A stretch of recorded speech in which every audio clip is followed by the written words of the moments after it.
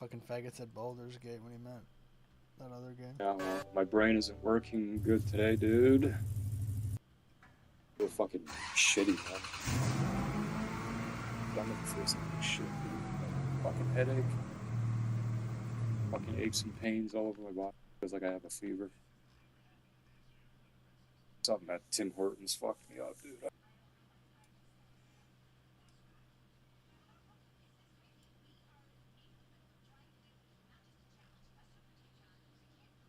Time you wake up? It was like one something maybe.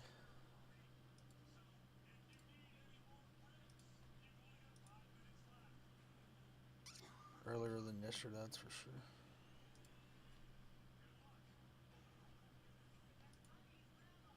Wait, say it again? Maybe around like one or 1:30. I can't remember. What time do you go to bed? Uh, Probably fell asleep between 4 and 5. Damn, dude.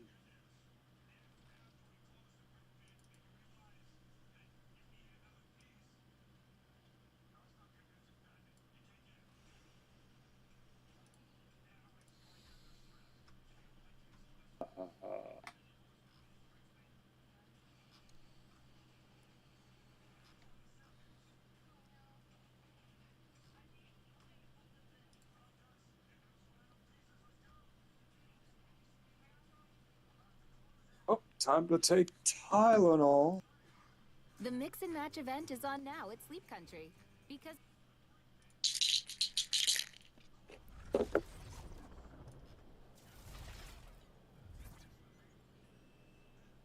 Turn the lights down. Turn the lights down. And just put this on. It's right behind you. Johan.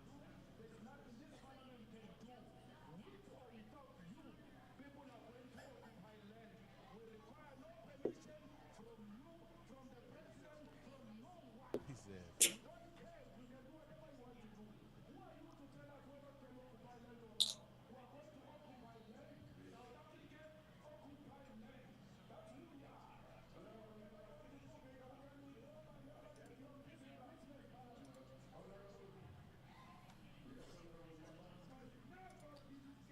I remember that.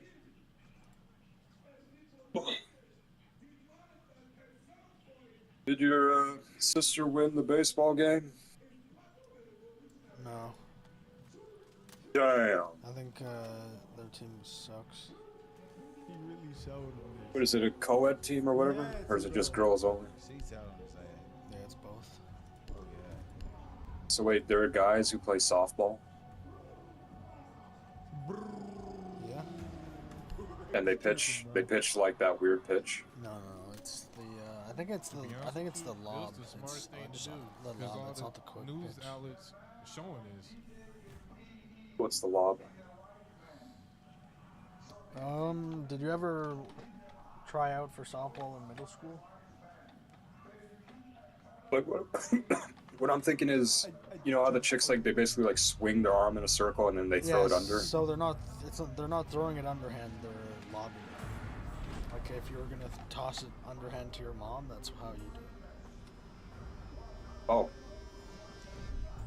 damn, dude.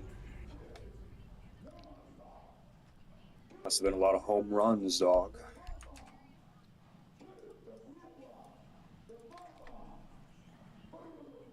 Did you watch it? For a long time. What? The game or whatever? Like, did you go with your sister or whatever? No. Why not, dog? Pretty sure I was online with you. What the hell? Why? How are you asking that? Oh, fuck off. Or no, I was walking with you. Bro, shoot, I thought it was like later on. No, that's why we had dinner early. Because our game was at dinner time. Need to use your drone to locate a bomb. I don't know what the score was, but it sounded like they got absolutely wrecked. Be advised your drone has located a bomb. Wait, didn't your sister ask you to like play? Yeah, Yeah.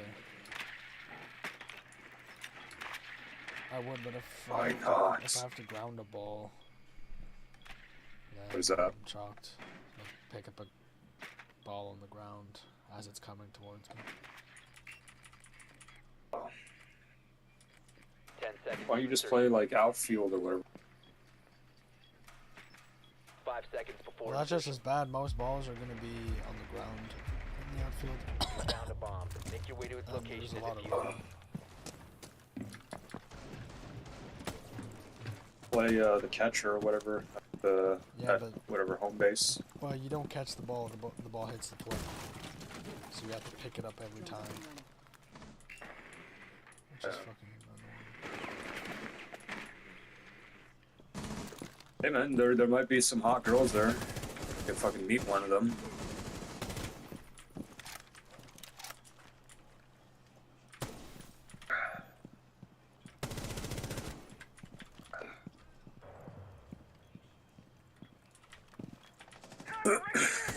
Yo, dude, you gotta revive your teammate.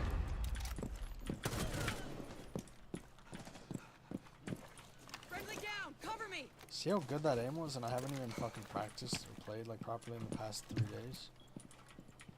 My aim's just that snappy. Look at that. Is that a drum? That was a goo mine. Drone is ready to go.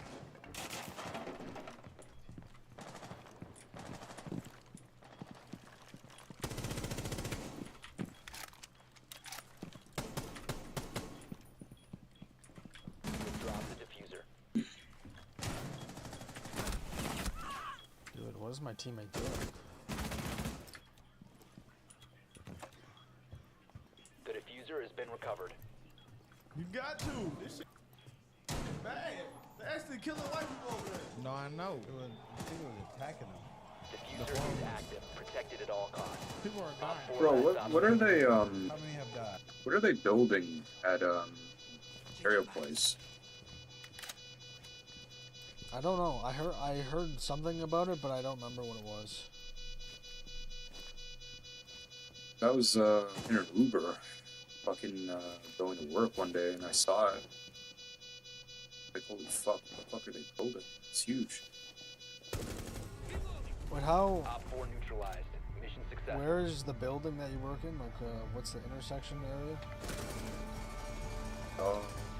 Adelaide Street and Young Street, I think. You can't take any trains to. Yeah, another I block?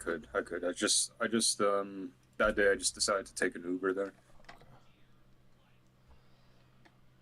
Kind of like hungover from the previous night. How long ago was that? A couple weeks ago. What, you went drinking or something? No, just like fucking I guess like a lot of fucking weed. Oh. And I guess like just like not sleeping Use your in. drone to locate a bomb.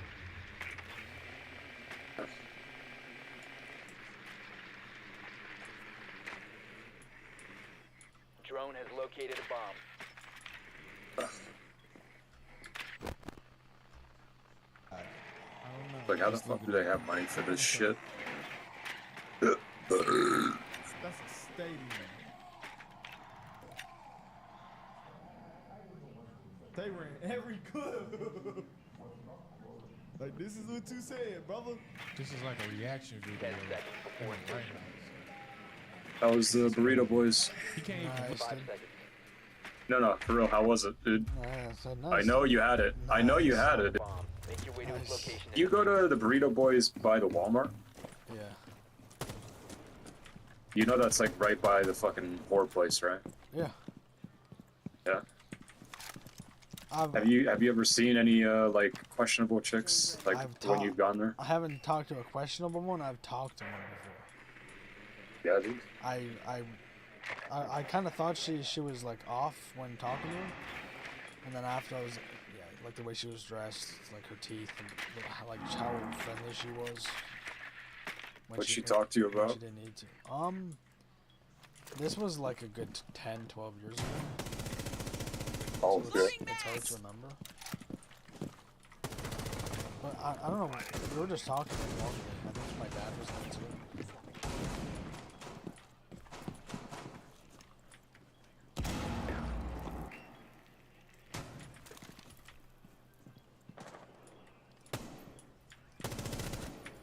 Dude, look at that, dude. Holy fuck. Look, Proud of yourself, this dude? is bad. He's not even Yeah, looking. dude. Yeah, even though you got killed right after. Fucking piece of Yeah. shit. Wasn't a gunfight. Yeah, yeah, yeah. The diffuser is no longer in your possession.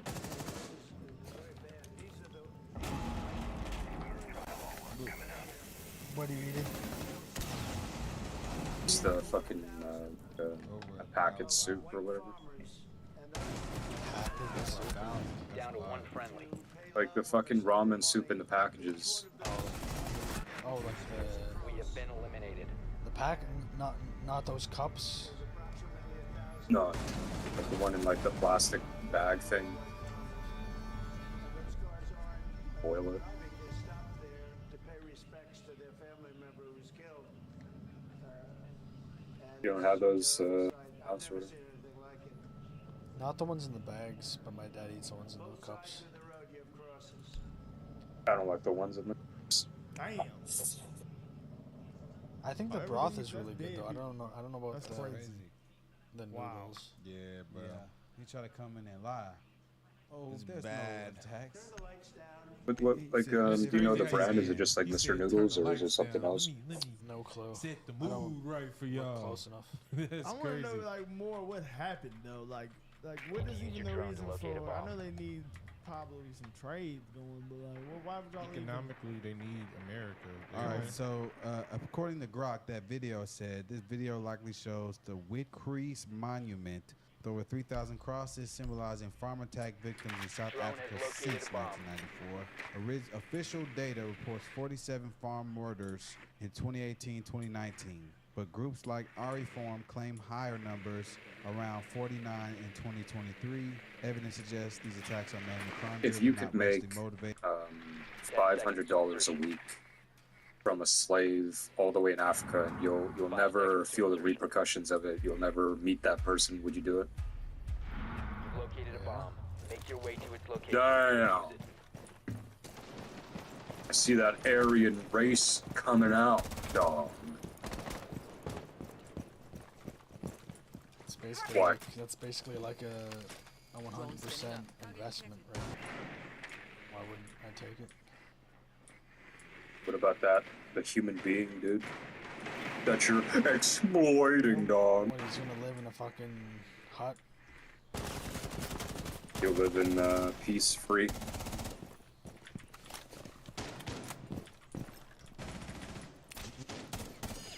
God, dude, I'm actually insane.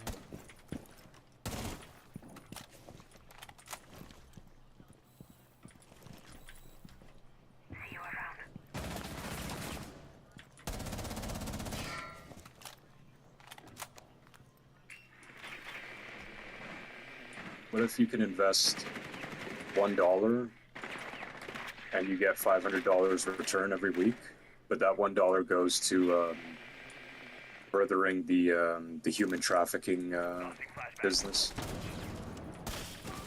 No, I wouldn't do Diffuser is that. no then. longer in your possession. Why? What's the difference? Well, you said it comes from one person, right? The first scenario.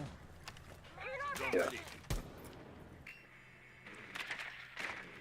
You're okay if it's just one person in misery that Yeah, versus you're enslaving for the rest of their life? versus many. They target white farmers. The issue remains One op debated four due remaining. to Okay, what if differing statistics and perception. And I think What if it's one person? I think the human trafficking could be used for worse things. Cause that's more big. Okay, let's say it's a sex slave, right? For the one you get $500 for. 18. And then, yeah, so that's just the single slave, right? That's the single slave situation, single sex slave. And then the other one is just more vague. It's the vague human trafficking. And it will involve more people. As to what they do, I don't know. You don't know. So what's the scenario now? So, one scenario, you know for sure, you're gonna get $500 a week from like a confirmed sex slave somewhere, you know, in another part of the world. And then the other scenario is you invest $1, but you get 500 in return. So same return basically, but well, I guess $499. So $1 less. But that $1 is going Protect the to bomb. human trafficking in general. So whether that means, you know, that those people are going to become sex slaves or just like regular slaves or just fucking soldiers or some shit. Whatever. You don't know. What then? Setting the welcome mat. Op 4 has located a bomb. Be ready for assault. Swapping mags!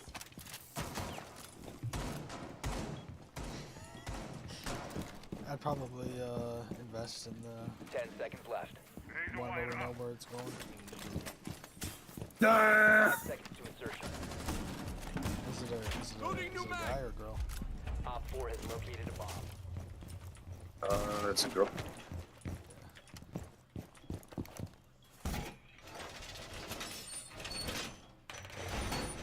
That makes a difference for you?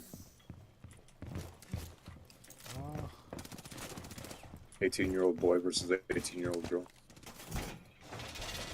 I don't know. One side seems to really like it, so I don't know.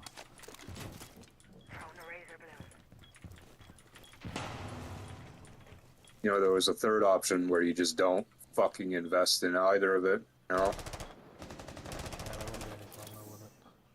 Nice, dude. What are you gonna put that $500 towards? Every week or whatever? Buying your Lego?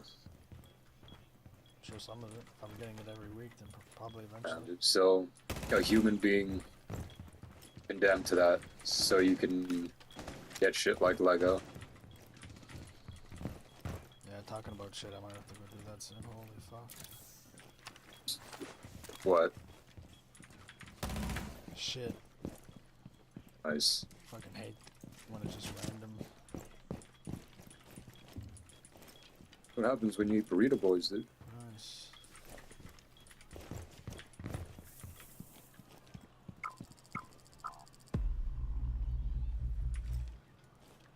That was the rigatoni, dude. Close. But not quite. Op 4, last stop standing. Bag carbonara, dude. Nice, dude. Friendly victorious. Hostiles eliminated. Damn, dude. Our gun seems pretty fucking good, dude. Yeah, it has no recoil.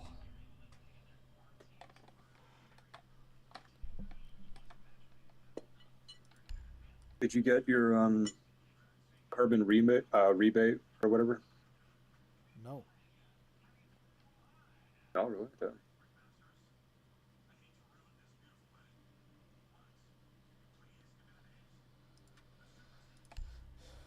I wonder You're supposed to get it.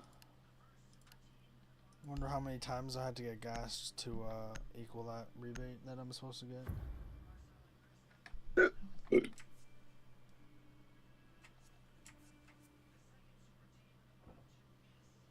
Bro, like every Protect EV the bombs. sounds like a UFO when they start to reverse. Razor shallow.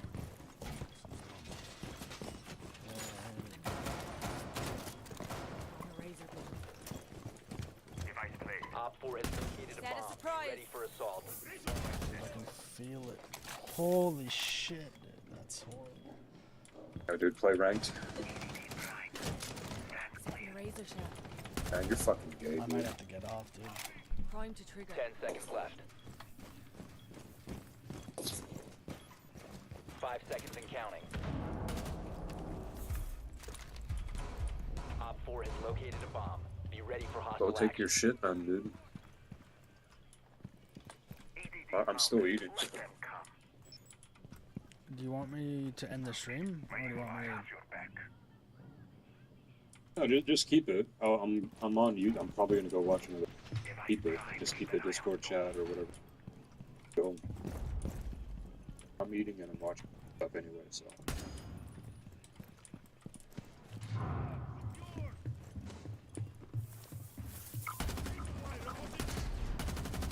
I'm reloading.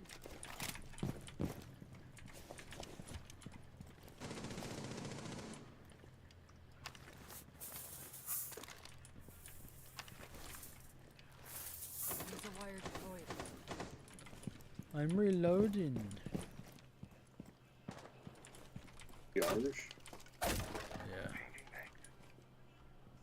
It's a horrible accent.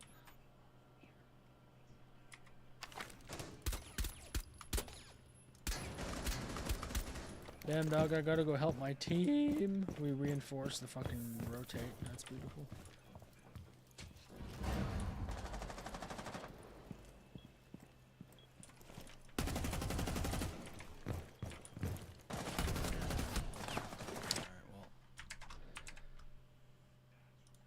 Alright, well. Dog.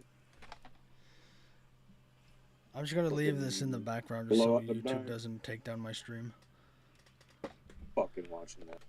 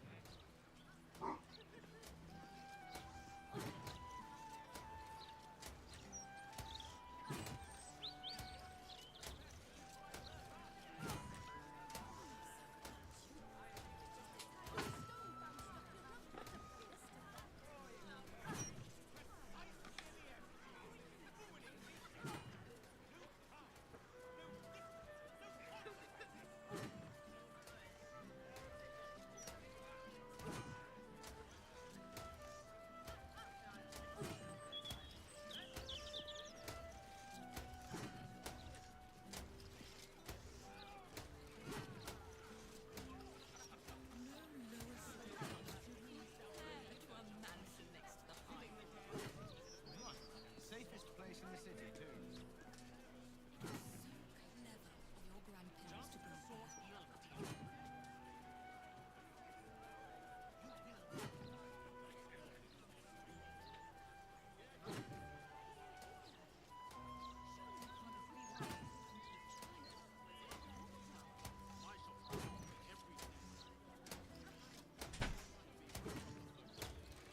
Can't you feel it?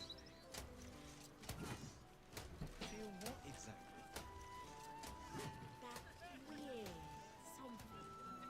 I don't know. It's like a tingle in my spine I can't shake. Are you sure it's not a trapped nerve? I am, thank you.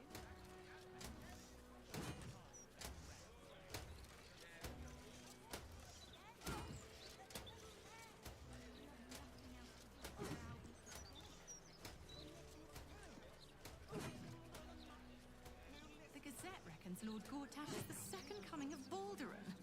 Horsecack!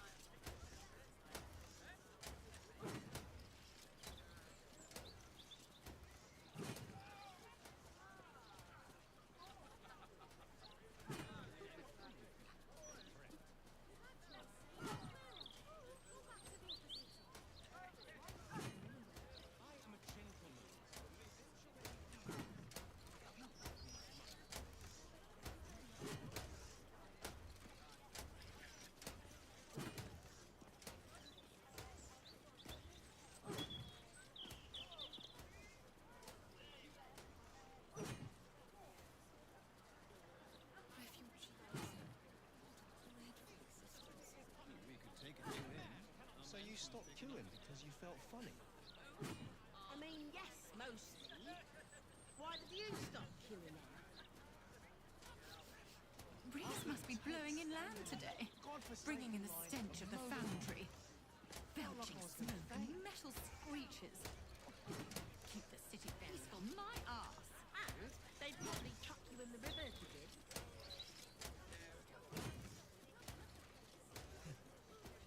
Probably. Oh, unless...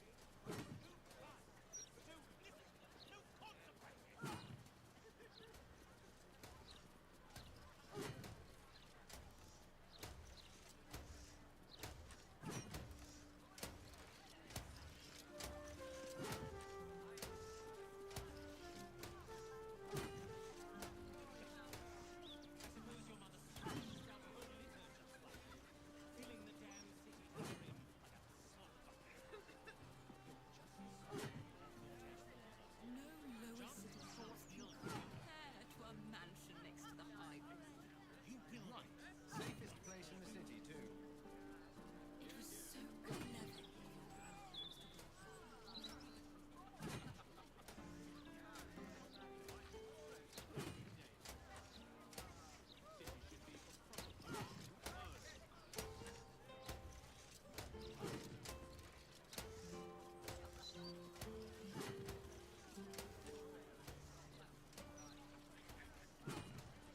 Do you think we could swim into the upper city? Through the river, I mean. Maybe. I don't know how closely they watch you. But there's probably crates and things down there to keep trash like us out. Nah, you're right. And I'm not the best swimmer anyway. Gods know what else is down there and all. This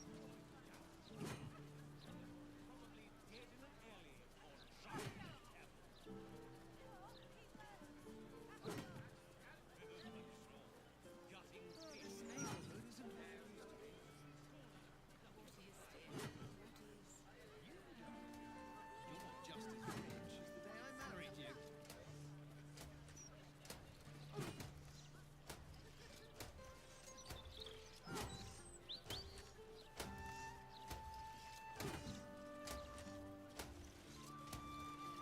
Those clanking great steel watches. Bloody hate them. No matter what the mouth says.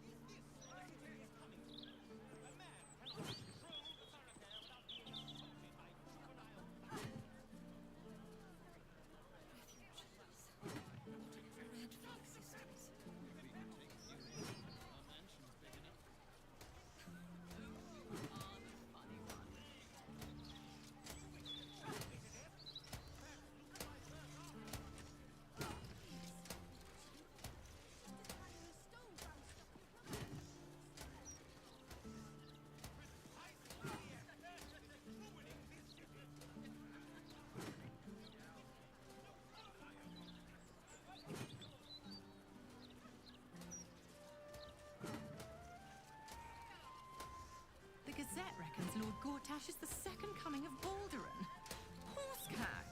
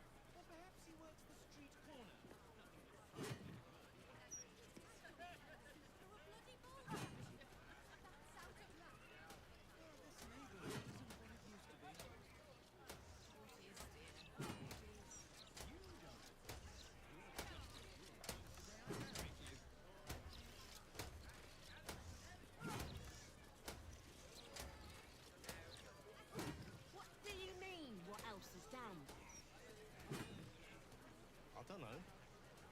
Magic, innit? I'm just saying, maybe there's a reason for that weird feeling of yours. So you believe me then? Stranger things have happened in Baldur's Gate is all I'm saying. Think I made the right decision not to stay along. Breeze must be blowing inland today, bringing in the stench of the foundry. Belching smoke and metal screeches. Keep the city peaceful, my ass.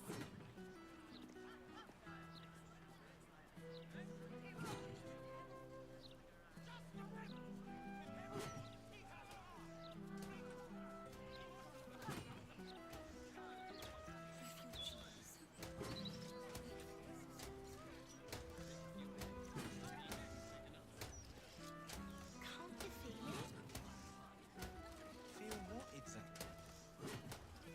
That weird something. I don't know. It's like a tingle in my spine I can't shake. You sure it's not a trapped nerve? I am, thank you.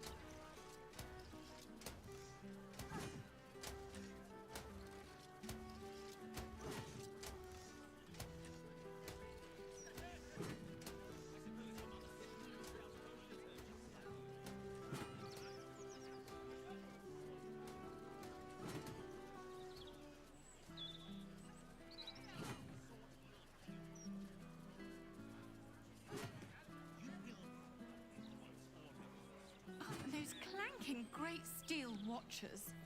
Bloody hate them. No matter what the mouth says. So you stopped queuing because you felt funny? I mean, yes, mostly. Why did you stop queuing then? I couldn't take standing in that godforsaken line a moment longer. It felt like I was going to faint. Fair enough. And they'd probably chuck you in the river if you did.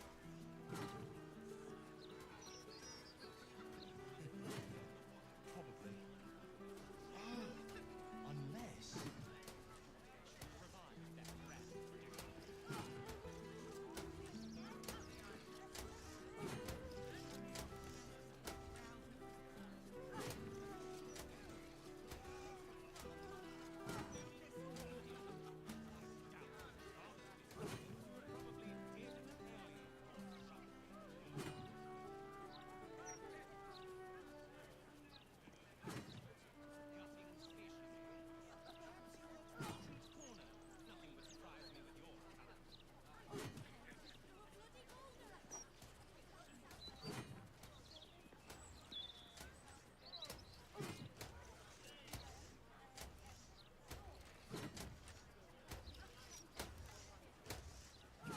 This neighborhood isn't what it used to be.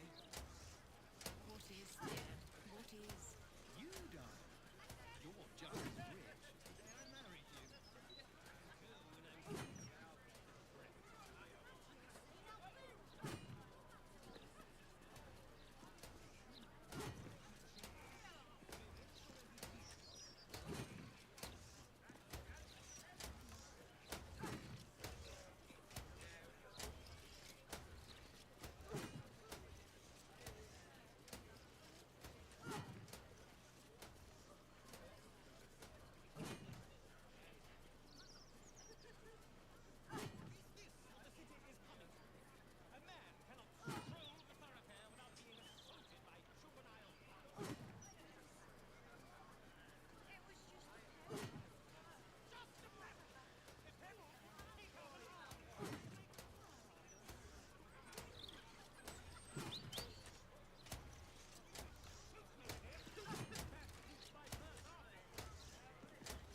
The Gazette reckons Lord Gortash is the second coming of Balduran.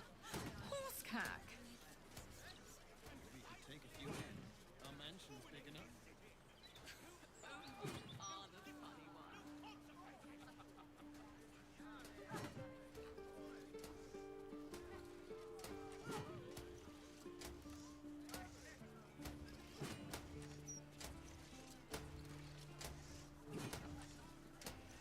Do you think we could swim into the other city?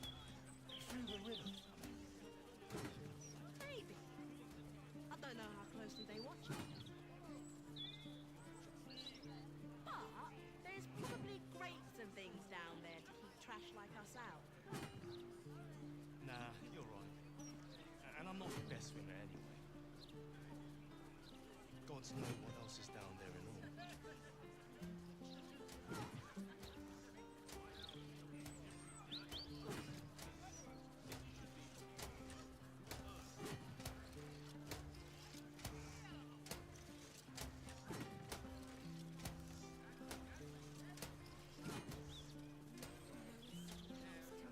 Heir to a mansion next to the highway.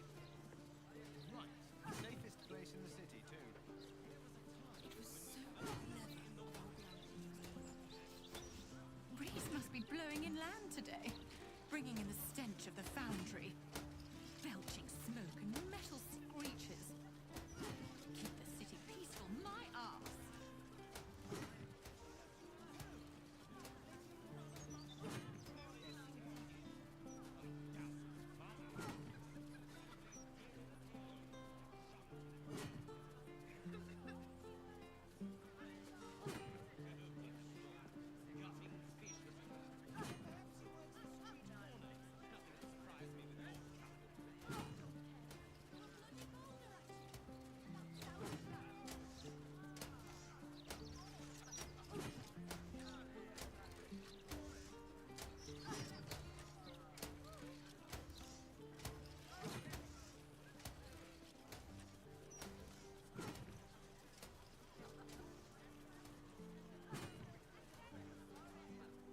This neighborhood isn't what it used to be.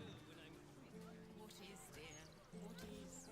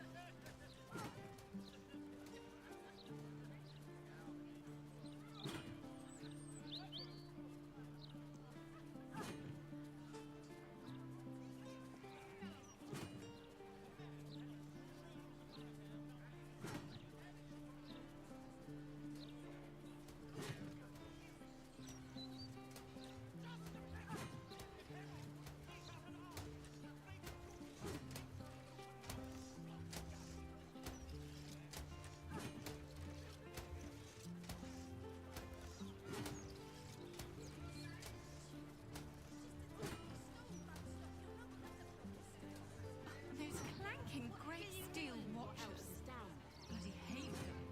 No matter what the man says. Magic, innit? I'm just saying, maybe there's a reason for that weird feeling of yours. So you believe me then? Stranger things have happened in Baldur's Gate, is all I'm saying. Think I made the right decision not to stay in long.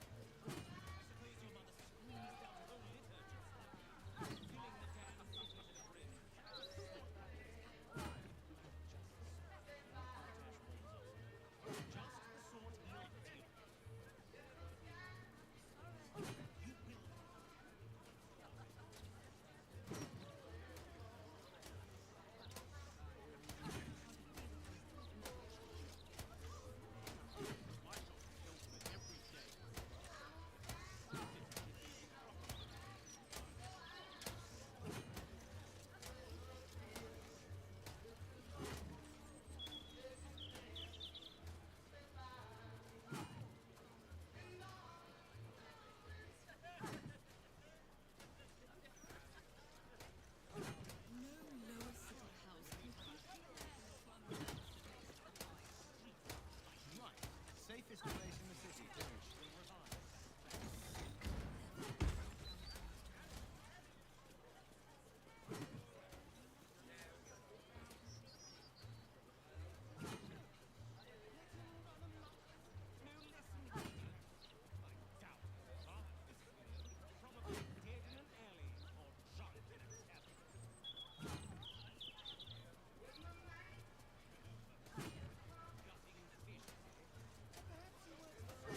The Gazette reckons Lord Gortash is the second coming of Balduran.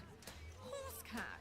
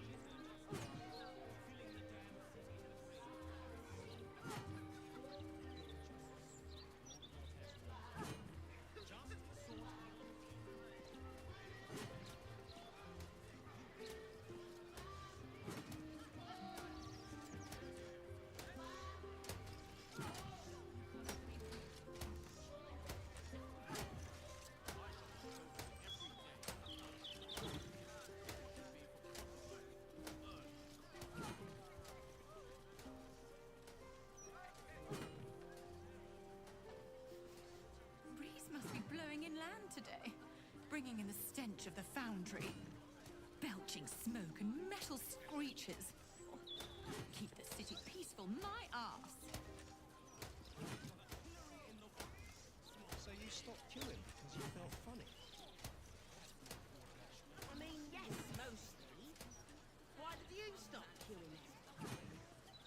I couldn't take standing in that godforsaken line a moment longer. It felt like I was going to faint. Fair enough. And they'd probably chuck you in the river if you did. Probably. Oh, unless...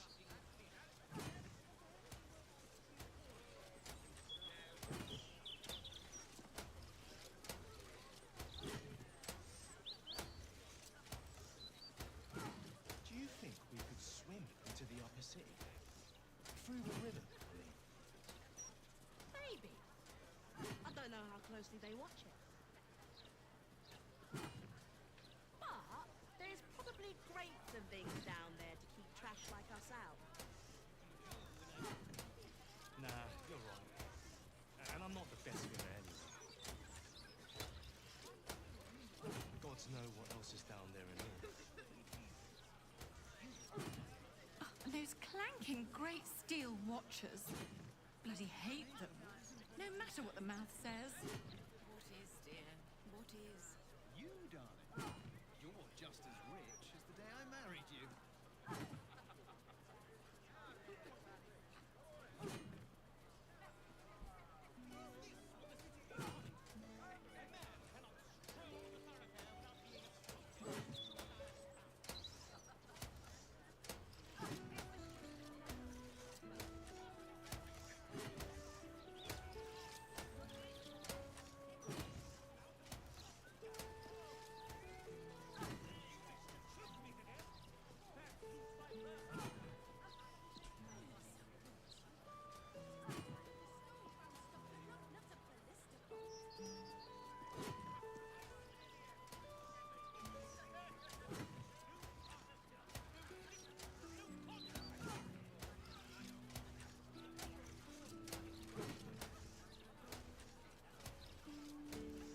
What do you mean, what else is down there?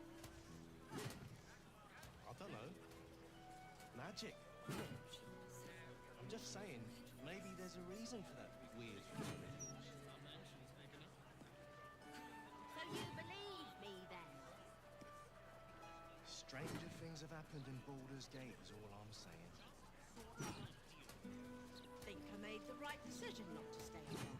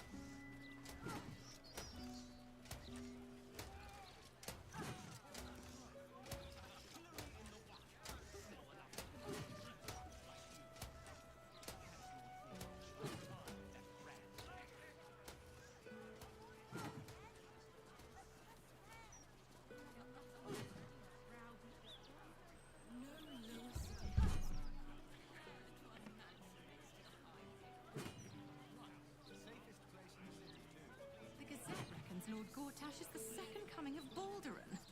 Horsecag!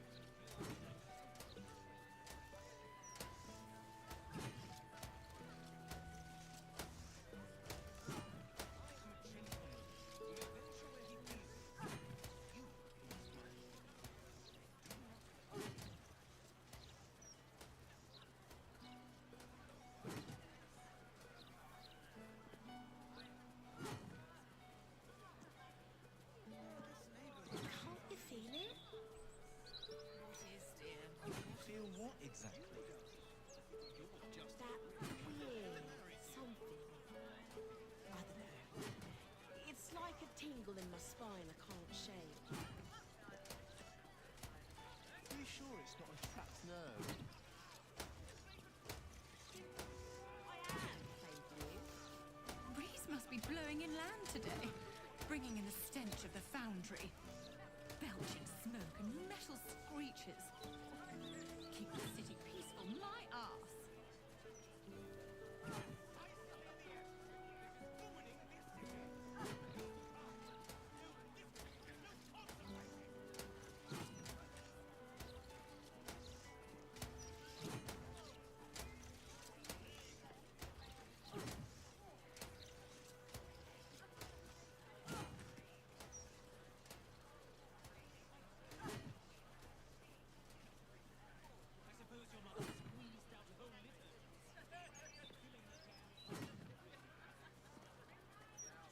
Refugees. What a dreadful existence.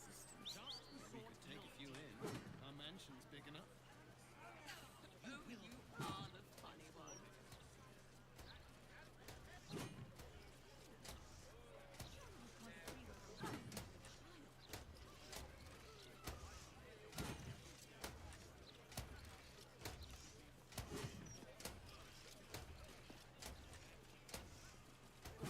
So you stopped queuing because you felt funny? I mean, yes, mostly. Why did you stop queuing then? I couldn't take standing in that godforsaken line a moment longer. Felt like I was gonna faint. Fair enough. And they'd probably chuck you in the river if you did. Probably. Oh, unless...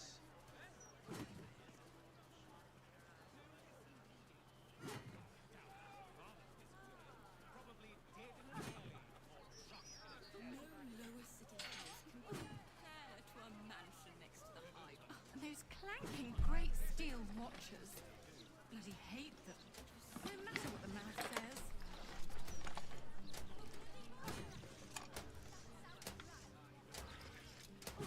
Do you think we could Yo, dog, you there? to the other city? Through the river? Yeah, dog.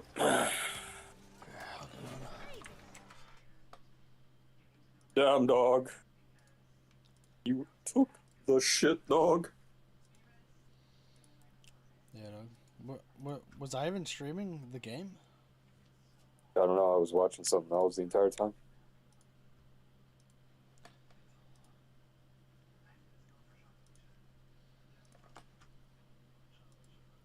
Yeah, it was.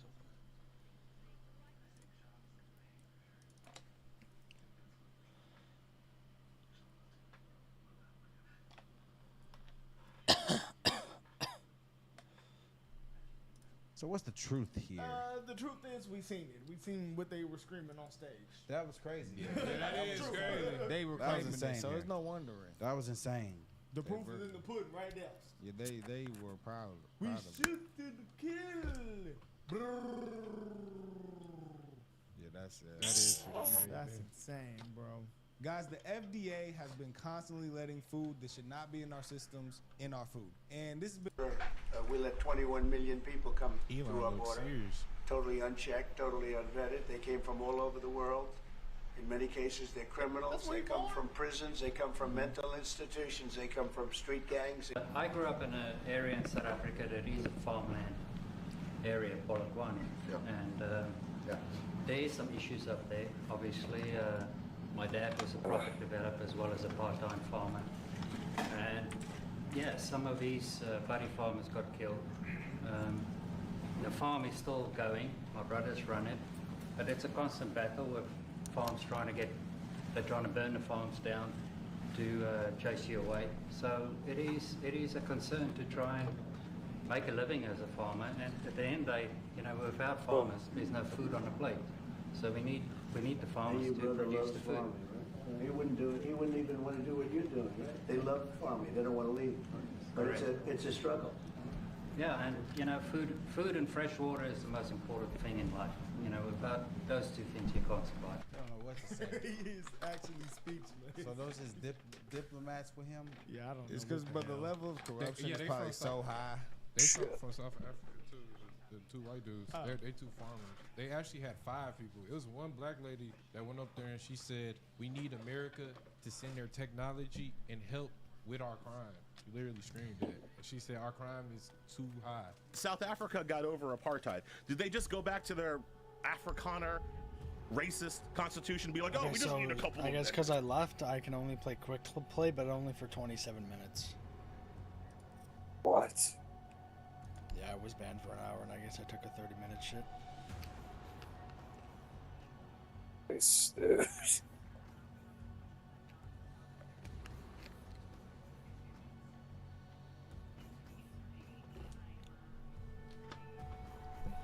I wonder what makes your like fucking intestines feel like that. It's weird.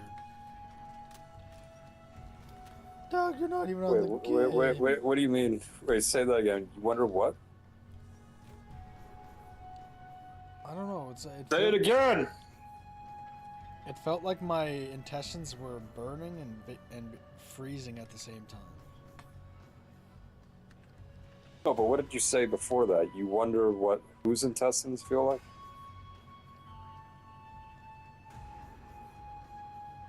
I don't think I said whose. I said I think I wonder why intestines feel like that. Oh.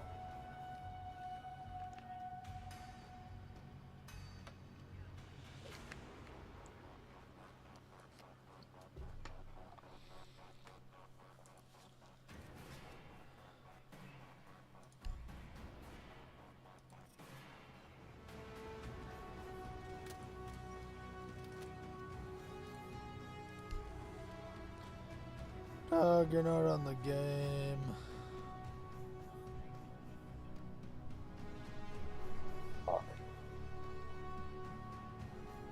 Alright, I'm getting on. So we just need a couple of changes here to make it work. No, they threw the whole thing out. Yeah, and dude, you started threw the again, bag out this already? time asking everybody. This time having a completely new sort of delegation of all of the people of South Africa, not just the white folks, but not no white folks. So wait, And it's they on the came up with concrete a new floor constitution. outside? It's one of the reasons why the South African there's a Constitution is garden. generally thought of as one of the best Oh, so your shit is in the garden.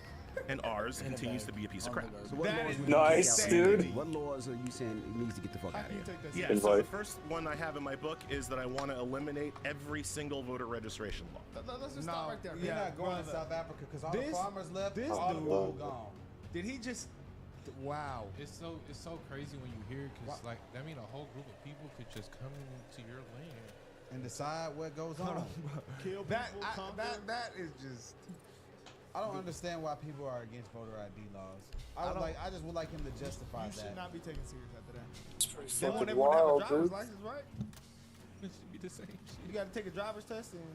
I gotta Anybody can just come in and register. vote. I gotta register myself if they have a war to go overseas. So But I hold want on, no. nobody. The fact that he South said South Africa has Africa. voter ID laws. Hold on. Without, he said South Africa. Their constitution is known as the best. By who? Let's move on to the United clip. By who? We can't take this guy serious. Hold on. I Let's need be to, for they have real, a bro. super high crime Come on, there. bro. Hold on. South I am Africa has voter ID disruptive laws. dog. Real quick though. You can't. What are the numbers? You have to have voter ID. It makes 90. sense because if you have Negative a million or 133 10 million positive. people come into your land and have voter power like that, that's crazy. They could just flip your whole Yeah, country. but That's common sense. That's an invasion. y'all want to hear something crazy? Per 100,000 people, 45 murder rate. One of the highest. For one, you said 1,000? Per 100,000 people. 100? 100,000 people. Out of every 100,000 people, 45 are getting murdered. So we're trolling, right? So in the whole city, That's one of the 45 highest people- in the world. It said Data Panda ranked South Africa You sure? 8th in the whole world. You of sure that's a country. lot? That's a lot. They're You ranked said 8th. you said 100K. 45 per 100,000. Doesn't seem like a lot, but That is a lot. That's a whole city. That's a whole city with 45 kills. a year. I don't know what it's per. 'Cause that's what I'm saying. That don't sound like a lot unless that's a day. In a They day, said they gave it Dude, literally everybody just leaves the game, man. And this fat ass doesn't know what he's talking like about. how? know. Nutty It's like Professor. a whole city, bro. It's close to 100K people. Otherwise, and so now I'm in this absurd situation where I was born in South Africa but cannot get a license to operate in Starlink because I'm not black. Well, it looks Does like that that's seem about. right Looks to like that. right to you? Looks like that's about to change. I just asked you a question. Please answer. Does that seem right to you? Well, those rules were designed to bring. Those rules were designed to bring about an era of more economic equality in South Africa, and it looks like the government has found a way Pretty around much those for the rules for you. apartheid. I asked you a question. Dude. This is your interview. Everyone wants to hear from you. I asked you a question. Yes or no? Not for Racist me. laws, yes or no? Not for me to answer. I have got a question for you about your government work there and the amount of savings. Why do you like racist laws? This is not for me to answer. Come on. Yes, You're- it is. Now you wouldn't be trying to dodge the question. So you have to But ask a it's question. difficult I for you answered to my answer. question. I answered nine. So they have segregation, basically. Pretty much. And they want to kill white people. And they have a lot of murdering going on. So let's rank theirs the Constitution as it is. Yeah, it's more Better than Swapping back. What was the business that needed to be Gold, done? metals, all type of stuff. I think it's just showing like that the U.S. is willing to try to help them. There's really nothing to do to solve the problem. The U.S. can't really do anything to solve their problems, but we can try to do what we can do. That's what they're showing. Like at least help them be more of a sovereign nation. That's a lot of countries got that problem with this. You got, Well, South American countries got, cartels. taking over the whole country. South African president, one to be a peaceful country. Looks like this guy We don't know if he wanted not to be peaceful. That wasn't him on the video. I'm pretty sure that was wasn't two him on the different video. people. Yeah. That dude was just his That own was 100% not him on the They video. got that Asian effect. No, They you all- tripping. They're not the same people at all. You think he would let him in the White House after what he said? The dude on the video, he thought that was the dude on the video, the president. It fucking sucks. That's just a group there. Yeah, that's like that's like Black Lives Matter over there for them. Yeah. They're on an extreme level. Extreme level. I'm just messed up at the full stadium they have, people supporting it. They got a lot of murders there, bro. 100,000. They got a lot of murders there, I but would they got say the best 100,000. constitution, bro. I It's think widely 60K. known. Probably 60K, That's a 70K lot of people. stadium though. How many people are? That was like an signed- LSU game. How pretty many much. people are signed with it over there? That is a lot of people though. Yo. That's a lot of people. Well, I don't know, man. That But is let's crazy. see. I don't know. Let's see. That's the scary Be part ready to about eliminate hostiles.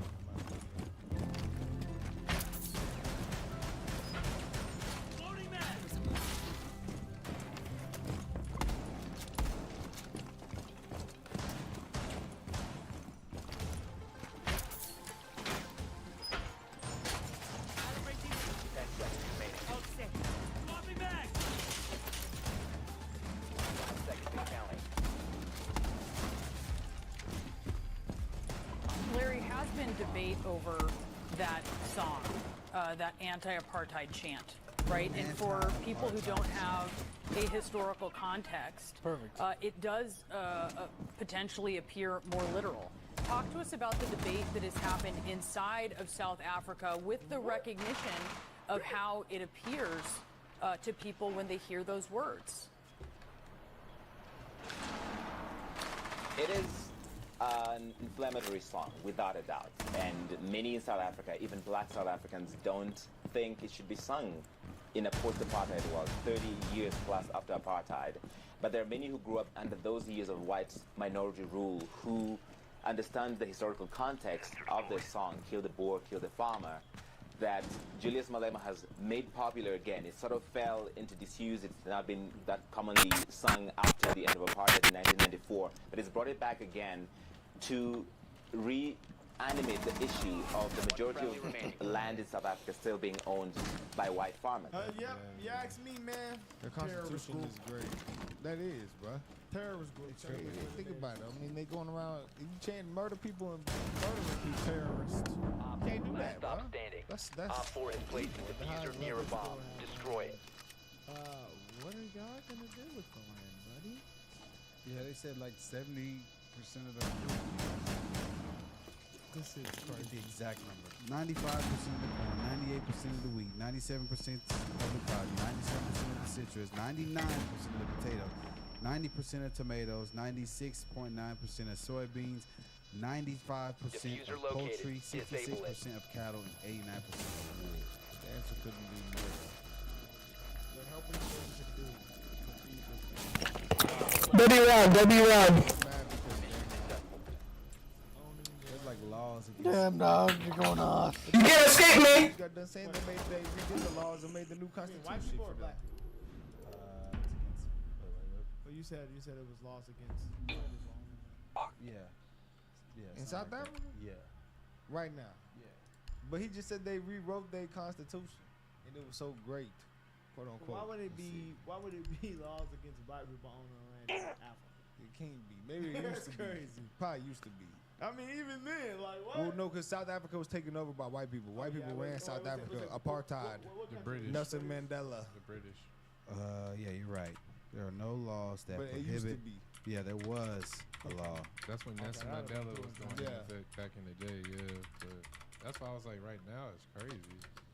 Like, So I'm- basically, this is a good example of whenever. Okay, so this could be like parallel compared to the situation in America I where see why they're mad. black people were enslaved, right? They were oppressed. There, black people were enslaved. They were oppressed. So now, since they flipped it, it's getting so 10 seconds extreme to that the go. white people are getting oppressed. No, that's not And that's why they're happening mad. on a small scale here. 5 'Cause seconds it's not at before all like it is there, but This things is why happen they're in South mad. It Africa. says a 2017 land audit indicated that 72% of land, agricultural land, is owned by South Africans, white South Africans, who make up 7.3% of the population, while black South Africans, who constitute 81% of the population, only own 4% of land. That's why they're mad. That's yeah, it right there. Yeah, I added that up to see you said.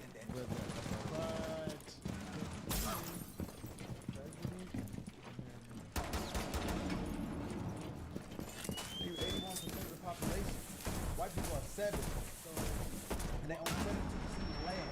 That's why they mad. It's probably because it's from whenever like the apartheid and all that happened, they just passed it down to their kids probably generationally. And they're saying they It's need probably that exactly And they're what not happened. giving it up. So we're gonna. Kill them. Wow. So how much I mean, how many? This guy's horrible. Okay. Mr. President, the Pentagon announced that it would be accepting a Qatari jet to be used as Air Force One. What are you talking about? You know, what are you talking about? You gotta get out of here. What does this have to do with the Qatari jet? They're giving the United States Air Force a jet, okay? And it's a great thing. We're talking about a lot of other things. It's NBC trying to get off the subject of what you just saw. You are a real, you're a terrible reporter. Number one, you don't have what it takes to be a reporter. You're not smart enough. But for you to go into a subject about a jet that was given to the United States Air Force, which is a very nice thing, they also gave $5.1 trillion worth of investment in addition to the jet. Go back. You ought to go back to your studio at NBC because Brian Roberts and the people that run that place, they ought to be investigated. They are so terrible the way you run that network, and you're a disgrace. No more questions from you. Go ahead.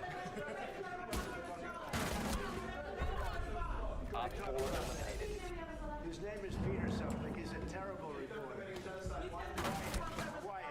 Quiet. Let's go. Those policies do not go along with government policy.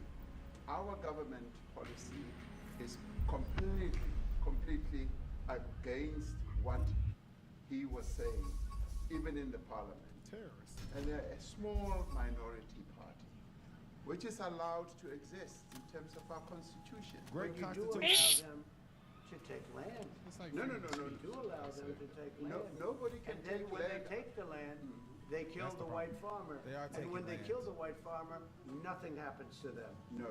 There is quite Nothing happens. There is criminality in our country. People who do get killed, unfortunately, through criminal activity, are not only white people. Majority of them are black people. As we have now been utilized. farmers are not black. I don't now- say that's good or bad, but the farmers are not black. And the people that are being killed in large numbers, and you saw all those grave sites, and those are people that loved ones going, I guess on a Sunday morning, they told me, to pay respect to their loved ones that were killed. Their heads chopped off, they died violently. Oh, Brockatron. How does Brockatron already have a rectangle, man? What'd you do? Here, but I will say this, that if the news wasn't fake, ABC, which is fake news, totally, one of the worst, ABC, NBC, CBS, horrible. But if they weren't fake news like this jerk that we have here, if we had real reporters, they'd be covering it. But the fake news in this country doesn't talk about that. They don't want to talk about it, but now they have to talk about it. But they won't. This won't even be a subject. They'll have him talking about why did a What'd he country say? give a free, think of this, Fuck. why did a country give an airplane to the United States Air Force? Cap it right, The right United there. States, not to Friendly me, drone to the deployed. United Op States Air 4 is Force. reinforcing its So location. they could help us out, because we need an Air Force One until that's Air Force One, it's being built. 2 of them being built. But Boeing's a little bit late, unfortunately. So why did they give us a plane to the United States Air Force? That's what that idiot talks about after viewing the thing that thousands of people are dead. I'm sorry, I don't have a plane. I would, 5 seconds. but if your country offered the United States Air Force a Biohazard plane, I would container take it. location unknown. Find the biohazard container. To be honest, I don't think that there's nothing that he can honestly do to probably stop that killer. Because it's so corrupt on so many levels that the crime is so far gone that like the amount of people they say this ranks. So Well, it that- says- it's like It's a lady. Listen, the thing is expropriation act of 2024 was signed Nice. into law on January 2025, and it says that this law allows the state to expropriate land in public interest, sometimes with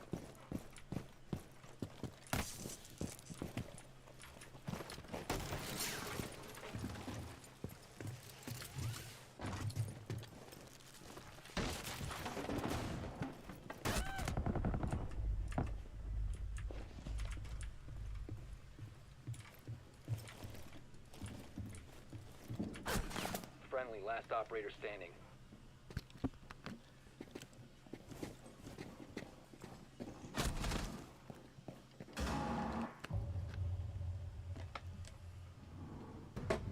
Op 4 eliminated all friendlies.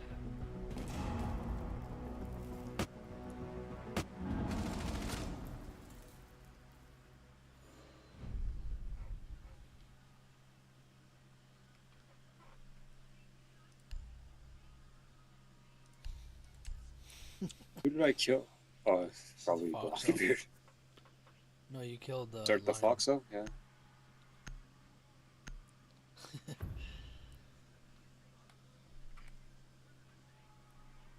Friendly drone deployed. Op 4 is reinforcing its location.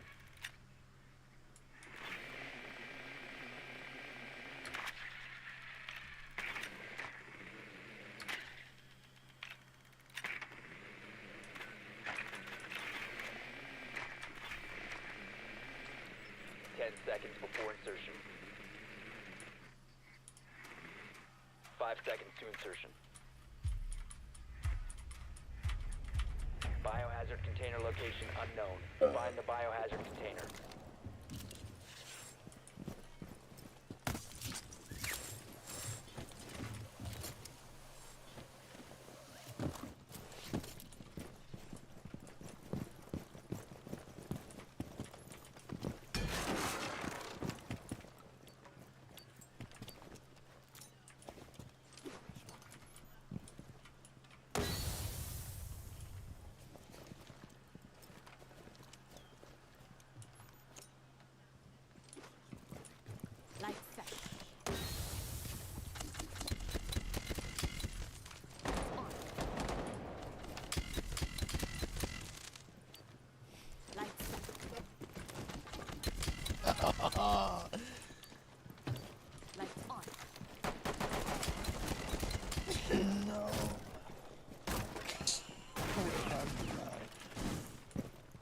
shot me.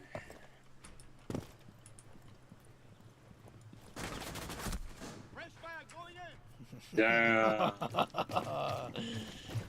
Perfect.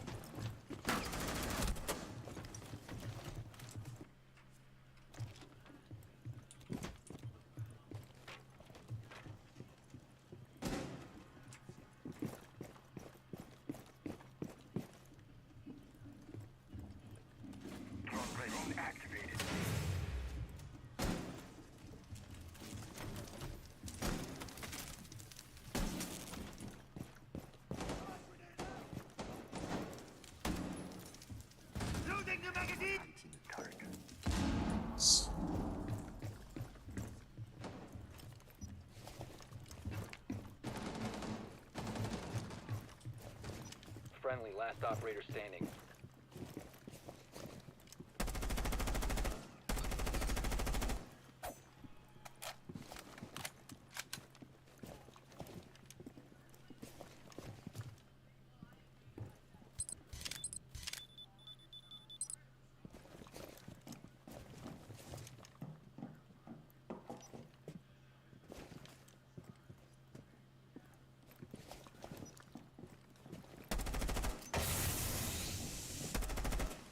Seconds. 10 seconds left. 5 seconds remaining. Out compensation to address the inequalities. We did not secure the biohazard container in time. Mission failed. Damn dog, he left the game.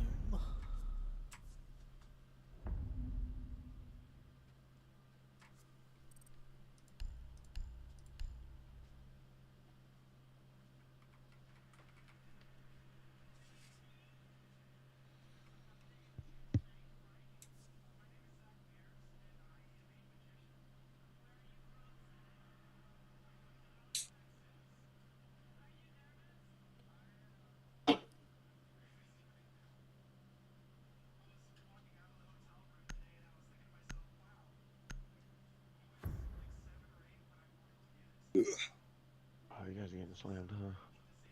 Good thing Jericho's here. Be ready to eliminate hostiles.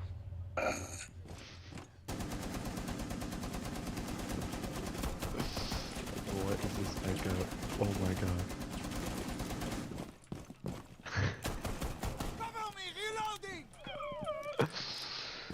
What was that? Is it still going? I have to unmute him.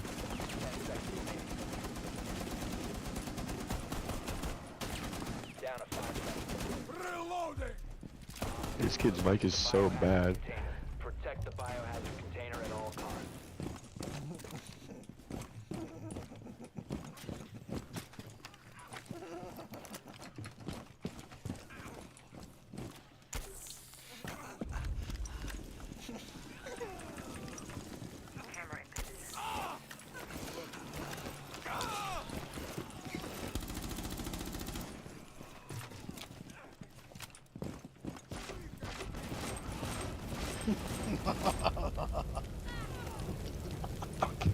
You revive me?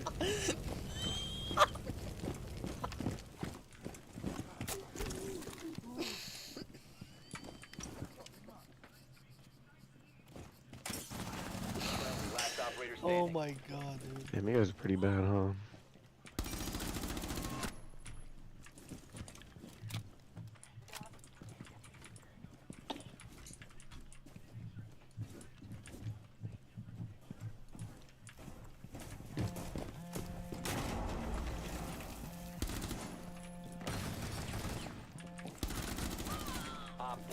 Last one was one tap. Last one was one tap. Op 4 is securing the biohazard container. Intervene immediately. Friendly is victorious. Hostiles eliminated. Who fucking killed me? Dude, that was so funny because I trolled him while he was down, and then you kill him, and then I revived the person that fucking killed him. Dude, that's so fucking sick.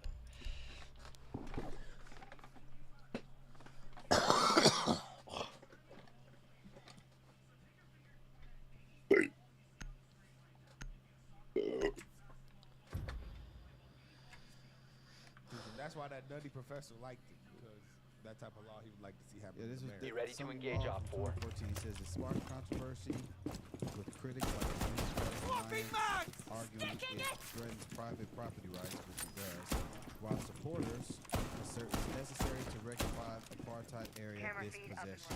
Op 4 drone located the biohazard container.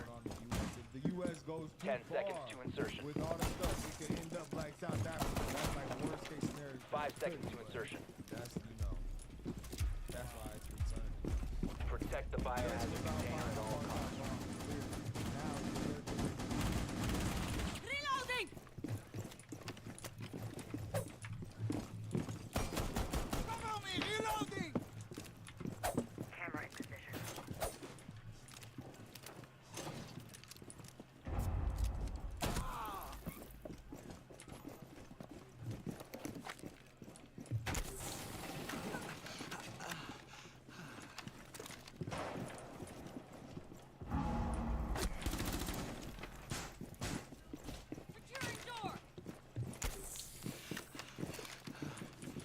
Gonna try to run in front of you every time you shoot.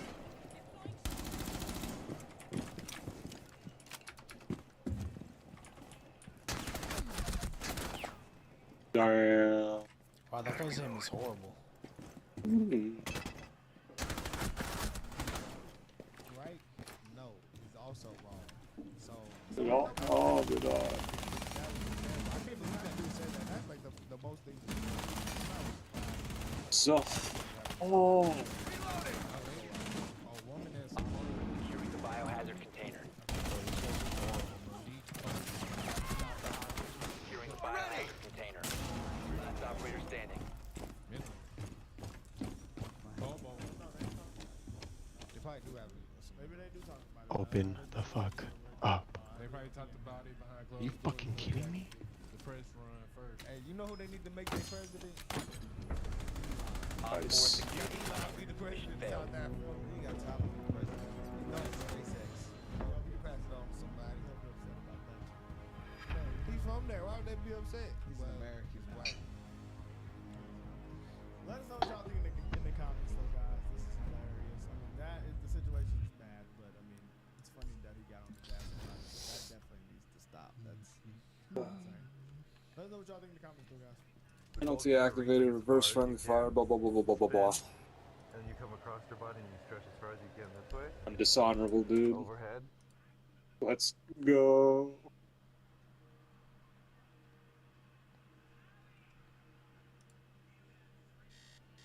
Don't fear. What about you? It's still disruptive. Oh my! Yeah, I have to restart. Well, first Just of all, get out of matchmaking. Scene for Avengers Doomsday must be epic. Like the opening scene for Infinity War. You know what I'm saying? Check this out. Dirty, dirty hole. Opening scene for Infinity. Oh my! God made Really? $10,000. Well, first of all, the opening scene for Avengers Doomsday must be epic. Like the opening scene for Infinity War. You know what I'm saying? Check this out. I made $10,000. We have some new reports about Avengers Doomsday, specifically talking about the opening scene for the movie. And it does involve some of the set leaks that we've been seeing for an X-Men scene that they're currently shooting right now on the Avengers Doomsday set. Now, when it comes to this opening scene in Avengers Doomsday, there are some confusing characters in the midst of what is happening in the beginning in this opening scene. So, let's dive into it. These leaks are coming from the Reddit user Pomo Gemma the Dreamer, who also writes for Star Wars News.net, and apparently is the person who originally leaked the details about Spider-Man Brand New Day that they showed at Disney's Blockbuster Consumer Products Convention. When we heard about the sizzle reel that was shown at the convention, they said they showed a sizzle reel that had footage of Avengers Doomsday and Spider-Man Brand New Day, revealing the villains for Spider-Man Brand New Day. This is coming from apparently the same person who leaked that stuff. Now, some of this is really quite interesting, but still, since Yo, it's dog, do you miss shit not dick, a dog? well-known individual in the community, take it with a grain of salt, but it sure does sound really cool. So they state that Avengers Doomsday reportedly begins in Wakanda, with Shuri, Namor, and M'Baku all Why donning not? costumes. That's cool. No. An upgrade is definitely cool, something fresh, something new, but here's where it gets a little interesting and confusing, actually. The report states, the Sentinels that we've seen scattered in front of the X-Mansion from Get down there, Sentinel.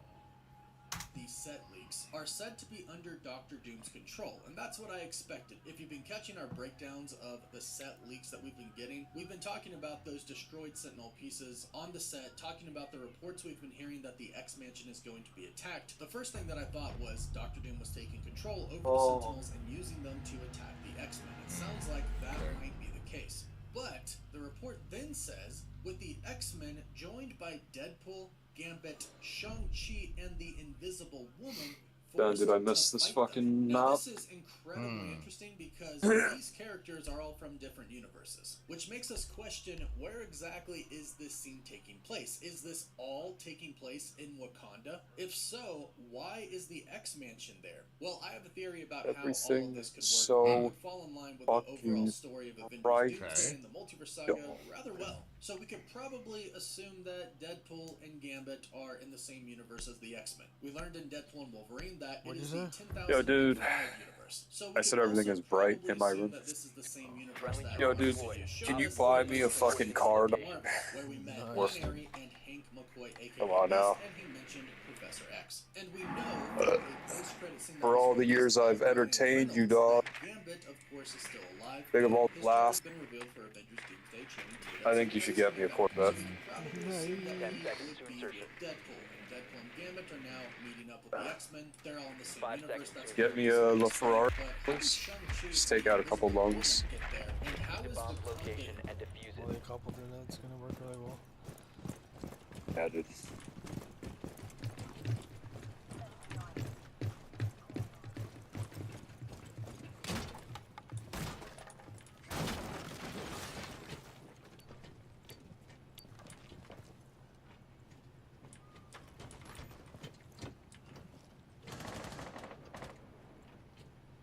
Like that.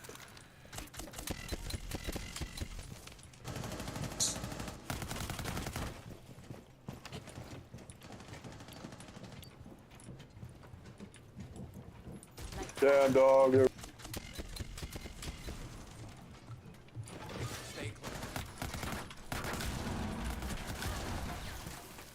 Damn.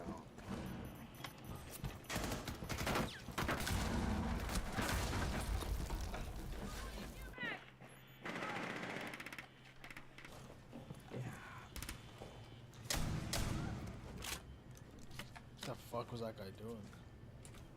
Yeah, I don't know.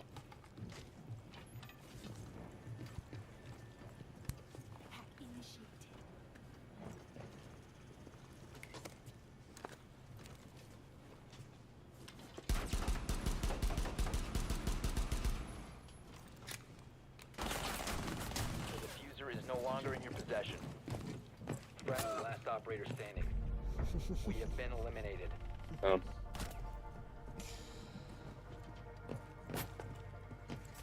Oh my god, that looks so dumb. Damn. Yo, that skin is massive. What the fuck? Yeah, I know. The fucking head is like a fucking It's the same football size helmet, as the dude. fucking like to the shoulders. Holy. Yes. Bro, that shit should be able to deflect the knife, man, if it's that fucking big. Friendly drone deployed. Op 4 is reinforcing its location. Why is that so funny, though?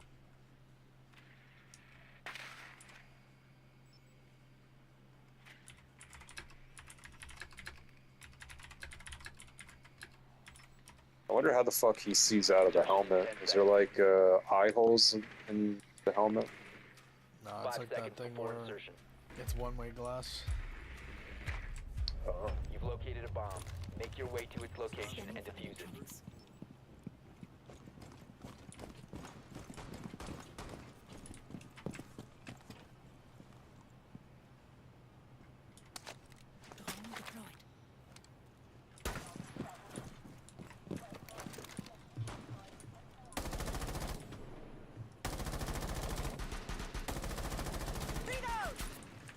Blast area!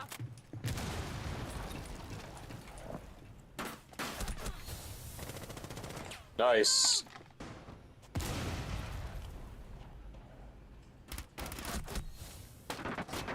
Kind of like he was on my screen the whole time. Even though he wasn't.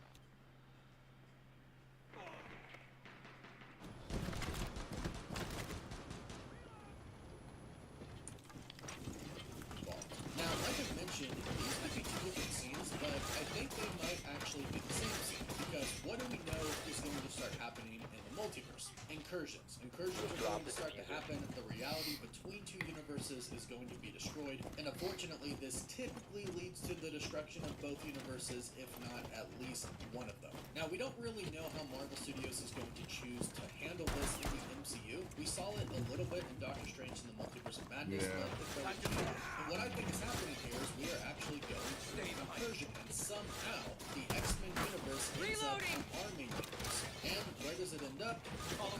That would explain how people from our universe, Shang-Chi and the Invisible Woman, would be involved in this fight, because as far as we're concerned, Shang-Chi and the Invisible Woman, based on the post-credit scene for the Thunderbolts, are in the main 616 universe. But of course we knew these characters were going to interact eventually. When I was watching that trailer, There are halls, the streets. for the NBA stuff that they're doing for Fantastic Four. Why is Sue Storm's voice? And welcome back to this U.S. Open office. Miller just lobbed a message way over Jones's head using some technical jargon. Oh, and Jones brings the Yo, dude, who wins in a fight? Looks like both sides The wolf predator or the fucking 11-foot tall predator? You sound like the best version of 11 foot yourself, tall and one. I that's feel what we like need to Wolf see here today. had Yeah, the best And now Miller's gadgets taking a technical and doc and asking still Grammarly to barely- rewrite it. well, yeah, no, Just look at they that. did win. It's so much shorter and much easier to understand. To me, And yet that's that one offensive. lost to a human. She tossed it up Yeah, to it's a Grammarly. fake predator, Quick so it first doesn't matter draft. what it loses What to. an angle. Let's even make a difference. Dog. It's love all, but does Jones feel it? It's the realest predator, Jones dude. is It's sending the the updated doc to autism the predator. VP, and it's in. Incredible. Imagine you have something that makes you invulnerable and still lose. Everyone right helps you reach your goal. Download Grammarly from Ain't that fucking incredible, dude?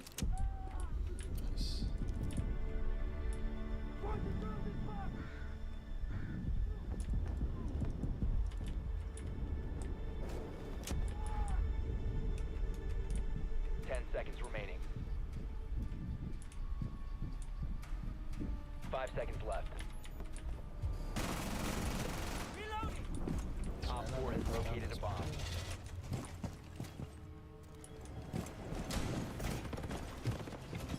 Darn.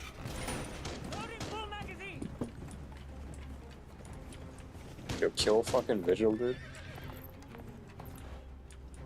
Oh yeah, you can.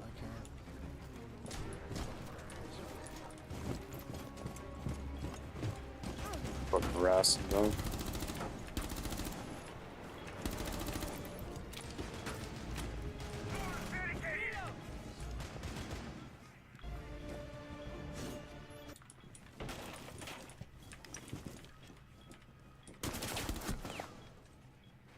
What I did. Nice. That's bullshit. There's two of them right on that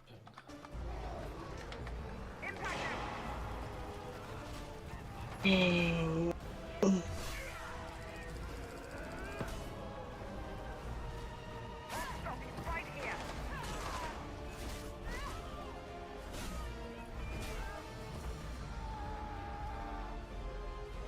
Yo, dog, what depth are you at? Kings Road.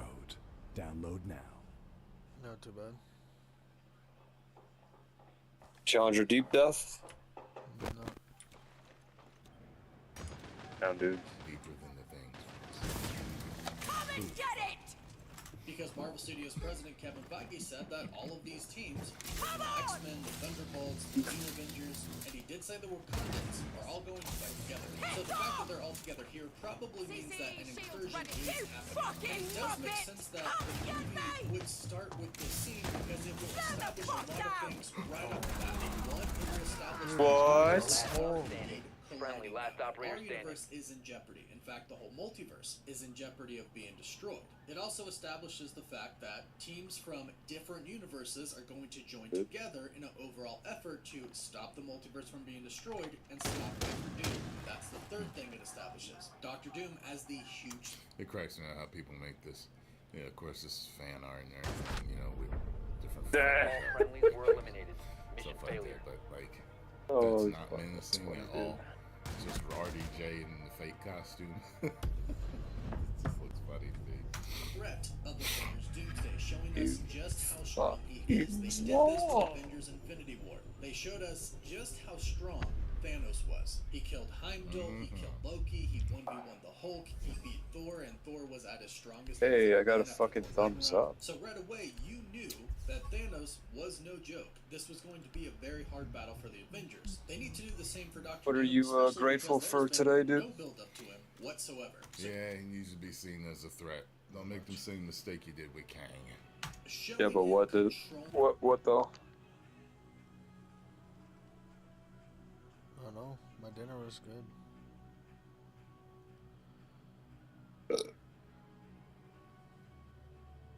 Aren't you grateful for the women, the world, Nice.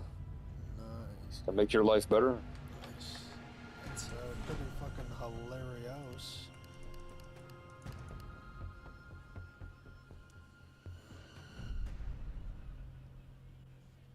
Depressed dog. White nurses. That's pretty interesting.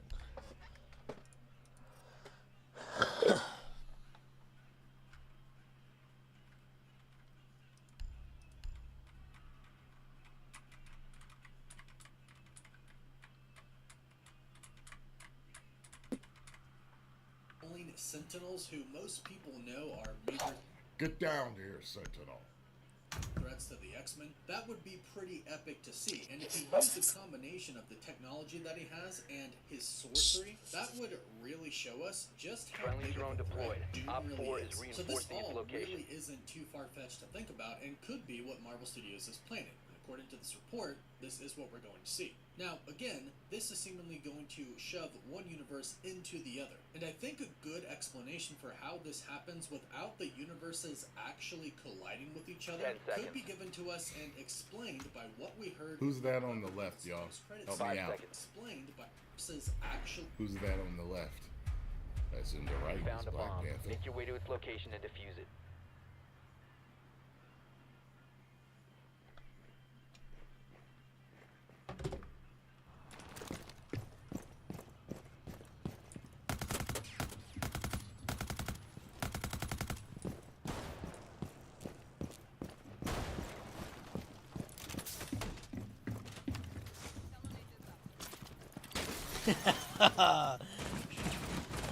Must recover the diffuser. The diffuser has been secured. Lights on. Loading new mag.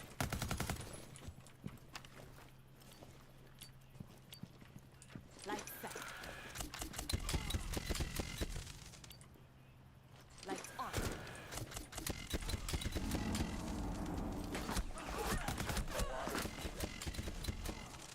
I got one of my teammates killed.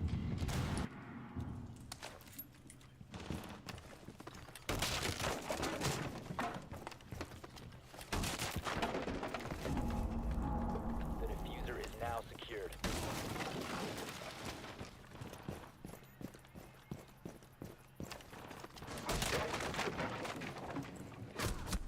Down to one friendly. Damn, dude.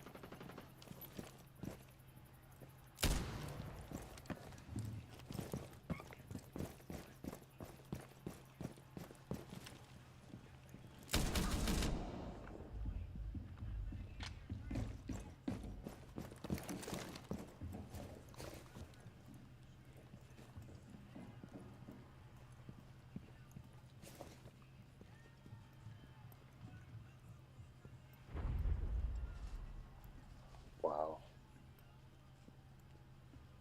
What an incredible chill.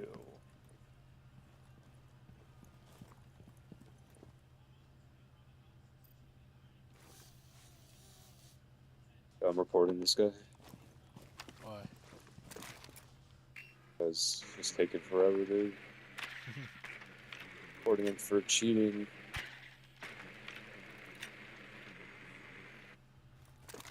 Seconds left. 10 seconds remaining. 5 seconds left. We have been Nice. eliminated.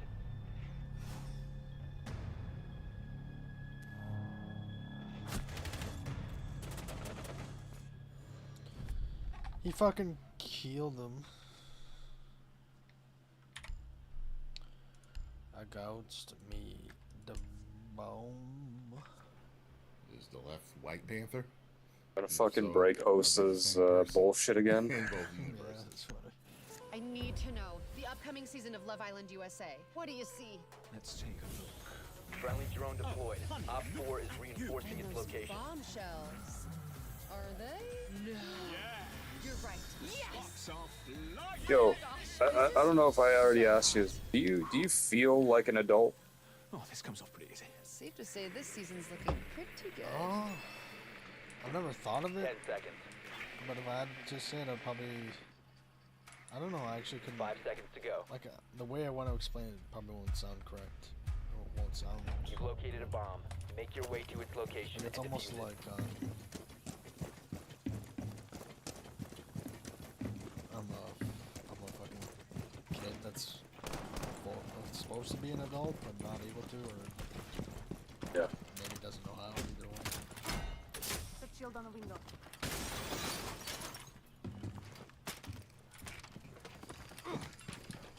User is no longer in your possession. Damn. Target located.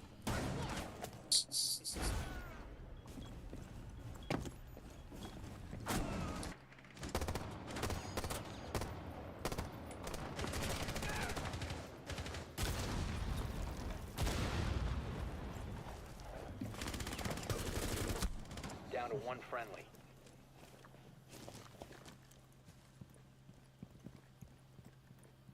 Do you think most chicks feel that way though? No, I don't see how they would. Like you think they still feel like kind of like a kid, like trying to be an adult? No. And what do you think? Well, I think that it's easier for them to act like an adult in terms of lifestyle than it is for us. Why do you think that is? Well, the world was built for it to be smooth sailing for them. We have been eliminated.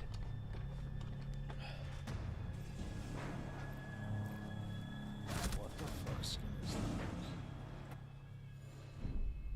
Crossing her legs in that picture? Yeah. Okay. Time is scrolling.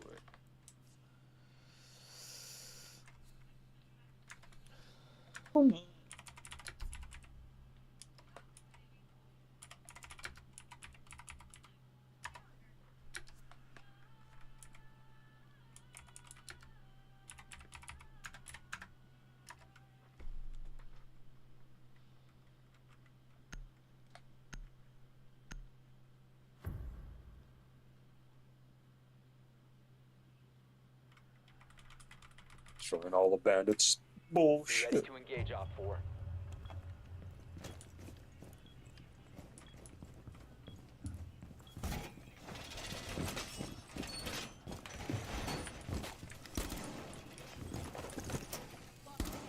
Device. 10 seconds. 5 seconds. Op 4 has located a bomb. Device positioned. Try to get through that. Ha ha ha! Yo, come.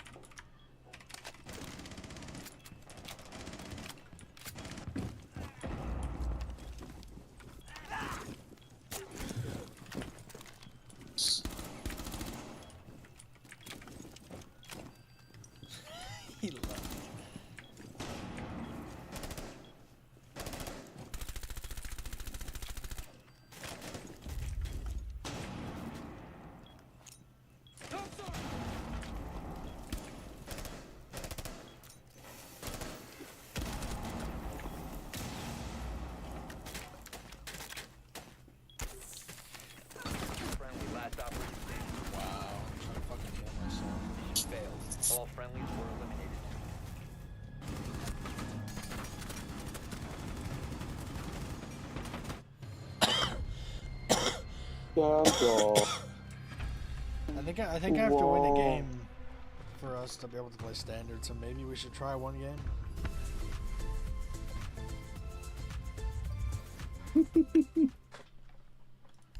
That's just...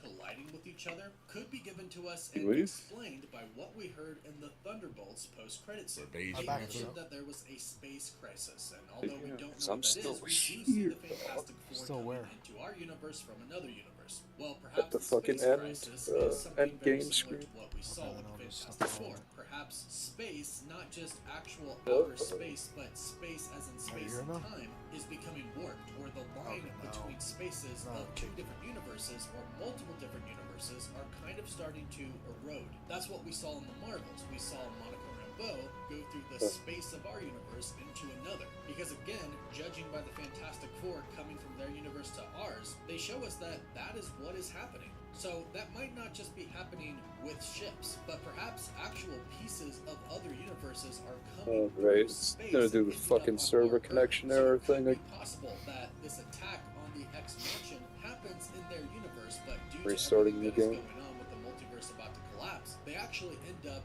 in Wakanda. And it would make sense that there would be some of these new heroes in Wakanda, because Wakanda is probably going to be the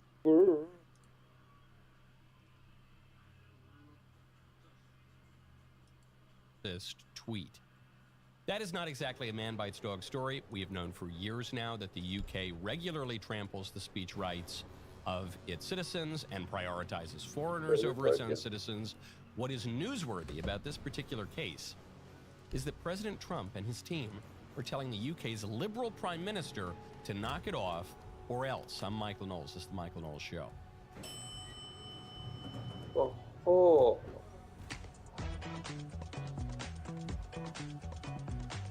Nice, dude, it's fucked. I'll restart. You can play what you... Okay, fine. At work at the... I'm not... tweet. The context is This game the Southport amazing, killings. Do you remember that? It was a little while ago. A 17-year-old boy of Rwandan descent murdered a bunch of little British girls and seriously injured many more with a knife. And then this woman, Lucy Connolly, tweets out, mass deportation now, set fire to all the effing hotels full of, I'm going to clean up the language a little bit, full of the jerks for all I care. While you're at it, take the treacherous government politicians with them. I feel physically sick knowing what these families will now have to endure. If that makes me racist, so be it. So the key to this tweet is the phrase "for all I care." Because you could say, well, the woman ordered people, incited violence. She said, go down and burn all the migrant hotels. But she didn't say that. She said, set fire at all the effing hotels for all I care. For all I care, which modifies that statement and clearly implies you can go burn down all the hotels for all I care. If she were saying, go burn down these hotels, she would be implying that she cares. She would care for you to do this thing that she's instructing you to do. That's not what the phrase "for all I care" implies. The phrase "for all I care" says you can do this, you cannot do this. I don't care. I couldn't care less. Retarded. So that's the You phrase. want to try inviting It's me a and little see if it rude. works? She uses some salty language. Interestingly, the Southport killings were carried out not by a migrant, but by a descendant of migrants. You know, a Rwandan kid. He's not, British people, or English people rather, are the descendants of the Angles, the Anglos and the Saxons. This kid is British broadly, I guess, but he's Rwandan. And so she confused him for a migrant. Easy mistake to make, but she says, look, if that makes me racist, so be it. Should you go to jail for 2.5 years over a racist tweet? The UK says yes, of course. The US State Department says... So you want to maybe try? not. The State Department under Trump is saying that it is monitoring the case of Lucy Connolly. And If actually, we, Vice President J.D. Vance if our team is brought this good, then up we can in play, front but if of it's not, Keir then- Starmer, the Liberal Prime Minister of the UK. Then we can play. I said what I said, which is that we do have, of course, a special relationship with our friends in the UK and also with some of our European allies. But we also know that there have been infringements on free speech that actually affect not just the British, of course, what the British do in their own country is up to them, but also affect American technology companies and by extension American citizens. So that is something that we'll talk about today at lunch. We've had free speech for a very, very long time in the United Kingdom, and Be ready to it eliminate will last for a hostiles. very, very long time. Well, no, I mean, certainly we wouldn't want to reach across US citizens, and we don't, and that's absolutely right. But in relation to free speech in the UK, I'm very proud of our history there. LOL. Are you kidding me? JD speaks very well there, and Starmer says, shoot, he's making us look bad. Well, you know, we've had free speech in the UK for a very long time, yeah. We defend our free speech rights, yeah. I don't know why it sounds like Michael Caine. But Keir Starmer's saying, yeah, we defend our free speech rights. I mean, sure, we'll arrest you for praying in your head outside an abortion clinic. Dog.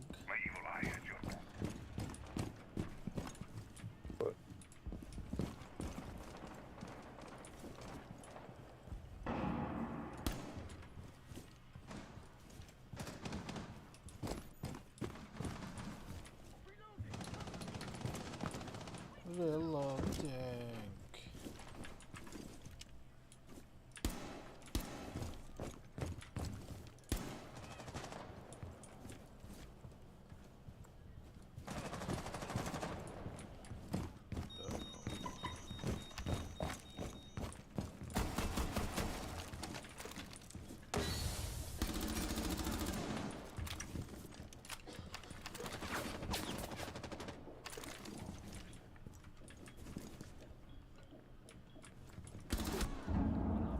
I was gonna say, ain't no fucking way I didn't kill that guy.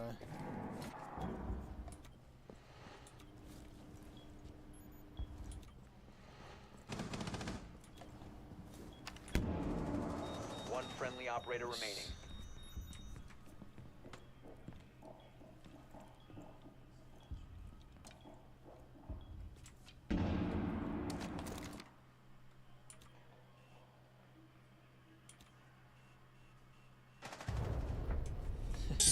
Failed. All friendlies were eliminated. Damn, I have a 73 ping. What the hell? Oh, everyone has bad ping. Except Toxic.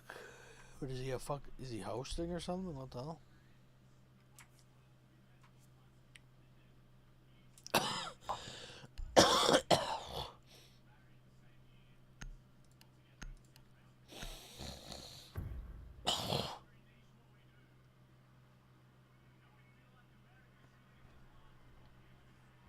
Be ready to engage Op 4.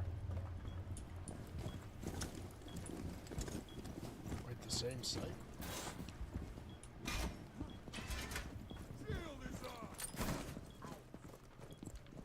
Fuck are you doing?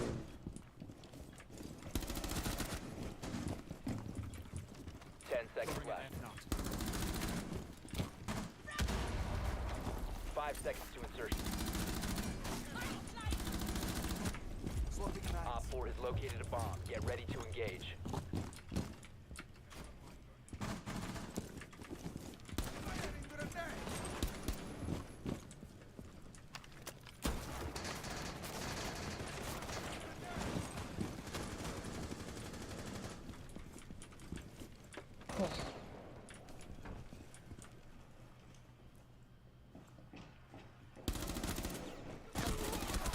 Oh, fuck right off, dude. He should be dead.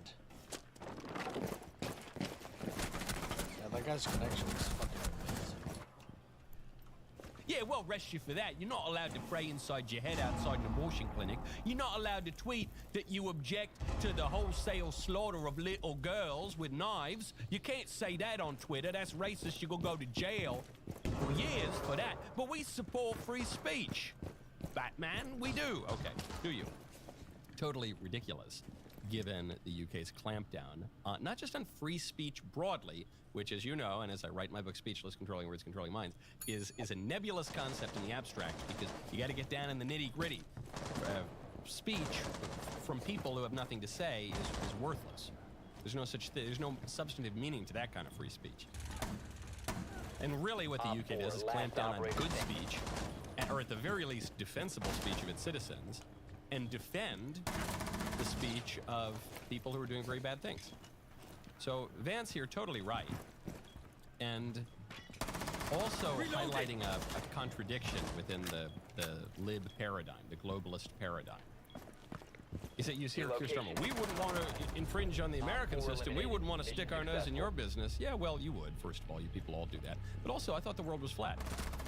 I thought we all lived in an interconnected global world. I thought that was the big objection to Trump, is that Trump brought up the N-word again. Not that one, and not nuclear, as President Trump mentioned, but national. Mango Mint reimagines the way you manage your daily operations with one goal in mind. Nationalism. Trump brought that up. The globalists said, this is terrible. We're all an interconnected world. We all give up some of our sovereignty to international institutions, to big financial institutions. We all sing Kumbaya. We all have something to say about each other. But hold on. Okay, well, we want to criticize the way that you're jailing a British woman for a perfectly understandable, at least, response to a mass killings which are not totally disconnected from the problem of mass migration, which is probably the chief gripe that the nationalists have against the globalists. Then all of a sudden you're ardent nationalists and you say, get out of our business. Cuius regio, eius religio. I don't think so, Buster. Not going to work. The globalists cannot have it both ways. And Starmer knows it, okay?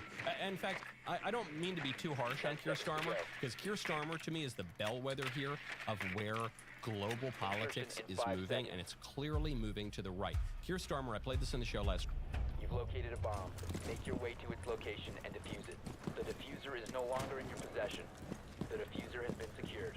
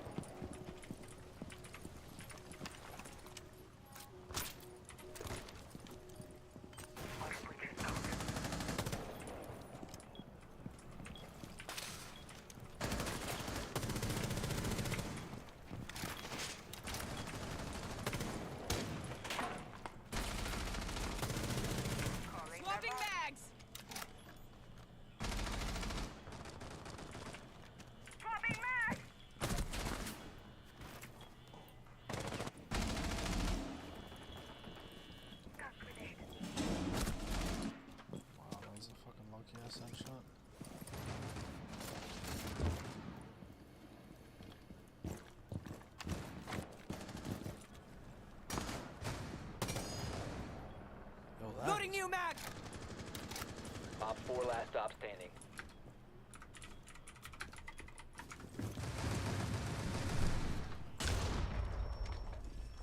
Yo, that is disgusting.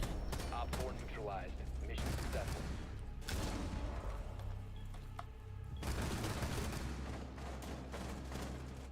Yo, you should see that guy's head glitch. He uses Ram's drone thing and gets it stuck on a window, and then he just head glitches the bottom of it. Dude, that is literally insane.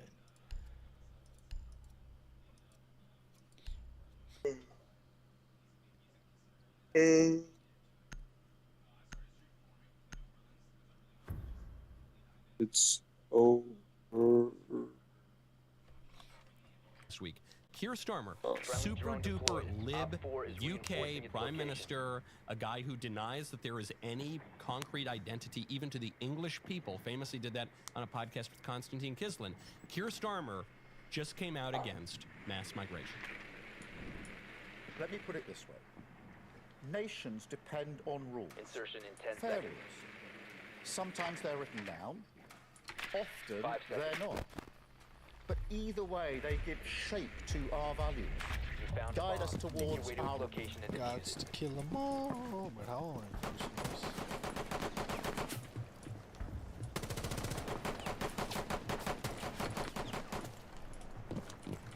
Nice. What? Nice, dude. Nice.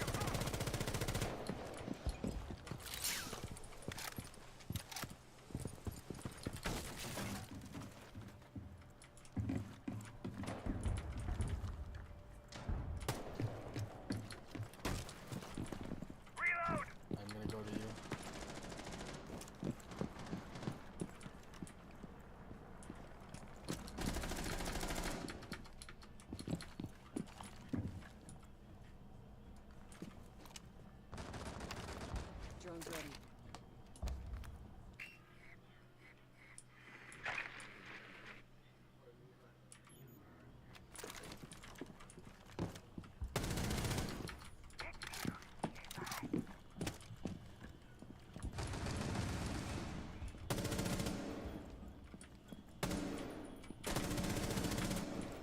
He's fucking dead, dude.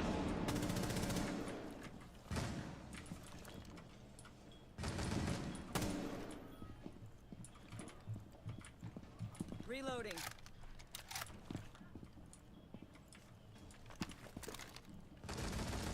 Stay clear of the blast!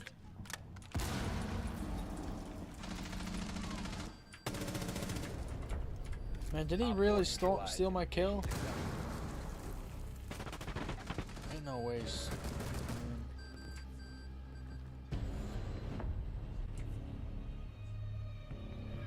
Rights, of course, but also our responsibilities, the obligations we owe to each other. Now, in a diverse nation like ours, and I celebrate that, these rules become even more important. Without them, we risk becoming an island of strangers. Dude, you left again. Fuck it. Whoa. You can play whatever you want.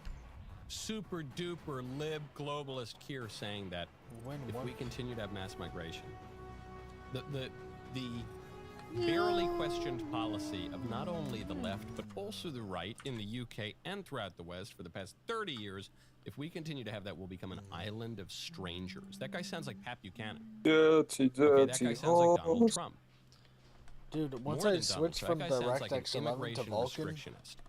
Why? Shut your Because faggot Keir mouth, Starmer dude. reads the polls. Because the liberals are reading the polls. Because the New York Times just has a major, really interesting piece out about the polls which show that the left is dead on the operating table. The right has been advancing steadily for a decade now. And if the left-wing parties want to have any hope of a future, they need to change tune real quick. We'll get to that in a moment. First, though, I want to tell you about Boll and Branch. Then kept going in that direction in 2024. Even though we say Trump won in 16, we say Trump lost in 20, we say Trump won in 2024, these counties kept moving in the direction of the Republicans and alternatively in the direction of the Democrats. You look at the chart, it's all red. For geographically about 60% of the country, it's moving red. The rest of the country not moving blue. The rest of the country just kind of empty. You see a handful of tiny little pockets of the blue. But if you were to overlay that with the red, the whole country just about is moving Republican, and not just for one election cycle, for 3 successive election cycles, including one in the middle in which Trump supposedly lost. Here are the takeaways. Takeaways from, you don't actually have to read the New York Times, though it's a good piece, and you should read it if you have the time. The Democrats are making some gains. As you can see, there are a handful of counties that are moving in the Democrat direction consistently for 10 years. It's only the wealthiest people. Democrats, I'm just quoting directly from the piece, Democrats are gaining ground in a small sliver of the best educated enclaves. We'll get to what best educated means in a moment. All told, Mr. Trump has increased the Republican Party share of the presidential vote in each election he's been on the ballot in close to half the counties of America. 1,433 counties in all, according to the New York Times. It is a staggering political achievement, especially considering that Mr. Trump was defeated in the second of those 3 races in 2020. I mentioned LOL at the top of the show. Time to press ahead. Is it possible? I don't know. Am I allowed to? I think I'm allowed to suggest this now on YouTube, since we have all of these data, including being reported by the New York Times, that the country has moved consistently and decisively to the right. You'll need to free up your ranks. From the beginning of the Trump political era all the way through the end. And there are all these counties that continue. 1,433 counties, about half the country, continued to move to the right, even in 2020. Is it possible that maybe the 2020 election wasn't totally on the up and up? Is it? I'm not saying anything about voting machines, I'm just saying, is it possible that the way to explain Joe Biden's supposed victory in 2020 is it possible that that victory is better explained by the fact that Democrats in the weeks before that election changed all of the election rules and violated state constitutions in some cases and put unsecured ballot drop boxes, in some cases illegally far away from county clerk offices, and in some cases didn't really...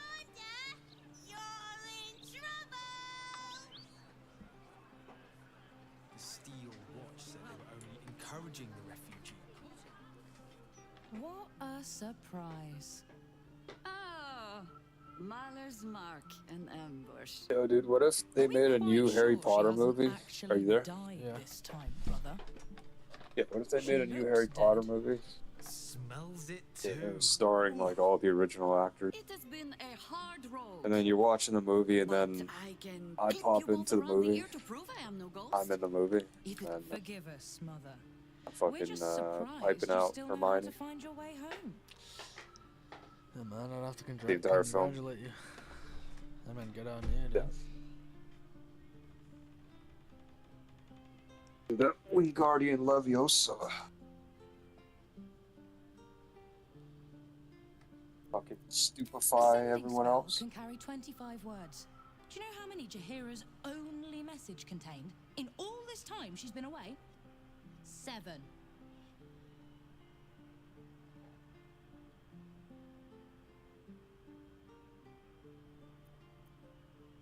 The message went, I'm sorry, you know what to do. So why haven't you done it? You were supposed to get the young ones out of... And you were supposed to be dead. That's what your oh-so-stoic message meant, yes? Yet here... Why? You plan on winning, don't you? You're the one who saved her, so tell me. Are we all doomed?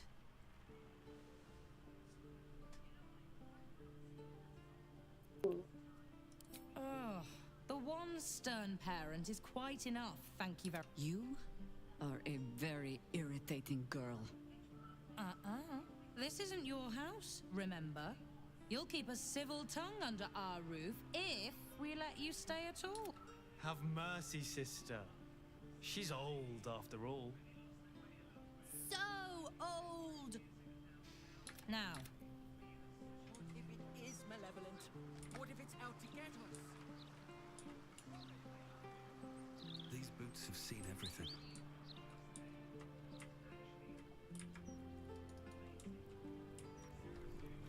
They seem to permit oversight of the ballot counting, and in some cases took days and even longer to count all the ballots. Is it possible that totally changing all the rules of the election to make it less secure in every single way What's next? might better explain the Biden victory than just a sudden shift in political winds? Because according to the New York Times, there was no such shift. The country continued to move to the right. Specifically, the country continued to move toward Trump the whole time. Just an idle thought. Meet Keith. He makes bank with EQ Bank. Unlike checking accounts at other banks, his Holy EQ... shit, dude. By contrast, the piece goes on. Democrats have steadily expanded their vote share in those 3 elections in only 57 of the nation's 3,100 plus counties. Not 5,700, not 570, 57.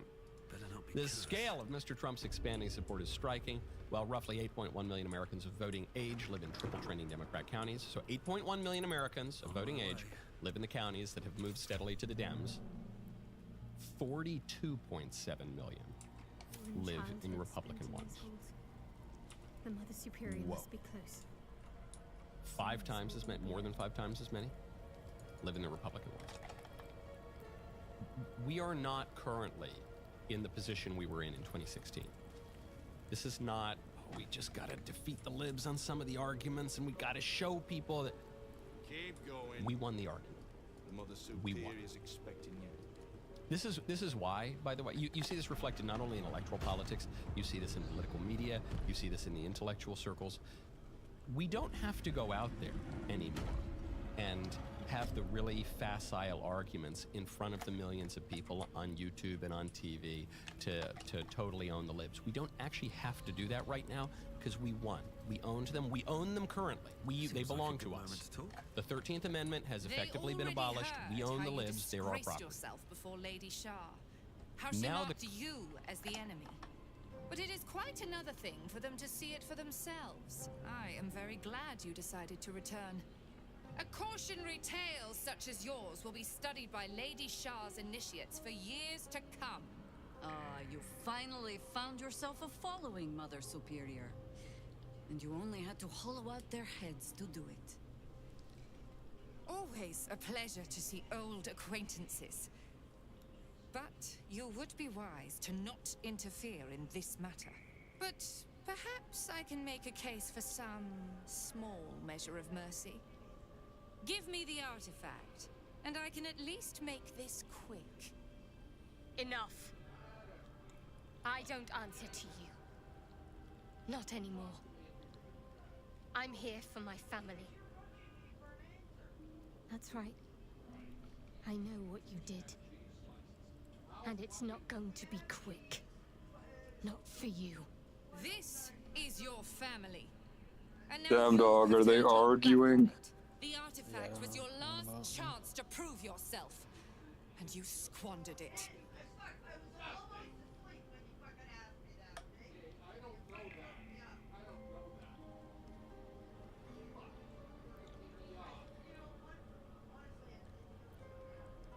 Such misplaced. Arguing about a burger. How about this? Surrender this one to me now, and you can leave freely. And consider Lady Shah's forces your allies in the battles to come. As you like. Lilala! For Shah! I am Lady Shah's instrument. You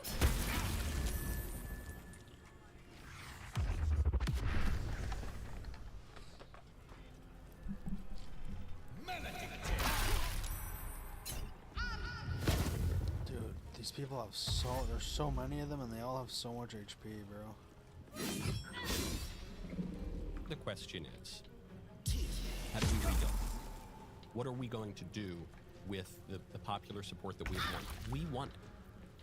The New York Times points out there's this tiny sliver of the country that still trends in the Democrat direction.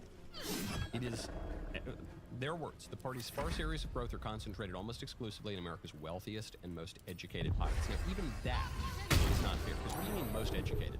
You mean most likely to have a college degree? College degrees are worthless. There's a student at the University of Connecticut right now who graduated. She is now suing her high school school district because she graduated with honors and she's illiterate.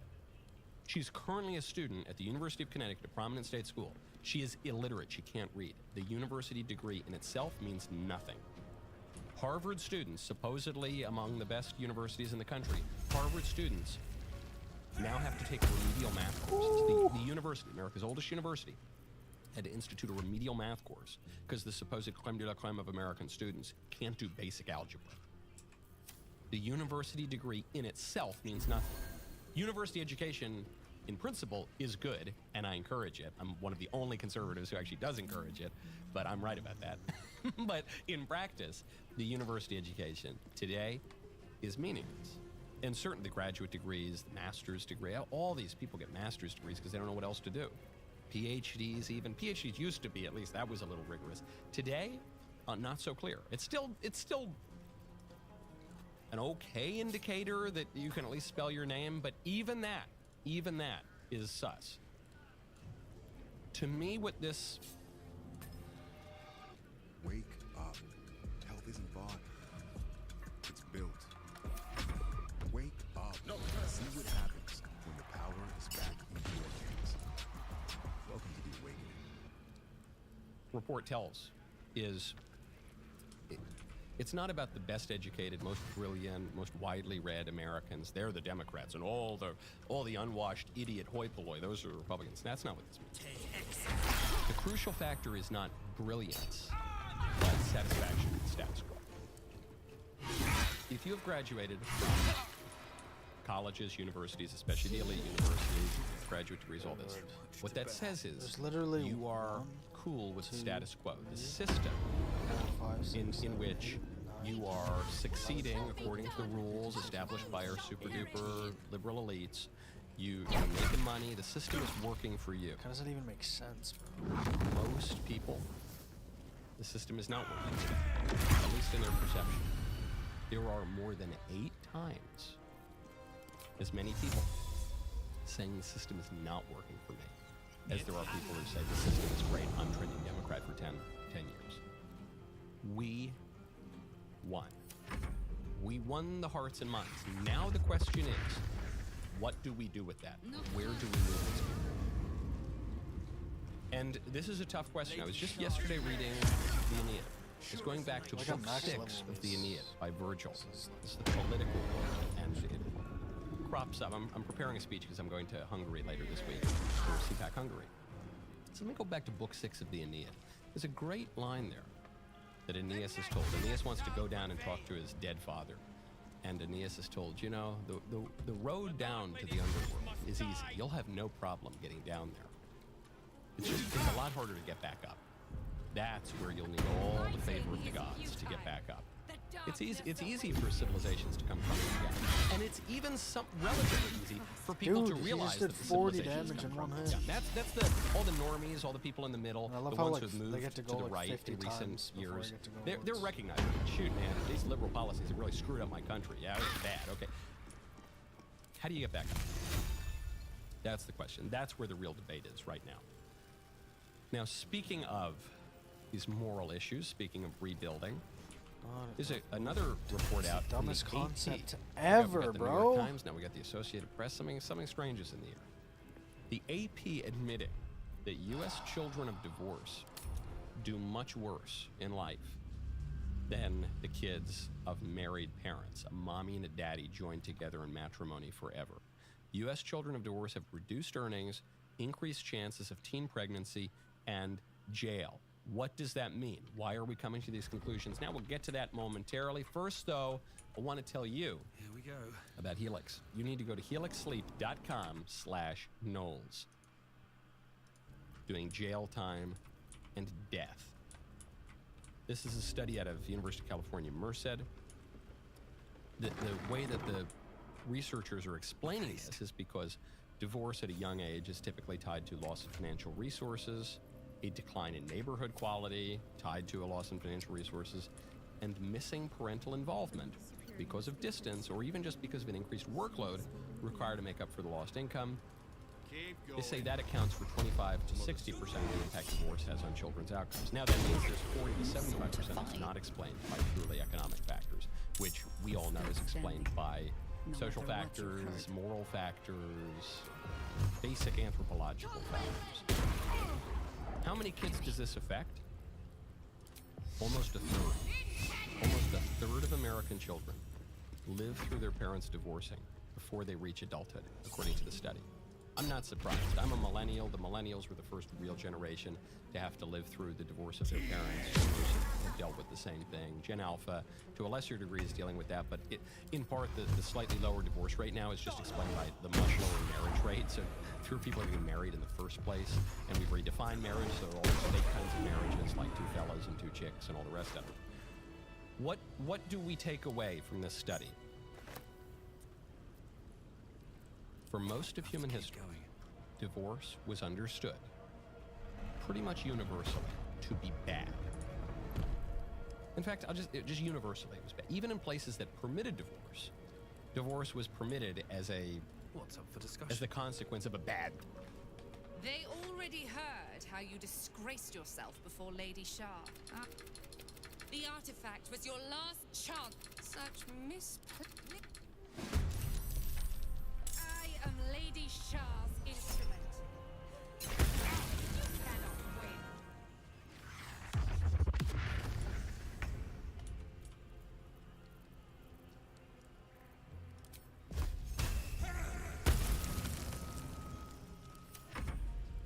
Dude, why can't I go? Why is it that they get to go before me? It's so dumb.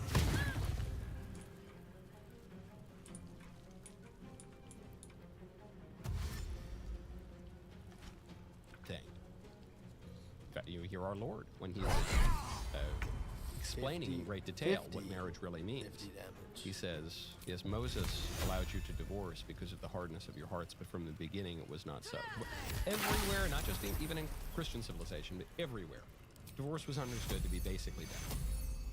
Then, starting in the 1960s, in our neck of the woods, peaking in the 1980s and 90s, we convinced ourselves that divorce was good, and we would hear these stupid lines like, oh, no, it's actually better for the kids. to be raised where the parents aren't How does he fighting have- all the time. You know, it's really better for the kids for their parents to get divorced, because then, you know, their parents will be happy. First of all, the parents won't be happy once they're divorced, because there's no such thing as divorce. You still have to deal with This the blindness ex-spouse. shit is You're just in a so, very bad so marriage, broken. which is a Christian insight. But two, it won't be better off for the kids. That's just complete code. And three, if you're saying, well, the alternative is, you know, either the kids can grow up in a broken home, or they can grow up in this home where the parents are yelling at each other all the time and fighting. Hey, how about you just not fight? How about you just not yell at each other all the time? How about you there's act like like 10 of them civilized that have people and be normal? 150 HP. You ever think about that? How is this? How is anyone? This supposed to reminds do me this? of the Chris Rock bit. Chris Rock has this bit where he's it's a very famous bit, but I probably can't do it on the show. It's where he talks about the difference between black people and ninjas. We'll say ninjas. We had the Kanye West song. So, and he says, you know, one thing I hate about this particular group of people, he goes, is when they say, you know, they say things like, you know, I take care of my kids. I take care. You're supposed to. What do you want, a cookie? You don't get plaudits. You don't get a pat on the head for doing things you're supposed to. Well, it's better to have a broken home than to have parents fighting all the time. Yeah, how about you not fight? How about you be normal and behave? Good grief. So what happened? What happened? Everyone, pretty much everywhere, for all of history, understood that divorce criticisms.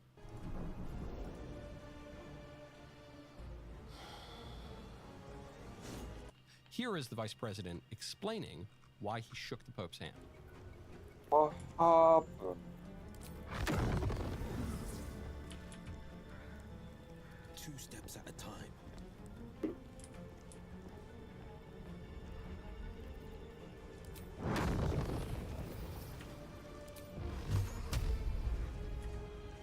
That's so busted.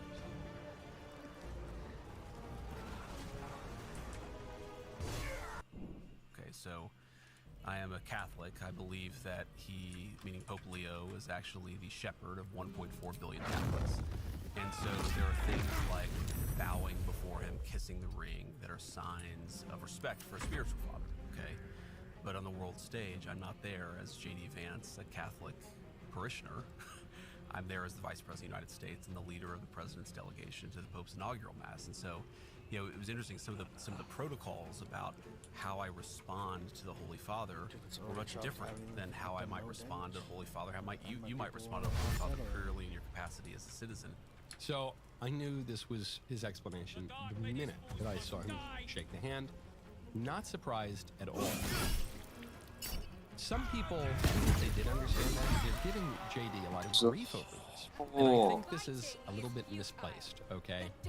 It's as if to say that people are discovering for the first time that there is a tension between the modern world order and Christian civilization. That's basically what they're saying. It's like, well, hold on, why didn't he kiss the ring?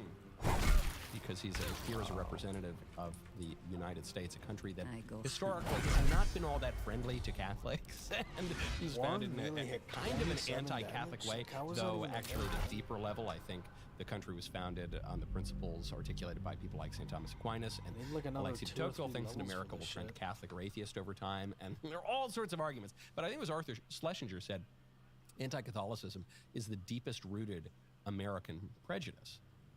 And so JD is saying, yeah, well, as the Vice President of the United States, I didn't kiss the ring. Because you know, had he kissed the ring, we would have had all this kind of anti-Catholic nonsense in all of the headlines. And so it was a little bit of damned if you do, damned if you don't interaction.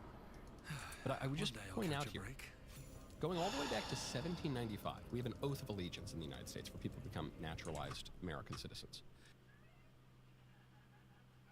Big leaps, and I know that even though you're about to throw your caps in the air, good luck finding them again, I know that you will stay connected to your family.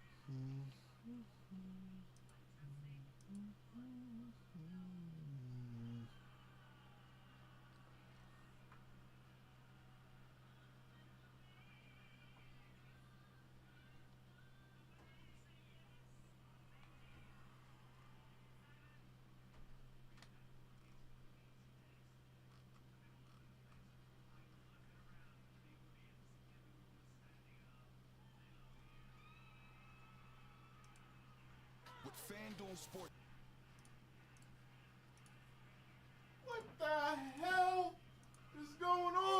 fan site to secretly communicate with spies.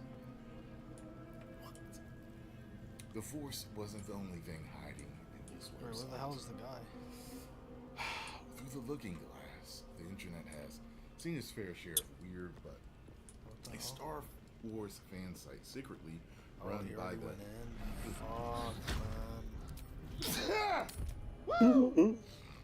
All right, that one hurt. Run by the CIA to communicate with overseas spies might top the list. Yeah, I did not see that coming. StarWarsWeb.net looked like any other 2010 era fan page. I'll give it a shot. Lightsabers, Yoda quotes, like the games you will. Like, oh, the games you would, I get it. Like the games you will. Lego ads hyped up mentions of games like Battlefront 2, The Force Unleashed 2, but behind the nostalgic facade is a covert login system. If you entered the right password into the search bar, you'd unlock secure line to CIA handlers. Or at least that was the plan. Keep going. That's a great cover though, I guess.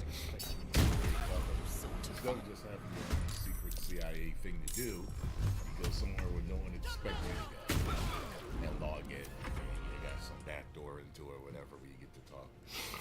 This bizarre piece of intel comes courtesy of Ciro Santilli, an independent researcher with a knack for reading around the dusty corners of the web, who spoke to 404 Media. Santilli took it upon himself to dig deeper after a Reuters uncovering piece titled America's Favorite Spies revealed a handful of suspicious domains back in 2022. Armed with little more than open source tools, web dev know-how, and apparently endless patience, he ended up uncovering hundreds of similar sites. Wow. I'll be back, Doug. This reminds me of how people... Alright.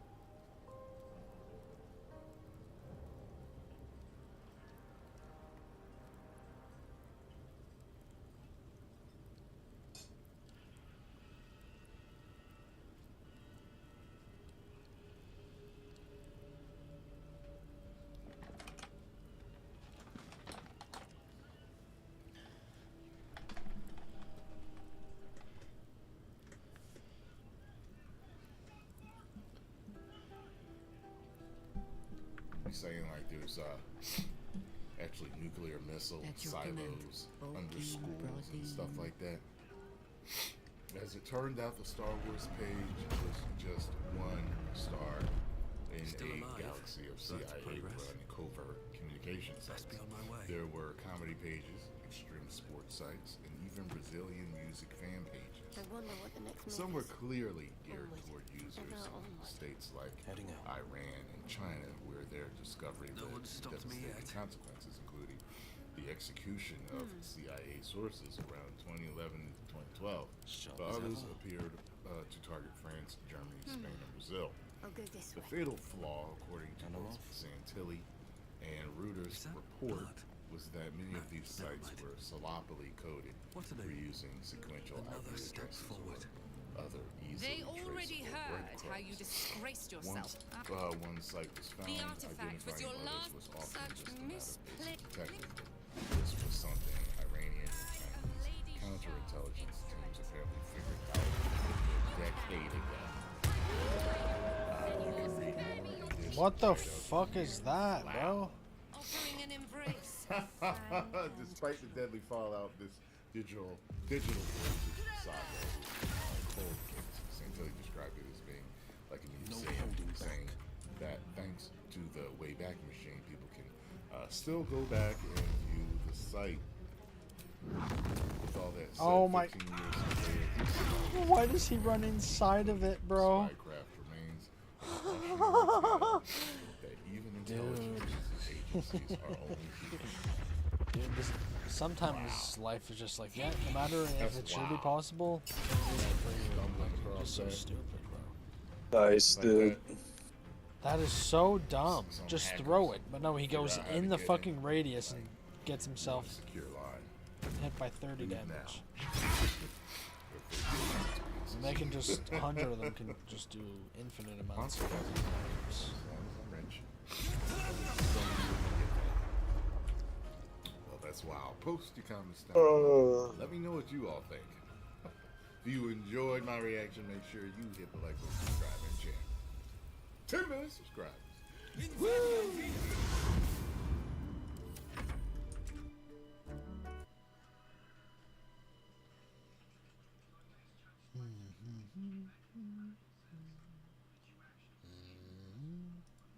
Harry Potter series cast Harry, Ron, and Hermione. And the big question coming into this is, are they going to make Hermione black? They did not. She looks different than the others, but she is not. She is not Dude, cast as this is black. literally not possible, dude.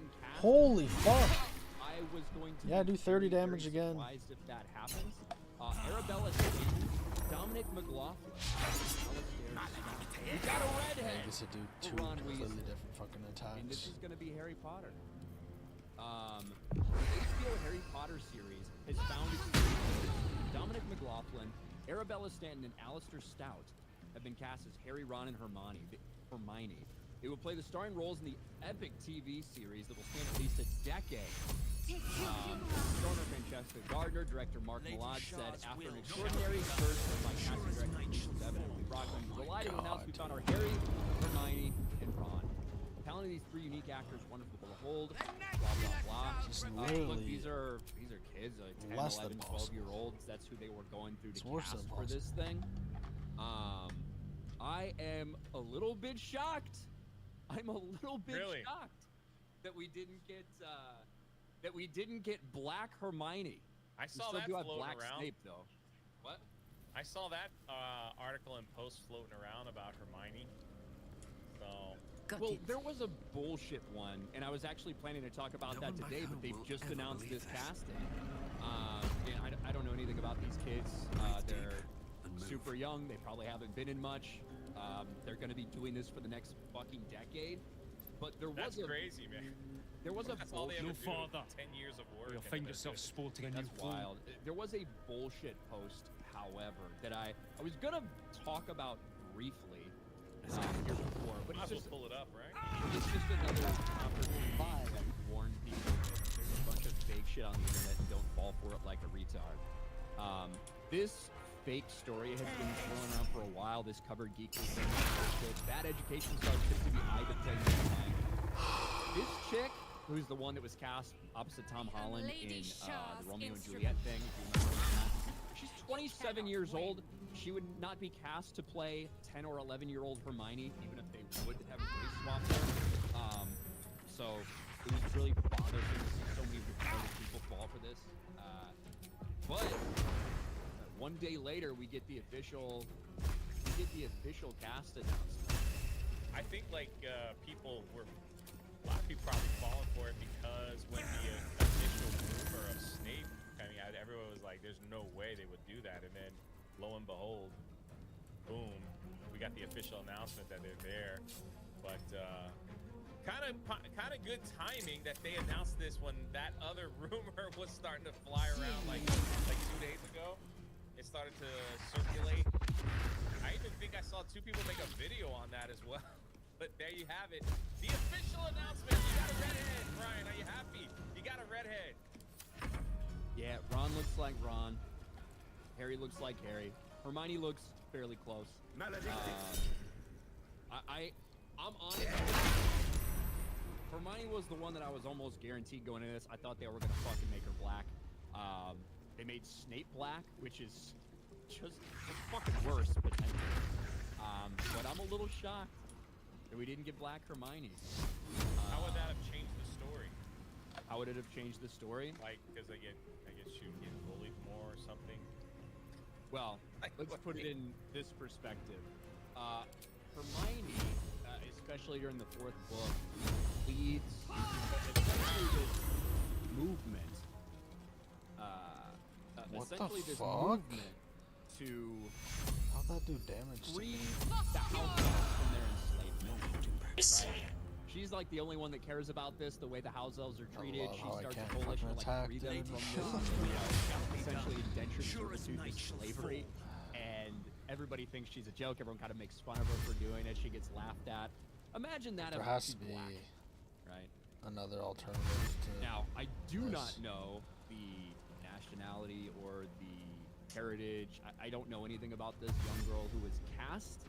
I don't think it's a perfect portrayal of Hermione from the books, but it is not a. I wish I could full-out, skip their "Hey, moves. we're There's going like to fucking do 30 this of them. race swap." Takes so I don't know. long. We'll have to see how that works out. You're fucking gay. And they can all see in the Don't know darkness, anything but I about her, can't. but I love imagine that. We're going to find out a lot about her. Man, working for the next decade.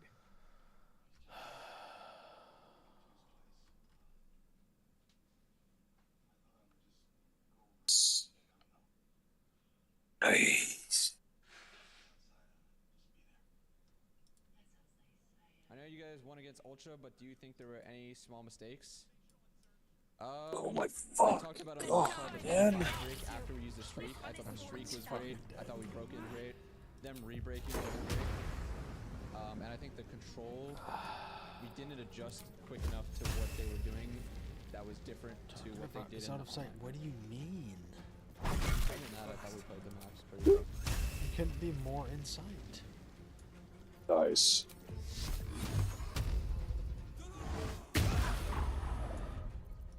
Those alternate jerseys were tough.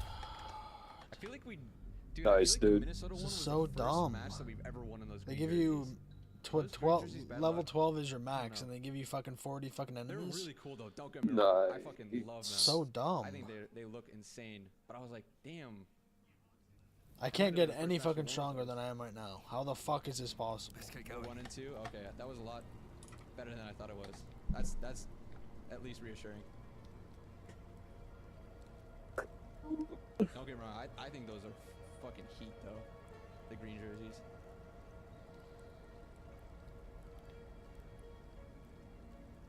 Heretics got the black jersey, went 0-2. True. Black jerseys were pretty clean too.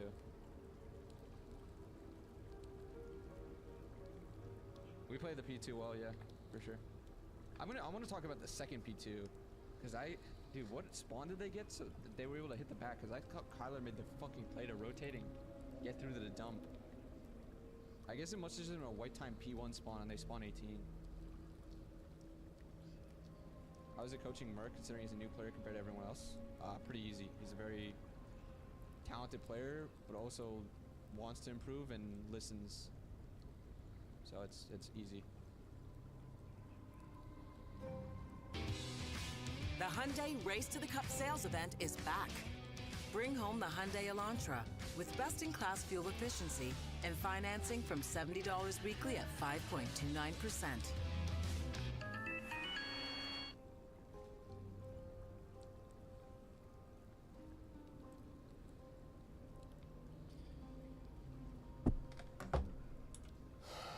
The whites this year are horrendous? Really? I actually liked the whites this year. I like all of our jerseys this year, honestly. Can't slow down. Did you guys like the last year's jerseys better?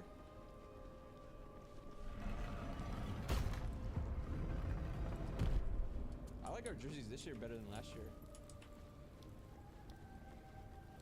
I have something to ask. They all. The artifact was your last such Yeah.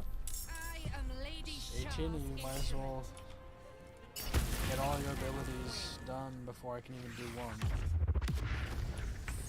Fucking P5s 40 were tough against HP, FaZe, dude. agreed. P5s were definitely low.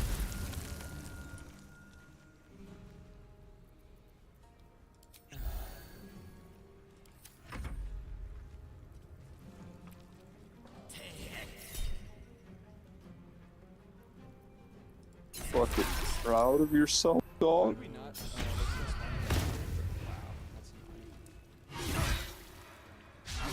What? He gets to attack multiple times. Like, either allow me to do that or no one. I think he assumed that only Nice. Oh my god. Nice. I know everyone's gonna be like, why did you out the door? Why do you suck, dog? Nice. The guy's actually at the outside route.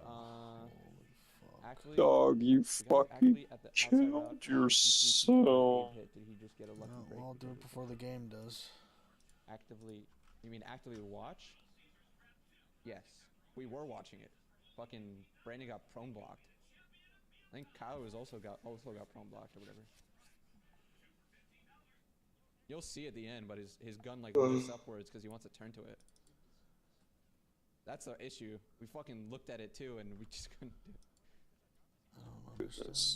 These P5 breaks needed to be better.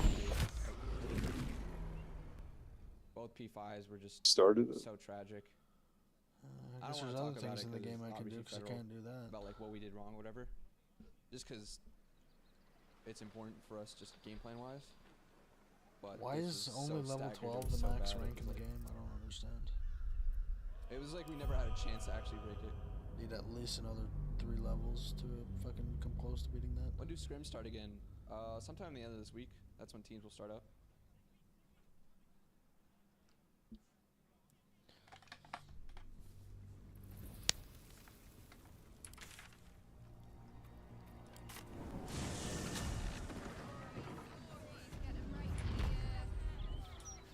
Breeze must be Tied to blowing the your IGL. I think he's the most vocal in respawns, or at least hardpoint. I would say yeah, maybe respawns. And is You more the appear IGL to be and lost, dear. Search though. I specialize in Like calling fashion, plays and stuff. not potato sacks. But sometimes any of Very one of the 4 good. guys will call a play, but usually it's Ant. Is champs 4 or 3 days? I believe it's 4, but grand finals is the only match on Sunday.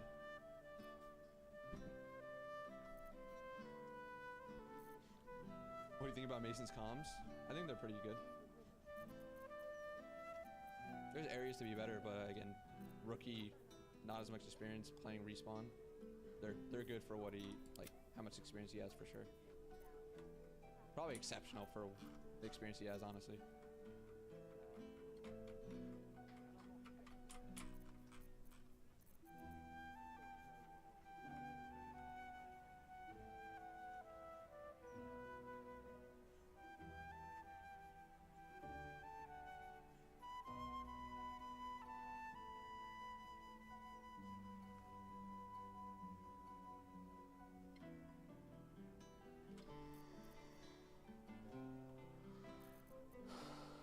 Now remember, fashion's a Never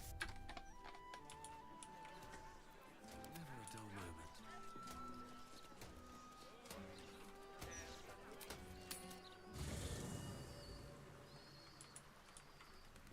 always at your side. Oh, I said second P1. I meant third P1. Or sorry, third P2 with the not Kyler play. It's nice to see. Well, obviously I would. Forgot there was three sets of rotations on this. This is good holding from the front though. You great steel watchers.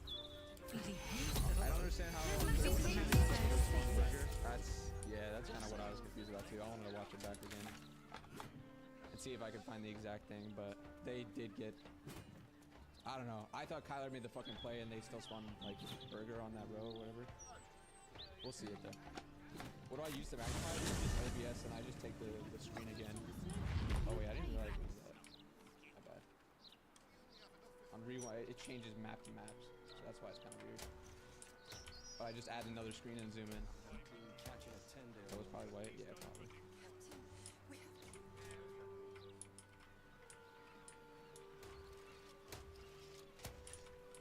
Not sure how much you agree, but we could easily get to grand finals yesterday. Yeah, I mean, if we capitalize on the stuff we need to capitalize on and didn't make those smaller mistakes that they could capitalize on. But there was moments for sure. Whether you're renovating your home, upgrading windows for energy why are there efficiency, so or many selling fucking a house, ads, you're looking to man? get the best value. Watch a fucking video. You know, win those matches. We made mistakes that cost us. Something's going on down there. I bet my net on it.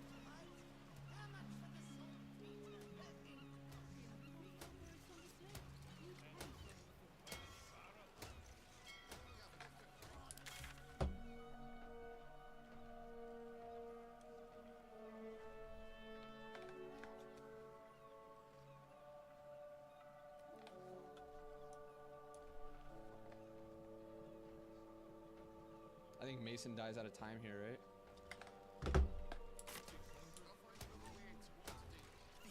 I think Mason can't die out of time here. That's a big kill. Like, we salvage it, but again, you know, that's fucking a good amount of seconds. I think Ant dies out of the second or the last P1 as well, when he was like contest spot.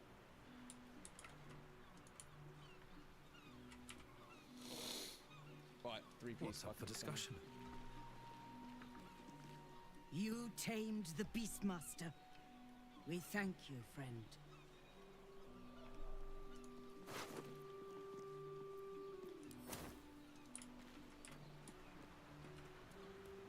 May you too feel Umberlee's embrace one day.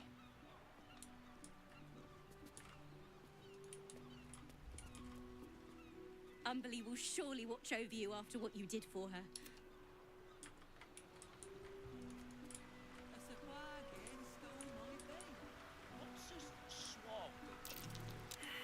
Short person, they don't play nice.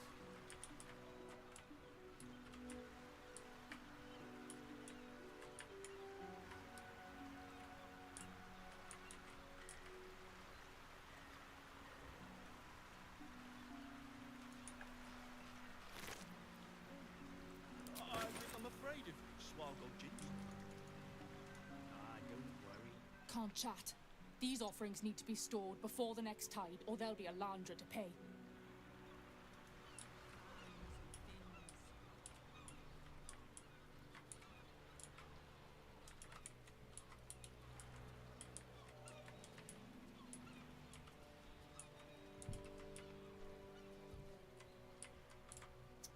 There's more bones than fish in this one.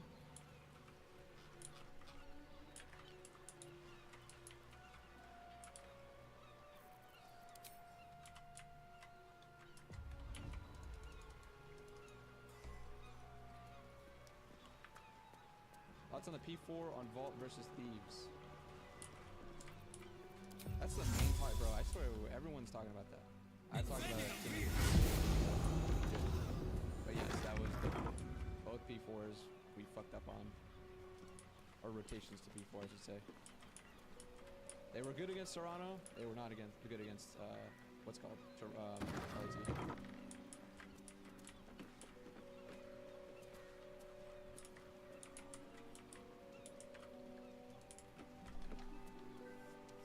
Yeah, hostage situation, not the best. Unfortunate it was against Brandon again.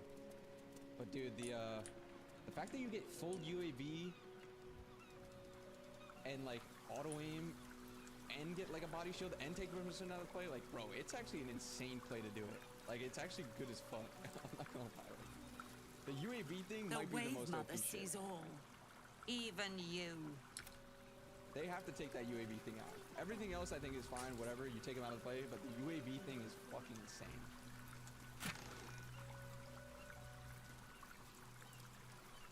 You get a UAV, yeah, you basically get notification, or you get pings, not pings, but you can see on the minimap where everyone's at.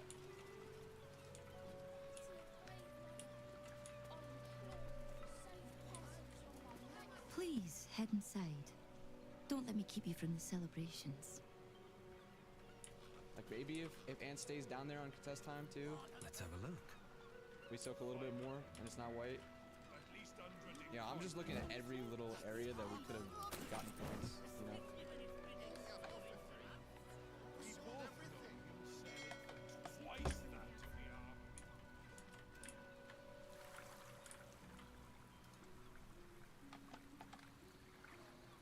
See, like Kyler makes the fucking play here, takes the route.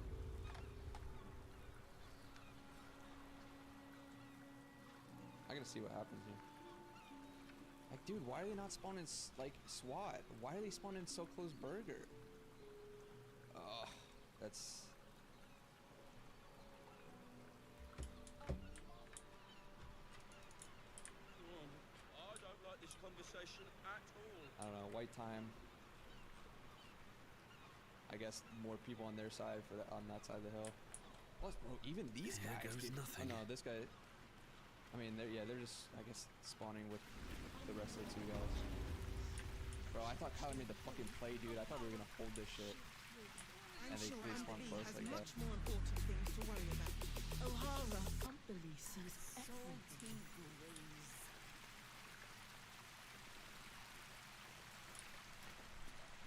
You shouldn't be down here. This place is off limits to lay people. You look lost. The stairs behind you will take you back up to the temple. All right? You don't have permission to be here. You're about to be ejected. May you wait with your lungs full of water.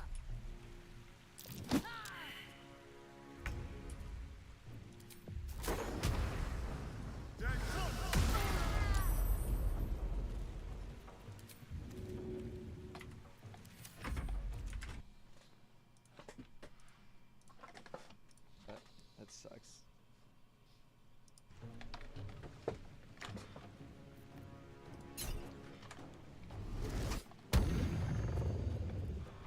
You know what Illy is gonna do now? Actually no, but I hope whatever he does he's happy and has a good rest of whatever he wants to do.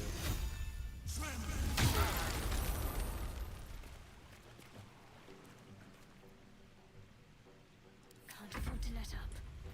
Brick Charles and Diver kind of shocks the negotiation. I think they were. I mean, we were just expecting them in that moment to spawn SWAT. I think.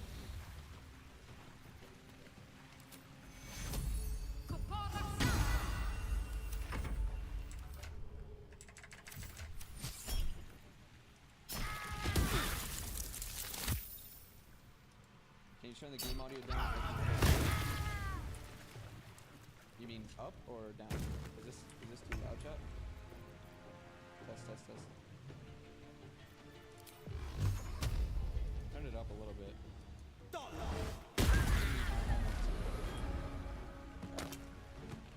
He's being sarcastic. He's trolling because it's quiet? I mean, what do you want to go with Pastures or something, or what?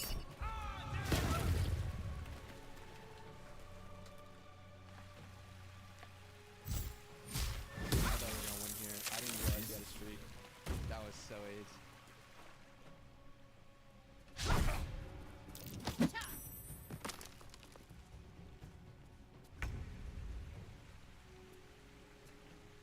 Ant made the play here. He gets the first kill, gets the second.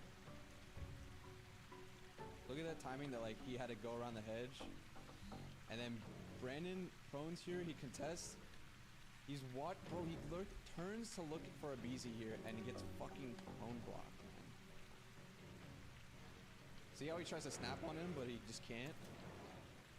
Because the game just doesn't want him to. It's so annoying.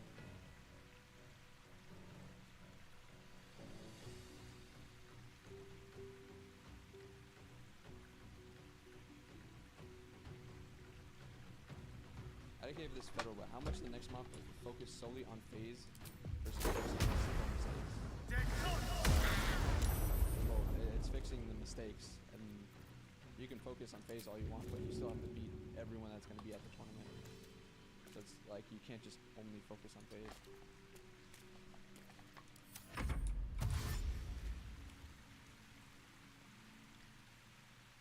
JP, give us props for this major, considering the top two teams were the ones that beat us. They look great, have small adjustments to make.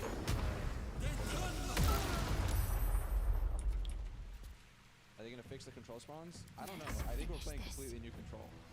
From what I'm hearing, it looks like we're completely changing control. Which is fine. We'll just have to relearn it. I mean, that's just the nature of metas and stuff in COD and esports in general.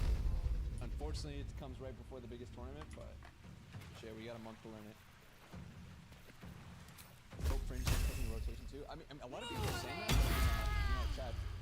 Fringe is not coming out until midway through this season, so I don't think we're gonna have enough time. No holding back.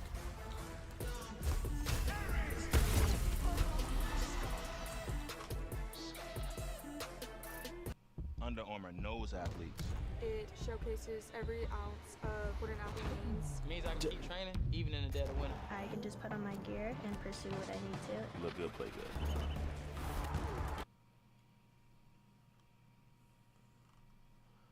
What the fuck? What the fuck?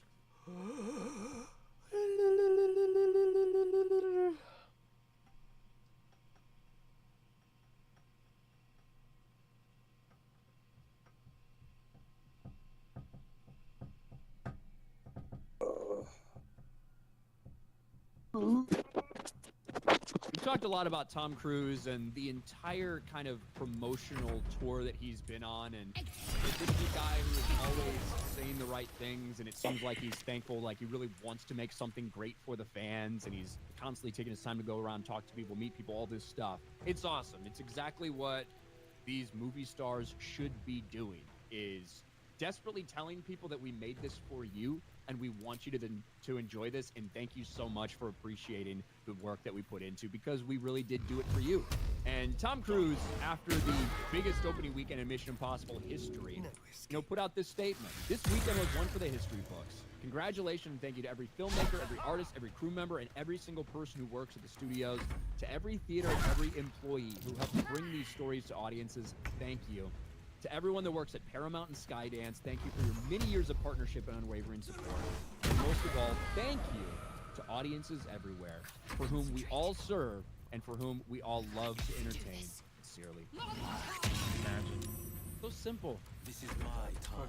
Really has negative art. So coming out and simple thanking and easy. people for enjoying this film. I mean, a lot of people can and should learn that this is how it's done, instead of constantly passing the blame, to eventually passing the blame on consumers and people that have a passion for these type of whatever IP that they have. And yeah, it's just a simple, hey. And I remember like during the press tour, Tom Cruise was like, weren't they like trying to like bait him with like political questions? And he's just like, man, we just want to talk about the movie. I don't care about all that other stuff. Yep. Can we just talk about the movie? We're here because of the movie. I don't know about Trump and all that stuff. Like, I'm here for the movie. Or tariffs, or whatever the question was. Can we talk about the film? And now look at that. He's going around. He's still going to movie theaters. I see clips, just saying thank you. That's how it's done. And maybe somebody like that, using your time to pay honor and tribute to people who have fought for this country and died for this country, which is also something Tom Cruise put out for Memorial Day. I don't think you've seen this yet, Jay. I haven't seen this. but Tom Cruise doing it the right way. 150 years, when their country is called, the men and women of the United States military have answered.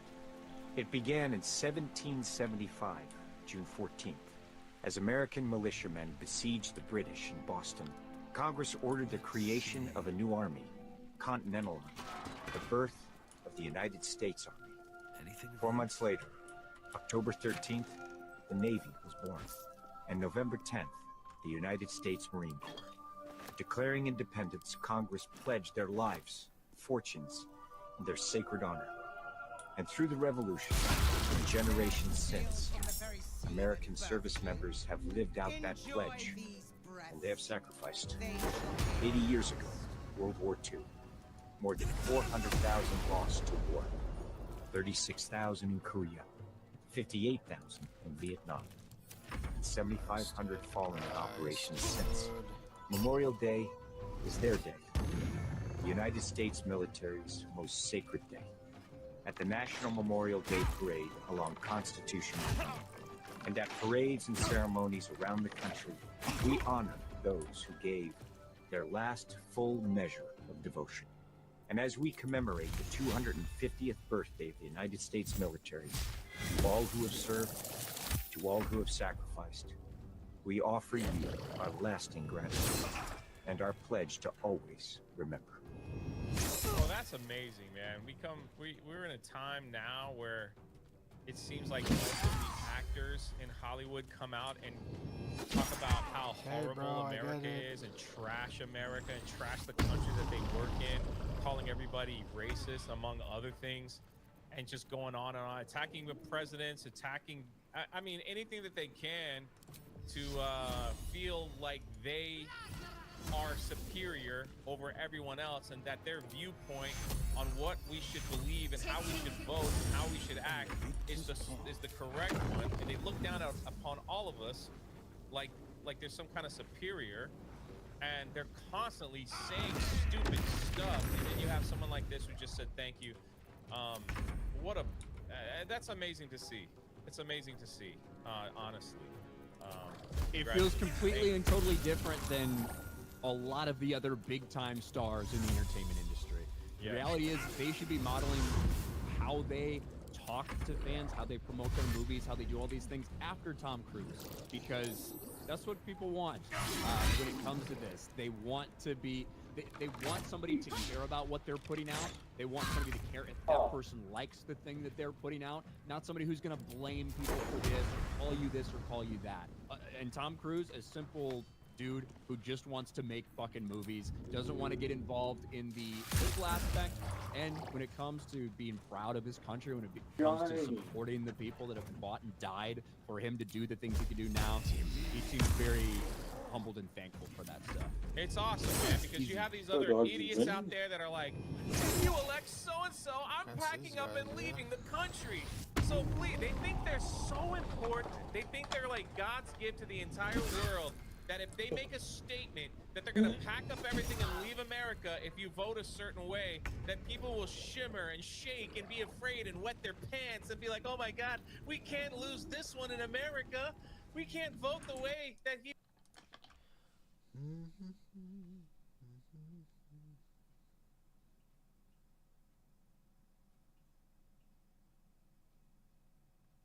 Want some cranberry juice, dog?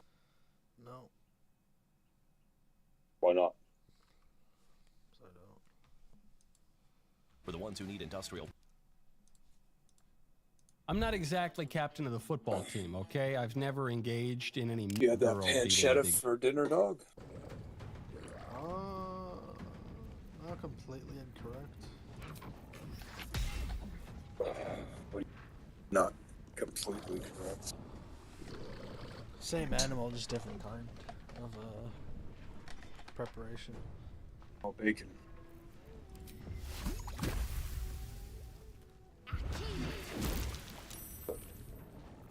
On the victor's path.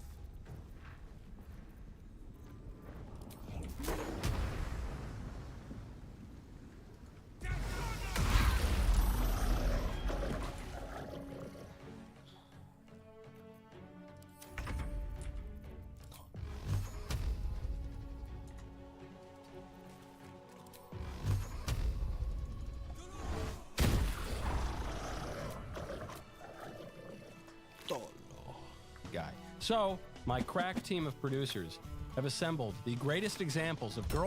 No fucking way. Dude. So, my crack team of... Hold on. Producers have assembled the greatest examples of girl bosses beating up fellas, and I will use analytical skill. The fucking. I thought for a second the Snow White movie was free on YouTube. Oh, fuck, the new one or whatever was the dumb bitch.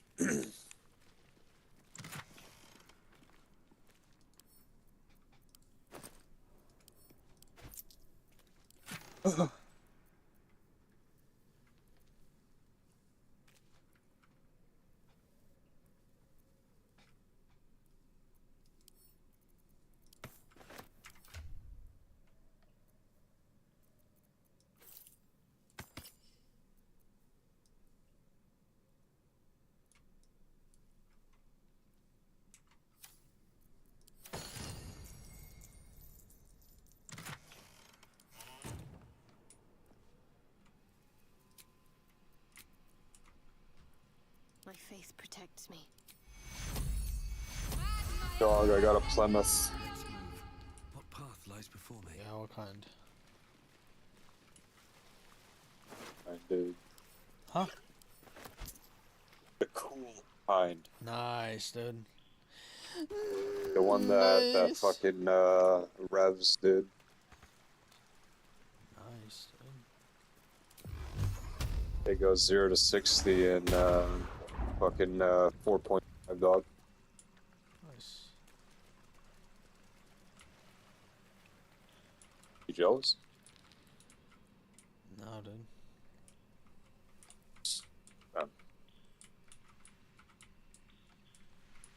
It's the 1973 model, dog.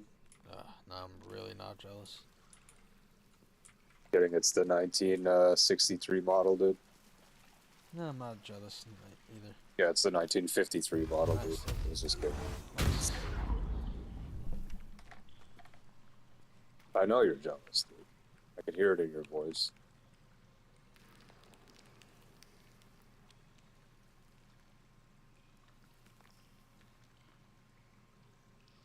That.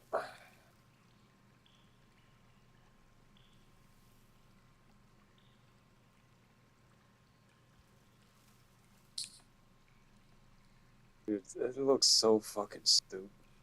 Fucking Professor Snape, the fucking black guy, dude, like so fucking hard.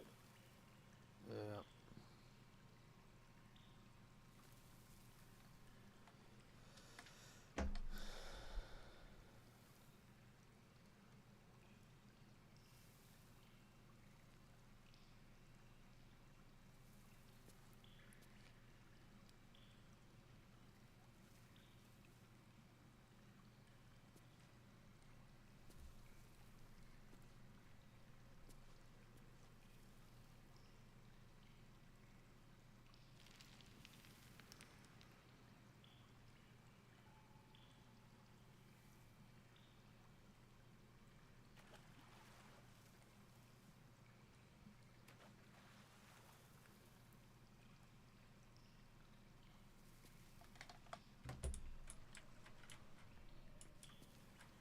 What does it look like?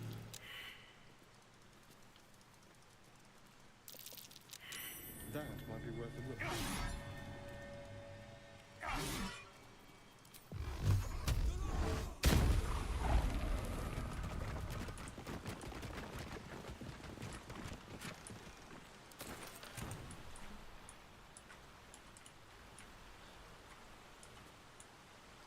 Yeah, have you seen dinosaurs in this game or no? No. Except for the one at the circus, I don't think I have. Something's on my mind.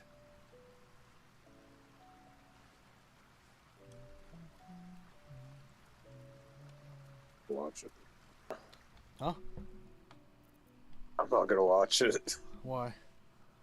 I don't want any spoilers because I haven't been to the areas you've been to. Well, it's not really a spoiler, just one of the companions.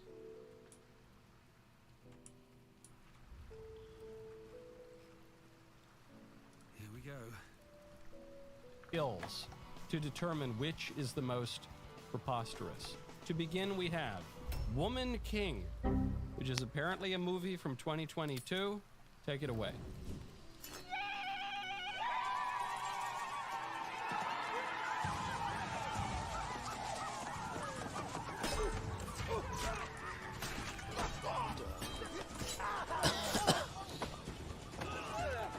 The one thing this one has going for it is they're shrieking like animals. So if the idea is that it's you know, wild animal versus people. Apparently they fucked up the Lilo and Stitch live action They movie. shriek like banshees. There we go, Disney. If it were wild animals I think the versus only thing they got any right kind of was human Stitch. being, man, woman, any race, any part of the world, then I'd believe it. But if it's just ladies versus fellas,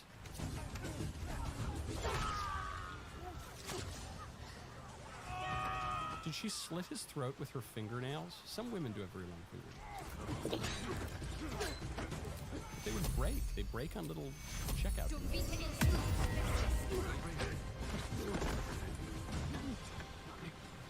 He could throw that woman off of her with his ankle. No. I'm afraid not. They did try to make it seem more realistic by making them look savage and tribal and with all the kind of crazy costumes and things on, but nah. In fact, that entire army of ladies probably could not take down, how many ladies was that, like 24 of them? Probably could not take down 3 of the fellas. Not persuasive. Next one, Star Wars. This is, I think, the 75th Star Wars movie in which Rey, I might have seen this one. Rey, a lady Jedi, is just great at everything immediately. She kills the Emperor, who last I checked was thrown off a balcony into a blazing electrical fire by Darth Vader. But then I guess he came back. And she comes back and does everything perfectly. Take it away. I'm all the Jedi.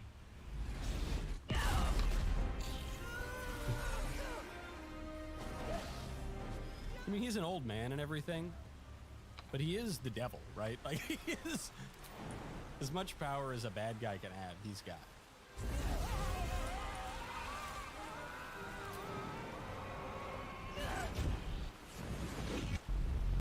Get help where you need it most.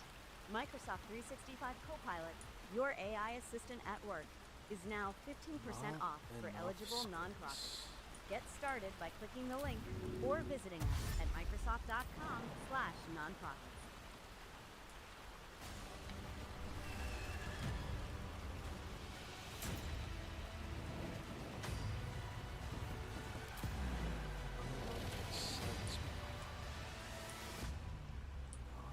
What dog? It won't let me jump. Yeah, dude, you think you could jump that shit in real life, dog? Yeah. Nice, dude.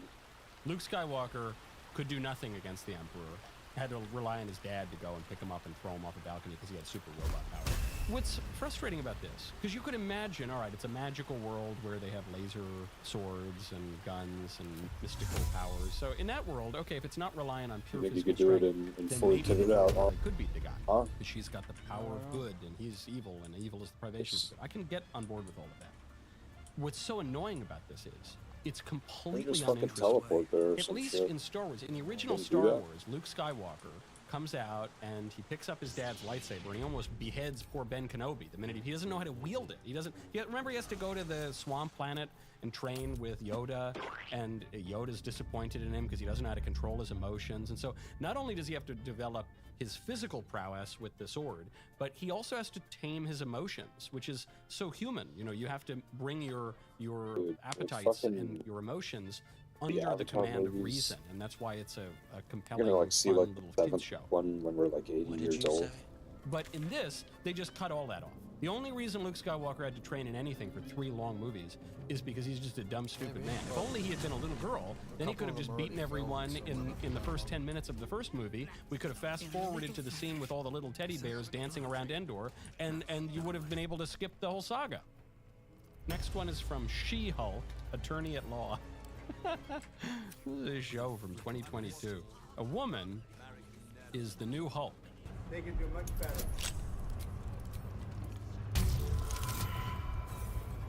And she fights the male Hulk, and she's just as strong as the male Hulk. Legion, you're doing the best you can, and you can do better. Now, dialectical behavioral books.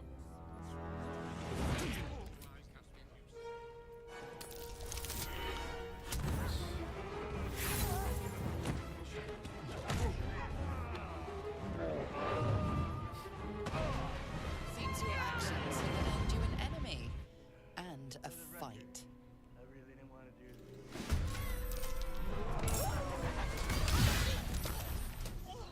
Okay, I wanted to do it a little. Why? Wouldn't you listen to someone who's been through all this before? We're different people! Lumpkin! Stormy! That's all you got?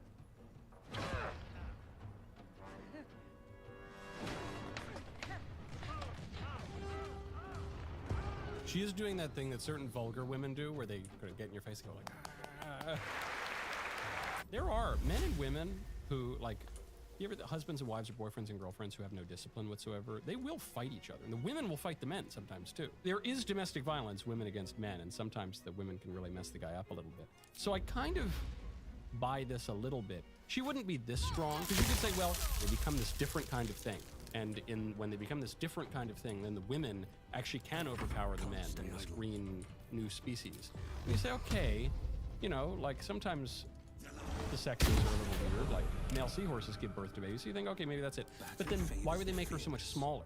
That's very confused. That if maybe the woman Hulk species is just much larger than the male, then you'd believe it. But this you don't really believe. The fact that they just beat each other up and they still kind of like each other, so this seems to be like a representation of basically of domestic violence among people who can't control themselves. So in that way, I guess that's the most believable. Listen here, we will get to my pearls of wisdom again in one moment. First though, go to takelean.com, use code Michael, MICHAEL 20. Do not mistake the need for Arya Stark, the teenage girl killed.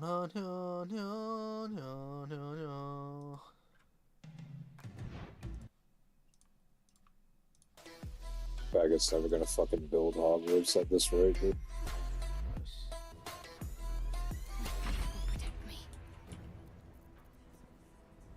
Ladies and gentlemen, welcome to another episode of The Flank. I'm joined by the one and only, the human terror, one of the best stairs ever do it. Give it up for the world champ himself, Sam LaRue Octane. We got some of the best analysis, the world champ, Christopher Duarte Parasite. We got the multi-world champion, a multi-champion, a legend, an icon to the Call of Duty space. Give it up for Patrick Price Eggs. And then, of course, we got the one and only, the executive producer of The Flank. Give it up for Benjay Nassim. Gentlemen, how we doing? How we feeling? Oh, dude, I wish I we was just had Professor CDL X, Major like, 4 over not at like DreamHack. paraplegic, We but finally just had a like little have his breather powers or yesterday and whatever. Monday, but now we're back and we're ready to talk about this championship Sunday and the Why you tournament don't want to be a as a fucking whole. paraplegic? How you guys doing, bro? You guys doing all right, Sam? We'll start with you. Nice, I dude. heard somebody chopped off your internet outside. Yeah. Unfortunately, you look at any woman you want. It's like you, me now. My neighbor decided to chop my internet line in half, so I couldn't That's watch all good. Losers Finals or Grand Finals. Ain't But no hey, fucking it rest worked. of life. So it's fine. I'm glad that your internet's back, Sam, right? You're back and you're ready to go. You look good, Sam. You look Thank good. you so much, Ty. Oh my All God. right. What about you, Pat? How you feeling? How you doing? How was your day today? Busy day today, Pat, or what? Yeah, man, busy times. And then I loaded up Twitter and I saw somebody talking about Benjay throwing Diddy parties at DreamHack. It's just been a crazy time, Tom. Benjay, were you throwing parties at DreamHack, Benjay? Were you doing that? I think you saw me on Sunday night. I don't think I was throwing Diddy parties, Tom. I'll tell you what I was doing. Getting my fucking hold on. I flight wasn't at delayed no party. yesterday. Whoa. What's up? I wasn't at no party on Sunday. I wasn't at no party. Joe Woe said he was there in the chat. We were just hanging out a little bit. Bro, I just had the worst time getting back yesterday. My flight got canceled. Luckily, luckily I got rebooked. Woke up this morning. Somehow my ticket was canceled. Luckily, I got rebooked on the first flight out.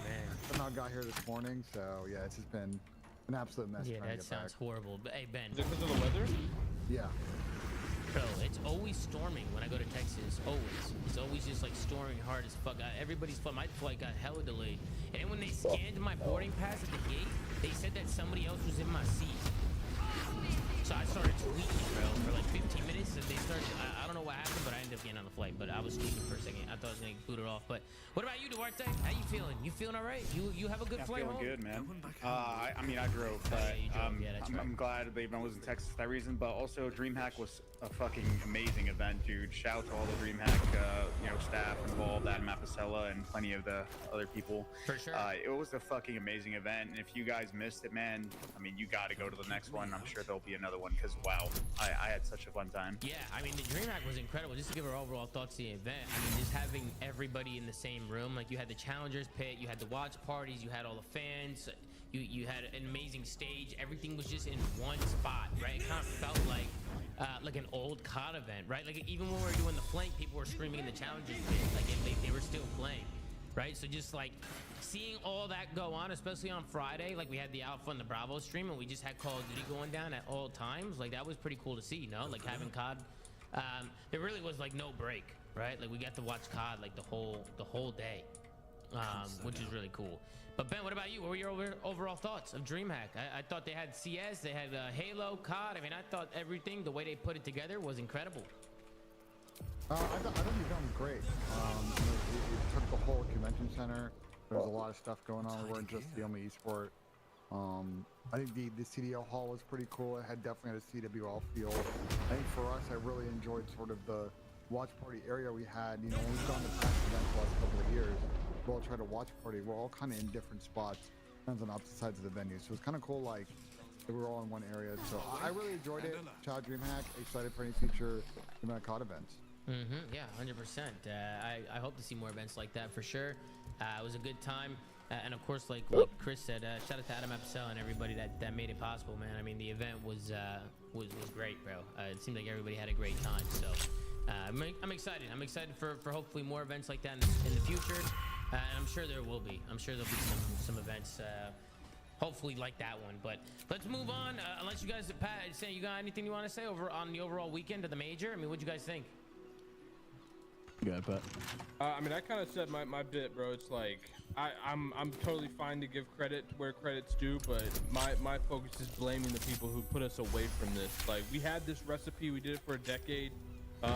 You know, we knew this worked. We knew this was the most exciting for players, fans, everybody. And you know, a group of morons who had no idea what esports was about came in and decided to fuck it all up. So yeah, I'm glad we're we're getting back to this. I just hope. Mango Mint reimagines the way you manage your daily operations with one goal in mind: to make running your business easier. We empower the forward thinkers and self-starters with uniquely innovative features that don't distract or inhibit, so you can do more with less. The best kind of interface is the one you never have to think about. Start your free trial today. Wake up. Health isn't bought. Pray that we stay on this track, bro, and we don't diverge from it again. Right. 100%. I share the same sentiments as Pat. I think a while ago I was just saying that I hope DreamHack is just such a massive success to the point where the people that are making important decisions for our league really see that like this is a viable option for our format or just the streaming in general going forward. So I think it was one of the more successful CDL events that we've had, if I'm not mistaken. I saw the numbers today. So I mean, again, hopefully there's some formatting discussions for next season, seeing that multiple streams are just more Call of Duty action as opposed to having every shit team on stream all the time or any decision revolving around that. I think it went well. I was pleasantly surprised. And the not even just that, the quality of games that we had this weekend, just the actual COD that we watched was the best all year by far. Yeah. It was cool seeing all the CS guys there too. It was cool, like just like walking around. I mean, you have the obviously all the FaZe boys like in the FaZe HQ, but even just walking around the event and stuff. Yeah, apparently CS games were crazy. Yeah, they were nuts. Tom and I were eating dinner on Sunday with Tommy Temper and Nico came over. That was pretty cool. Nico was hanging out. Yeah, shout out to Nico, bro. I've known Nico for a long time, bro, when he was playing with FaZe, and now he's with the Falcons, and he's going crazy, bro. It was good catching up with him. I got to meet a lot of players. I met Simple, Kerrigan I've met, but I met Simple.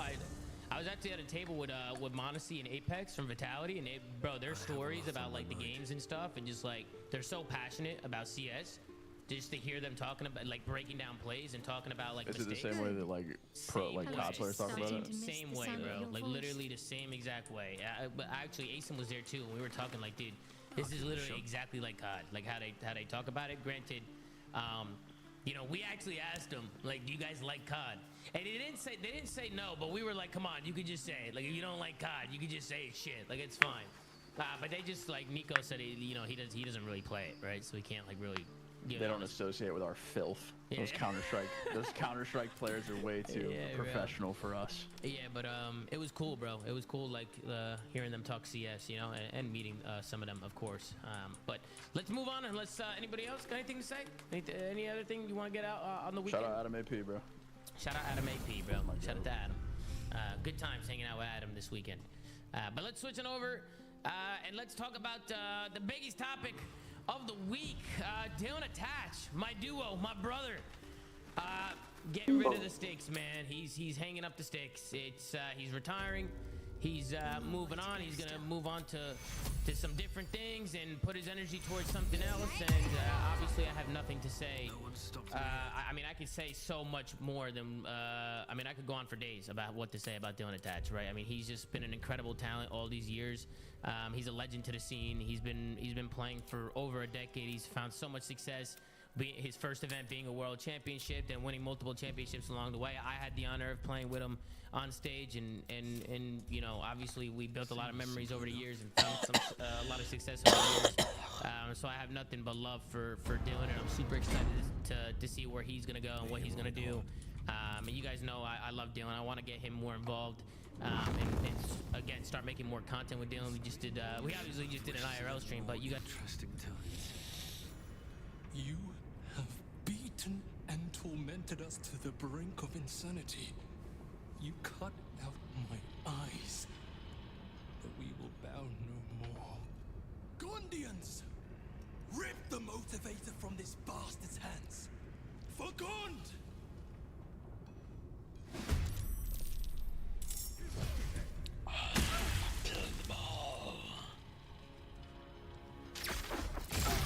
Oh shit, they actually do fucking damage. Shut up. Cock yourself. But nature has called. You guys know I love Dill. So I wish him the best of luck in whatever's next. There's no doubt in my mind he's gonna kill it, and I'm excited for him because I think now's a good opportunity for him to kind of dip into other things and do other things. But shout out to Dylan, an amazing career, and it's been an honor, bro. It's been an honor playing with you and watching him play, especially these last few years. Just keeping the gas pedal down and keeping it going. It was cool to see you, man.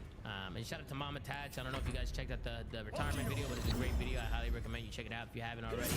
That video had me tearing up, man. I was crying watching the video because that's my guy right there. So shout out to Dill. I'm gonna give the floor to everybody else if they want to say something. Pat, we can start with you, and then we'll work our way down. But anything you want to say, Pat, to Dill? Yeah, I mean, I still remember when Dill came onto the scene, bro. Just kind of appeared out of nowhere, and then I think was playing with like Austin and like those Cali local teams, and then had his first come up with like Pac-Man and Looney in them, and then obviously joined the FaZe team, and everyone kind of knows the story from there. But yeah, look, man, it's another legend to the scene gone. It's always Sequence activated. No, the motivator. Deactivate it. Hurry.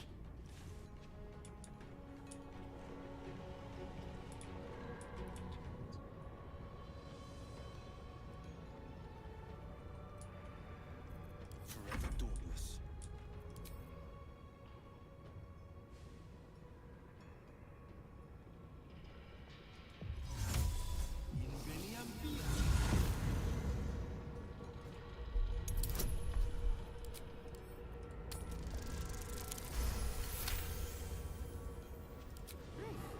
Too close for comfort.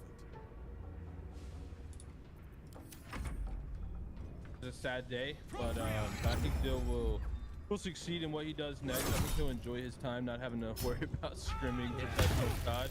But yeah, I mean, Dill's an absolute legend and staple to the scene. So Out to him, and yeah, wishing the best.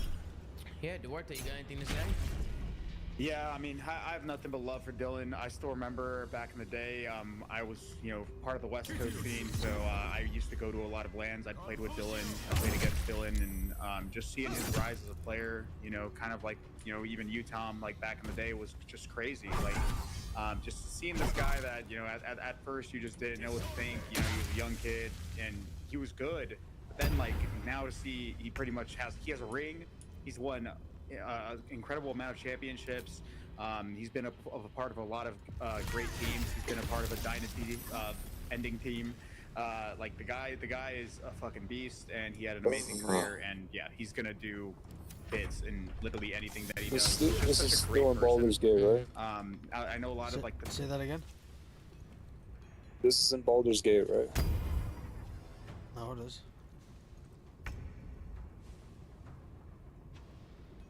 Fans, they don't necessarily know him on a personal level, but I assure you that he is just as kind. You go to Raphael's place, and yeah. Same thing for his mom. No, She's always been super supportive. Nice. Of literally any of us, any of his friends. Like she's always saying I think hi this to is the Ben. most Like, she's looked just up such a game kind for person, and I mean, he just deserves so much, man. And I'm Nice, dude. You proud of yourself? He deserves it. He's Anything gonna you want continue to to be look up, successful. It's So. all there. Yeah, for sure. Well said, Duarte. What about you, Benjay? I asked you a question. My kind of experience with Dill really started when you guys started What was teaming your on faggot stage, question? and I kind of, Are you proud of yourself for looking it up? Fucking faggot. No, but you're going to. You just said I have to. So are you fucking proud of yourself? You fucking piece of shit. Not proud of it, but I'm not Hey, you fucking piece of shit. I think someone who's had a great career in COD, and I think, for Dill, there's someone that Are you proud of kind of his next finishing Hogwarts? Who's got going next? For sure, Mr. LaRue. Fuck, dude. It hurts to see like an OG go like. Take pride in starting things and never finishing them. Count Teach, but Hello, Charlie. and Bella, yeah. I've been on the receiving end of a couple of Dylan Attach's highlights, which are a little painful for me to watch as I reminisce through his video today. But I mean, dude, what you guys hit the nail on the head, man. Dylan's one of the best people we have in this community, and I think the main thing is that was close. he's not going anywhere. It seemed like he was still excited to stay in the community for COD and keep his head around. So that's really the main thing. Yeah. I mean, you guys said everything there is to be said. He's a great kid, and again, unfortunately, he beat my ass a fair amount of times. Yeah.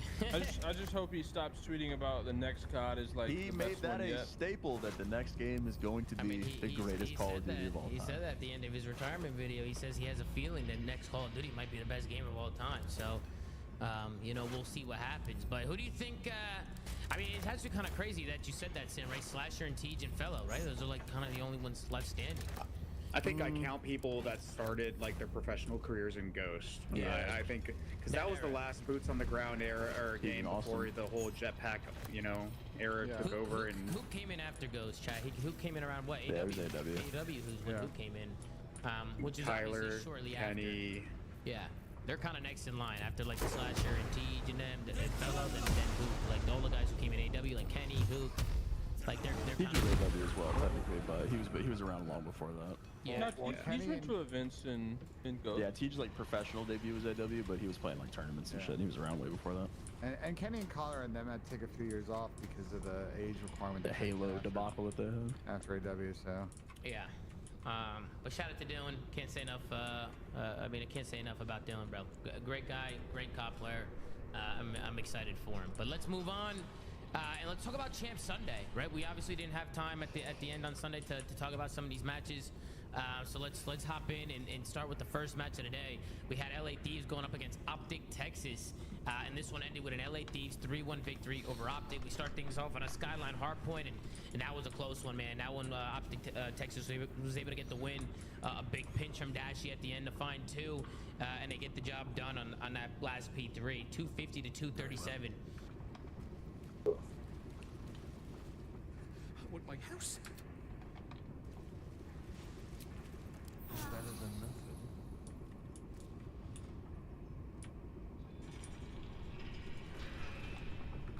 In that first map. So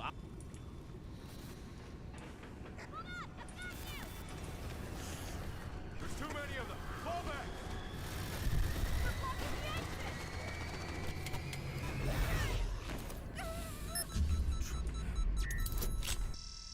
Optic start off hot, but then kind of fall from there as the dealership search. As LA Thieves get a 6-4 victory there. Hacienda control 3-2, and then Volt Hardpoint is where Thieves really put the nail in the coffin. 250 to 136, closing out the series 3-1 over Optic. We'll take a look at the stat sheet, and it's a red carpet for the Optic Texas as they struggle to find kills in this one. 0.98 from Shotzi, a 0.94 from Merc, a 0.91 from Hook, and a 0.91 from Dashi. On the other side, you had a 0.91 from Envoy, but everybody else positive. A 1.21 in this series from Dan Ghosty. What a series from him. You got Hydra with a 1.11 and Scrap Ernesto with a 1.06. We'll scroll down, take a look at that match MVP. It's going to be Dan Ghosty with a 1.2 in Hardpoint, a 0.86 in Search, and a 1.33 in Control. Great plays coming in from Dan. Here in this elimination match. I mean, Sam, we'll start with you. We'll work our way up. LA Thieves, they come out. Sam, these are your boys. Obviously, they went on to make a run. They come out and they take care of Optic. Well, what were your thoughts on the match, and how are you feeling during the match, Sam? Because Optic came out hot, right? I mean, they came out from that map one. I mean, what were you feeling during that moment? After the map 1, I was a little concerned because although they won the tournament, I think Thieves Hardpoint was their weak moment for kind of the whole weekend. It wasn't as strong as it was online prior. So after they lost map 1 of this series, I was slightly concerned. But the main thing for Optic was that the 2-3-5 was really, like, they just don't have the reps as a team. Obviously, they're much better with Merc. I think with time, they would be incredible. I think this team could be really, really good. But again, they're just so far behind just on a time basis that 2-3-5 against Thieves is always going to be a struggle. I think that the map 3 was really the series, or reverse sweep and the Hasi control kind of solidified it for me. If Optic had won that, things could have definitely got a little interesting. But I think once Optic lost the control, it was kind of chalked from there. Yeah, I think the control was kind of like the swing. The only reason why I kept telling myself, I don't know, because so many teams were going up 2-1 this weekend and then throwing the series away. But, yeah. I mean, I just didn't see Thieves losing 2 hard points in the series. Especially with the way that they were playing. But Benjay, what do you think, Benjay? What are your thoughts? I think Optics control a great online, and they came to this event and you know, weren't as good at it. I think the S&Ds are always kind of a question mark with this Optic team, and I think they were super up and down in that mode. And to you know, the point that was made by Sam, like at this level, you're probably going to split hard points usually in a series. And so 2-3-5 is really the key to winning it. And I think with time, you know, maybe with the 3 weeks or 4 weeks when we get going in the champs plus CWC, there's an opportunity where Optic can really, you know, top out one of those game modes and make a deep run. But I don't think you'd be, if you're an Optic fan, if you're a member of the Optic team, I don't know if you'd be that mad.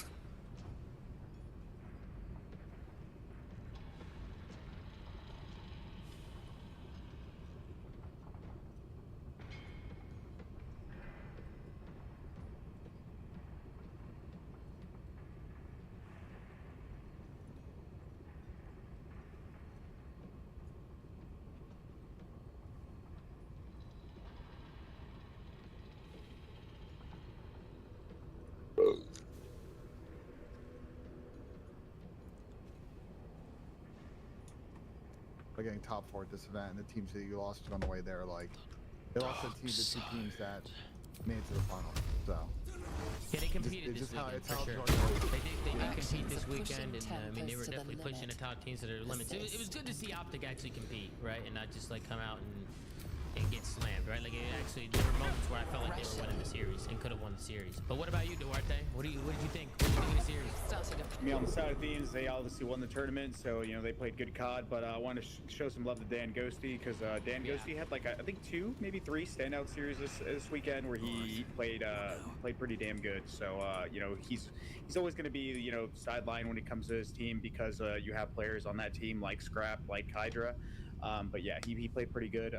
But I wouldn't be mad for Optic about how they lost this tournament because if you go look at like their match against FaZe and their match against Thieves, the first 3 maps were very winnable. And they could have easily 3-0'd in both series. Like they were really close games. So with the lack of reps they've had and in S&D and stuff like that, they still had a lot of really close search and destroys.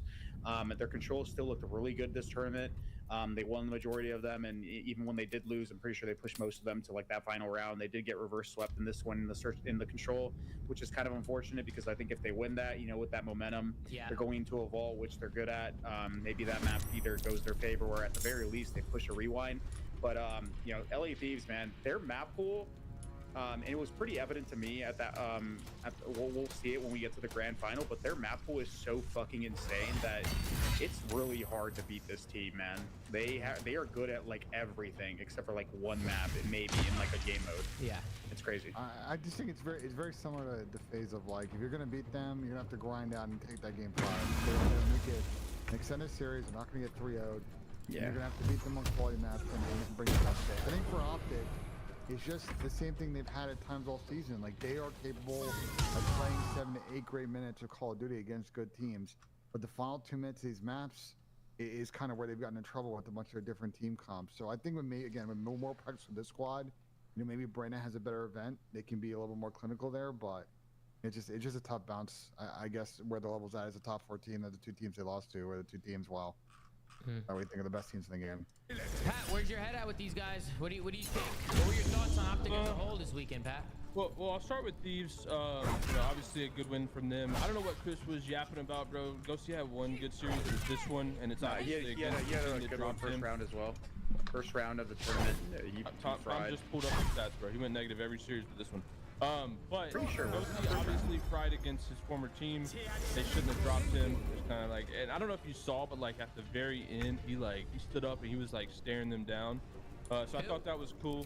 Ghosty. Oh, Dan, when he was staring. Yeah, that's the end of it when he won. Yeah. But yeah, on the flip side, on Optic, man, I just, it's weird, man.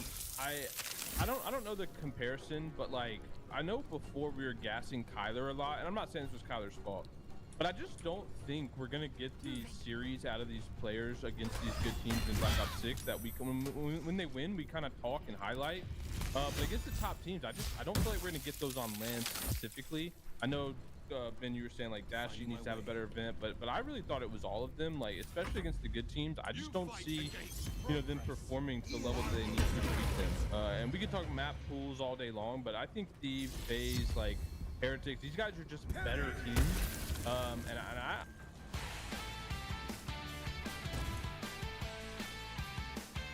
honestly feel like Optic's just limited in beating them. I don't see a world where they get it done in 5 in any series against them. So, you know, I think top 4 is great, but I think that's their ceiling. I think the only thing I'll say to that, because I figured you were gonna bring it up, Pat. Like this weekend, I don't think Kyler played that bad in Respawn, but he didn't play bad, but he didn't play as good as we were.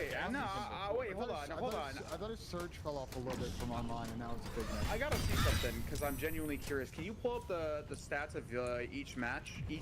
Because from what I remember, that 4th map that they played against this team tanked their stats heavily, but I'm pretty sure they battled pretty hard on the rest of them, if I remember correctly. Yeah, that's map 1. So Kyler 1.2.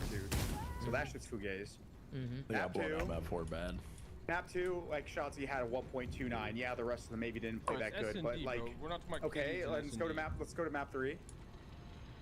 Okay, so Dashy's the one that fucking carried. But either way, that map 4 heavy tanked their stats. What do you mean? Kyler is even right and now, 0.7s. And then he went neg 7 at the end.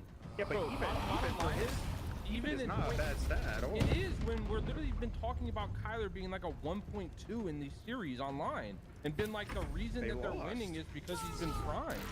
When they have won the series, if you go and look at the rest of their tournament run, their online to land fall off is a thing. I don't know if you guys know about that. But it's a thing. Pat, to be fair, at this tournament they played Thieves, FaZe, Minnesota, and Thieves, and then online they had Vancouver, Boston, Carolina, Gentlemates, in Toronto. Like they're beating up shitters, and we're gassing them, bro. This team is not top 4. They're not in the top 4 conversation. They are top 4, bro. The only teams. I think we didn't see them play Miami.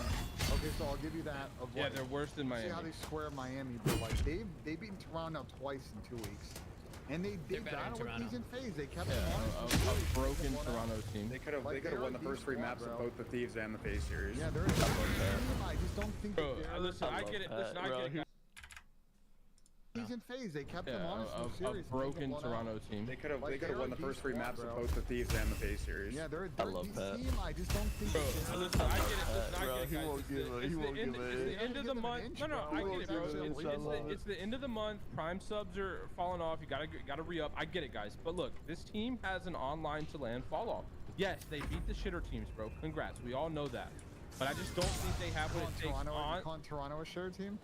Lately, they've Have been pretty you good. been the last 4 episodes? Yes, we've literally Yeah, talked lately about they've been kinda- Toronto being horrible. It's your 2025 World Champs bet.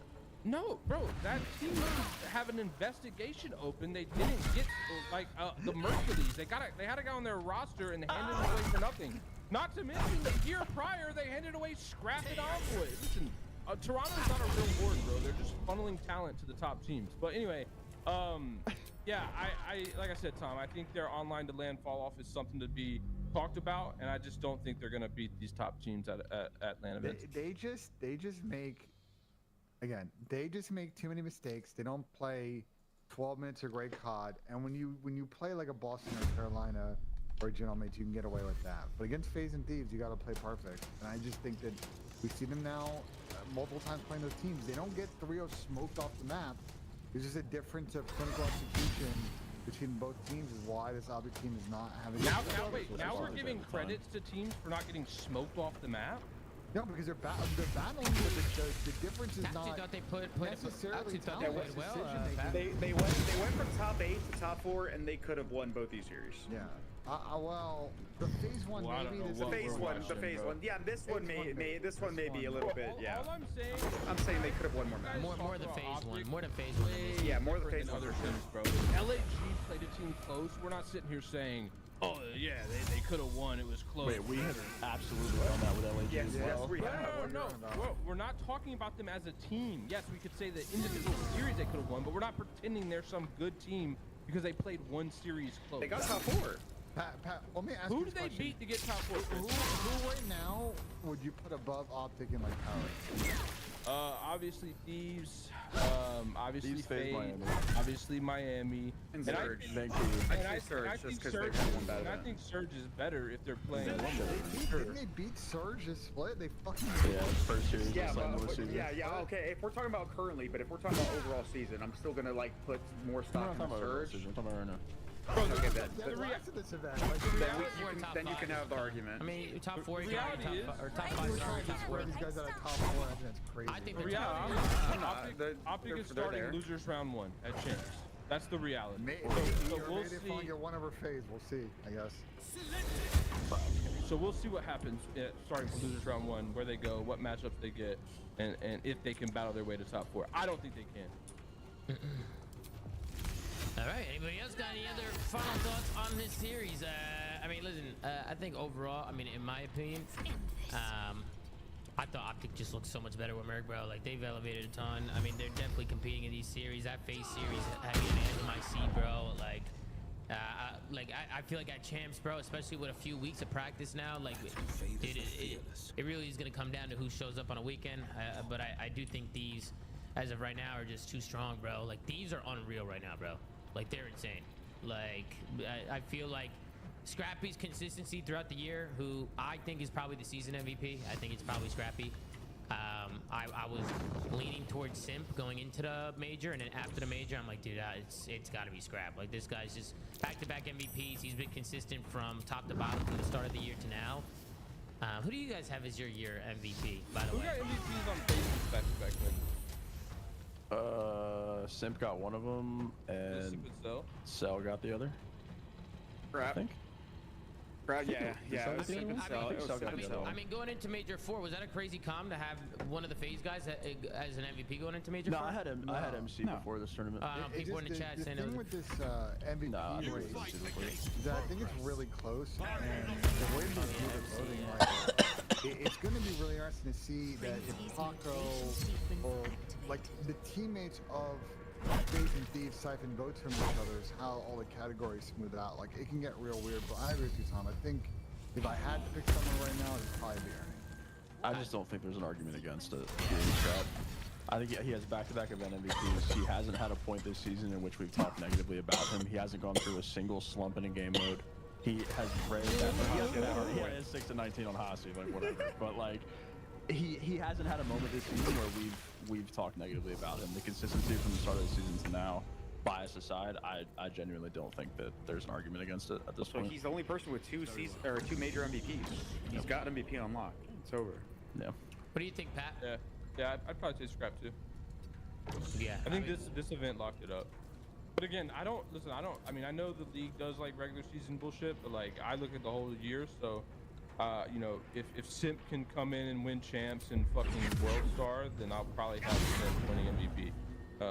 I think champs will be a deciding factor for me. Yeah, I mean, Simp just this stage. Well, I think he might have been the best player. I know LA Thieves won. I think Simp was the best player in that venue. Yeah, I mean, that's because Sam dropped him off his fan, or Sam didn't have. It's because I dropped him off my fantasy team. But I'm gonna be honest, that kid, like, they didn't win, so it's not really highlighted that much. I think Sim might have just had one of his best events, like, of all time, potentially. Well, like he just played out of his mind. He had a great stage, but I think he's had better events, though. He's had better events. Oh, he's had better events for sure. But I think that he had an insane event. Yeah. And it just like, don't get talked about.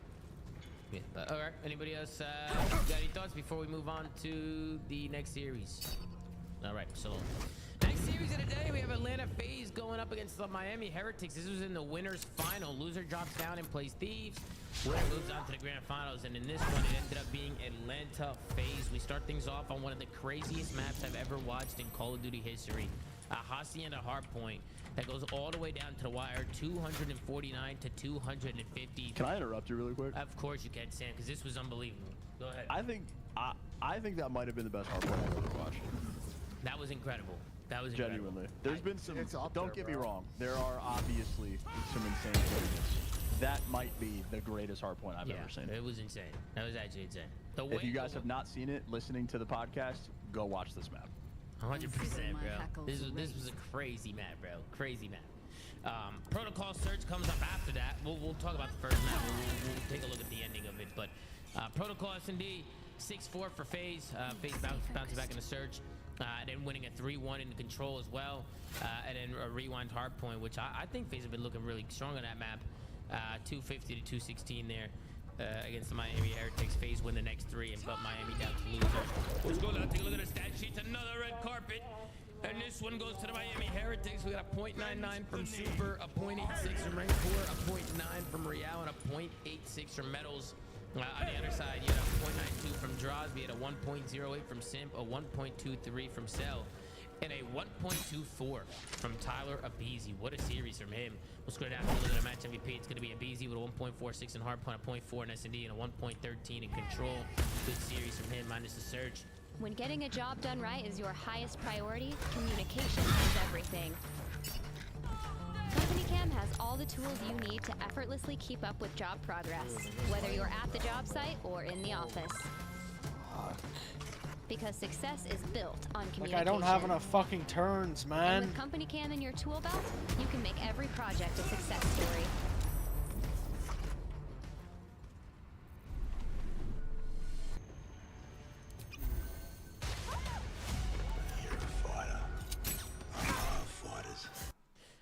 Ben, we'll start with you on this one. Atlanta FaZe versus the Miami Heretics. Atlanta come out and take care of business. I thought Miami, up until this point, I mean, they really have been pretty much perfect, right? I mean, these guys just haven't lost. I mean, these guys have been just showcasing themselves and really showing what they can do. What are your thoughts, Benjay? I think a lot of credit in this series. Stay laying down. I think some work that FaZe did overnight between Saturday and Sunday on the Hacienda Control. So can't. I was hanging out with a couple of these guys. Me and Asim Saturday multiple night. And there were a people couple have of key things attacked they wanted to do on Hacienda Control. To try and manage the clock a little bit better, manage the map a little bit better, so that they can kind of funnel the defense. I think it really ended up kind of swimming with like a really first 2 close maps. They pretty dominated the Hacienda Control, and then their rewind has been pretty clinical most of the year, and they closed out there. But I think Sam touched on it. This might have been like literally one of the best hardpoints I ever watched in Surface Series, and the protocol control is also high level as well by 2 good quality search squads. Yeah, Duarte, what did you think of the series? I think this series was just a product of the Tiny Terrors individually having 2 fuck you maps. You saw it on the map 2 where Synth dropped fucking 14 kills on Heretics' Nutsack, and then on map 4 when Abizi dropped damn near 40 kills. And we know when Abizi has those series or those maps where with his high engagements and his playstyle, he's popping off. That guy is fucking insane. That map was like insane to watch because they had it on his pod for a lot of the time, and the shit he was doing was unreal, bro. That guy was getting lost. And Cell also had like 2 quality maps in the control and hard point. So Cell's consistency coupled with 2 fuck you maps, I mean, like, it was just unfortunate for Heretics because they usually play well against this phase team, but you know, they just couldn't control the Tiny Terrors in this one. Yeah, what about you, Pat? What were your thoughts? Miami get knocked down in losers here. I mean, I thought Miami looked great up in, you know, even in this series. I mean, I'm gonna go shout out to Miami in general. I think they just look phenomenal on the weekend. But yeah, I mean, FaZe is a tough team. I don't. Did you pull up the stats yet for this? Yeah, I just read them out. You want to see them again? Yeah. What did Real go in this series? Real went. He had a 0.9 in this series. He had a 0.9. Okay. So, I mean, we finally got a series where, you know, Real and Rancor weren't absolutely world starring, which they had been every match prior to this. But yeah, I mean, I agree with Chris, and I've talked about it before with, you know, the other flank where I roasted Vinjay. Why is he going into the fucking? Fucking Abizi can't, you know, he's not getting kills. He needs to pick it up. Look, man, Abizi is Abizi. You don't look at that guy's KD. Have you watched 2 maps of this series? I did, and did you not hear what I just said? Did you watch? Have you watched the last 5 years of COD where you were calling for Abizi to get dropped, and then he's been doing this? Do you remember that bit? Do you remember that bit? Do you remember calling for Abizi to get dropped, and this guy is literally just doing it all sometimes? We'll talk about Tyler. You don't know how to evaluate Tyler, bro. We'll talk about Tyler, but you're just trying to cover for the fact that I don't know if you watched the first 2 matches of this series, because I think Rancor... I did. Did Rancor and Real do what they've been doing all fucking tournament long? Rancor played great in the first 2 matches. Bro, I'm so tired of hearing someone playing good in a map, bro. How do they play in all the maps? He's 29-24, bro. That is not like some insane thing where if you go 11 and 19 and then 19 and 28 the last 2 maps, that doesn't pretend like you played great in the series. We're KD watching. There was a point in that map 1 where Rancor was having It's pretty simple. If a guy is 1.25 you didn't watch the map. You didn't watch the map. You're not watching the map. You're not watching the map. You're not watching the map. He didn't play fucking You're not understanding. You're not understanding. We're delusional. We're KD watching. We're KD watching. We gotta stop KD watching. We don't. Bro, if we KD watch, we're not watching. 24/7. Like, bro, let's be realistic in our takes. Yes, did a guy have a good map? Sure. Does that mean he played good in this series? No. After like 3 maps, after 3 or 4 hills, Rancor was negative, and he was literally just having a rough map. Sure.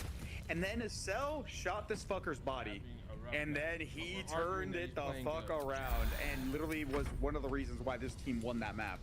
He had a fucking 1.2 on the map. He won a map, guys. Man. And then the second map. It's so fucking great in the series. He won a map. And then the second map, he was playing good the whole time. Simp literally just had a takeover. Insane, bro. I wish I played in this generation, bro. We literally credit anyone for fucking anything, bro. We need to start being realistic. If people get shit on, we need to stop stealing, to be honest. Shit on. Bro, you guys give credit 24/7. We really don't. Be realistic, I very much bro. on this show. I haven't heard outside of the bottom. Wait, outside of the bottom 4 teams, bro. I swear to God, I've never heard us talk about a team or player getting fucking shit on consistently just because they had one good map. Because when you watch series against the top 4 teams in the search for shit for a while.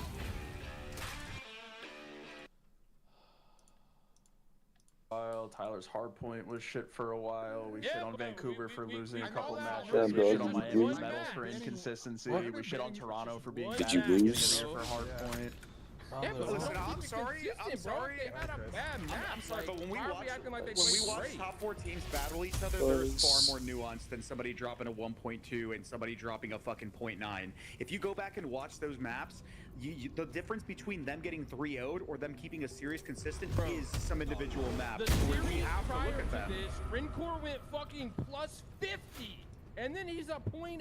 Like that is a fucking insane difference. Yeah, but he's playing like they're playing FaZe. Like FaZe are gonna battle, and I thought Miami played good. Holy fuck, man! As we have talked about the last like couple of months here, control is a very important swing mode, and then you go to a rewind hardpoint that has been a bread and butter map for FaZe, and that's really the difference in the series.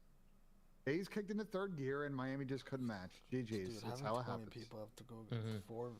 I forgot where Ben came on the scene at, bro. Yes, Ben. Everyone played great. They did a great job. Congrats to Miami for almost beating. No, yeah, what's the definition of that? Look in the mirror. First half, and they played Sid in the second half. You almost got it done. Watching the show. I just don't know if you're. You almost did it, guys. Let's give them the credit. They almost got the job done. They deserve the appreciation. I don't think you're sitting here watching, you know? I just think you were born in the soft generation, bro, of COD. That's all I think. You gotta give credit to anybody. You're sitting there not watching. You're not watching the games. So what the hell are you doing problem, Pat, is that they until like 4 or 5 a.m.? You're barely watching.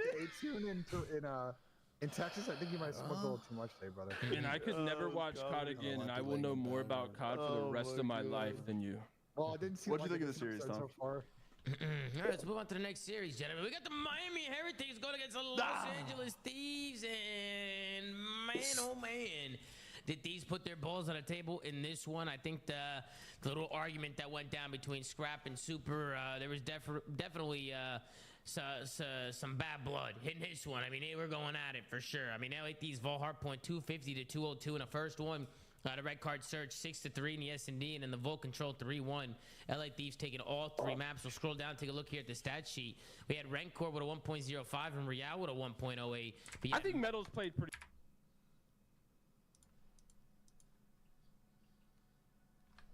Sheet. We had Rancor with a 1.05 and Real with a 1.08. I think Metals played pretty good this series, Tom. No. Nope. I think he almost got it done. I think there was one map Tommy played phenomenal, so I want to give him his credit. I think it was map 1, I believe, or maybe 2. I can't remember, but he was absolutely phenomenal, bro. Are you gonna troll? Or? Yeah, and Super again. I mean, we've been talking about this guy all year long. I think he played well as well. You know, don't look at his KD. I think the plays he was making on the map, Tom. Right. Oh my God, I couldn't believe it. Right. Listen, bro. Listen. You want it? This is why there's just so much more nuance than KD. You're gonna sit here and say Metals and Super got shit on. Yes, they did, but so did Real and Rencor. I don't give a fuck if they had a 1.8 or a 1.05. The difference between fucking 4 extra kills on the map is not gonna justify me saying they played good. We gotta stop KD watching that. 18 more. What do you mean 4? No, 62 to 59. That's like 62 minus 44, brother. That's 3. See, I'm looking at 62 to 59. Rencor's KD, a 1.05. You're not gonna say Rencor got shit on? You said kills compared between his teammates.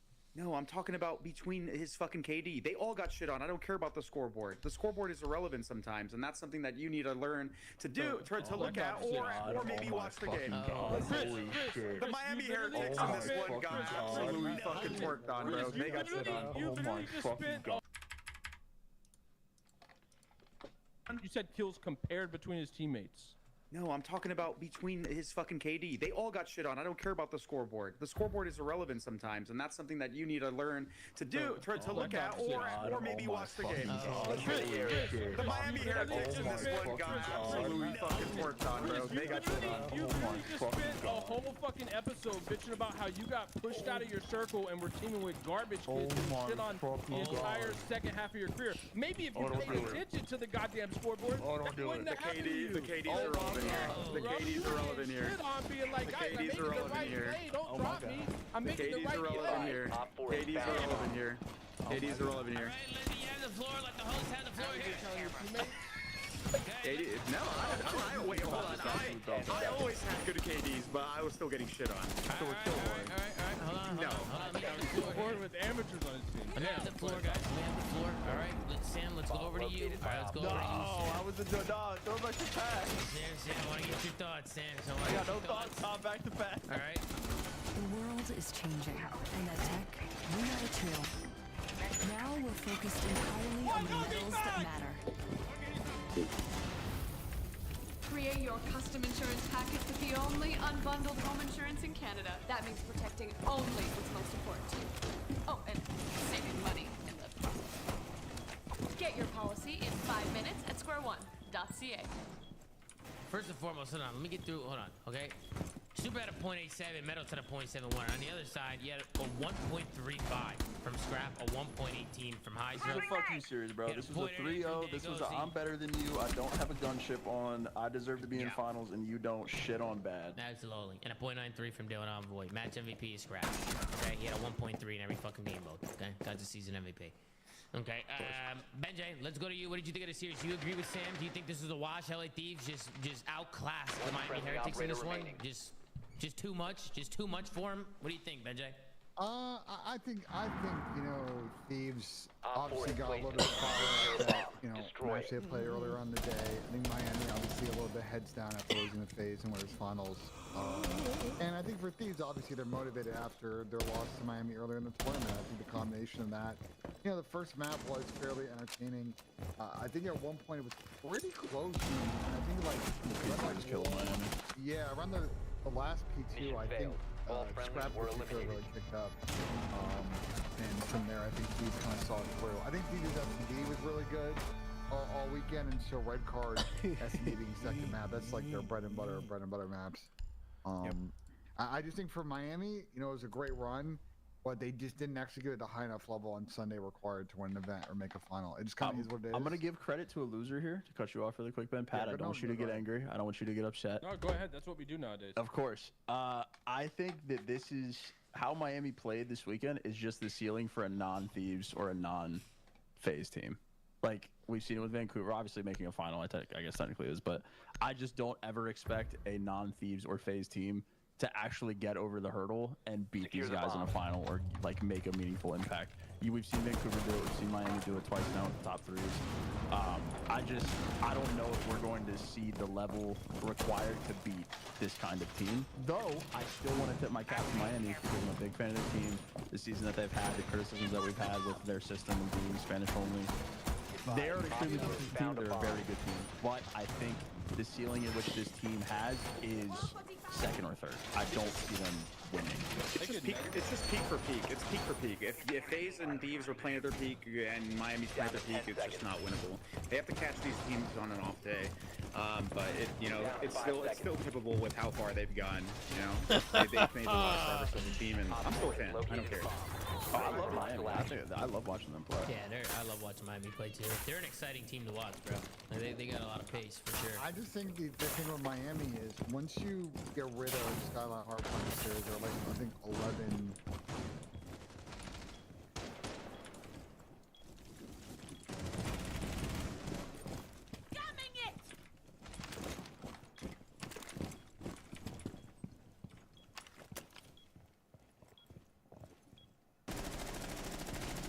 Reloading.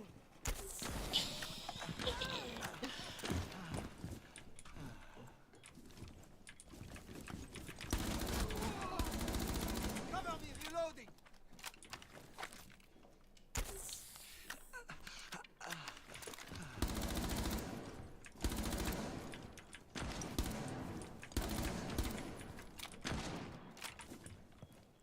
Speaking now, Forping. Op 4, last stop standing.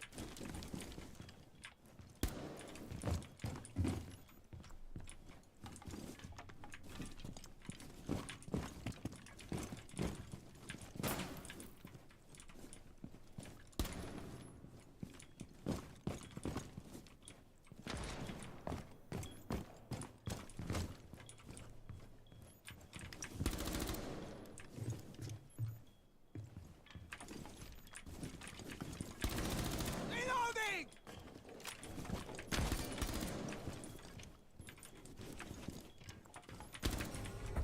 Friendly's victorious. Hostiles eliminated.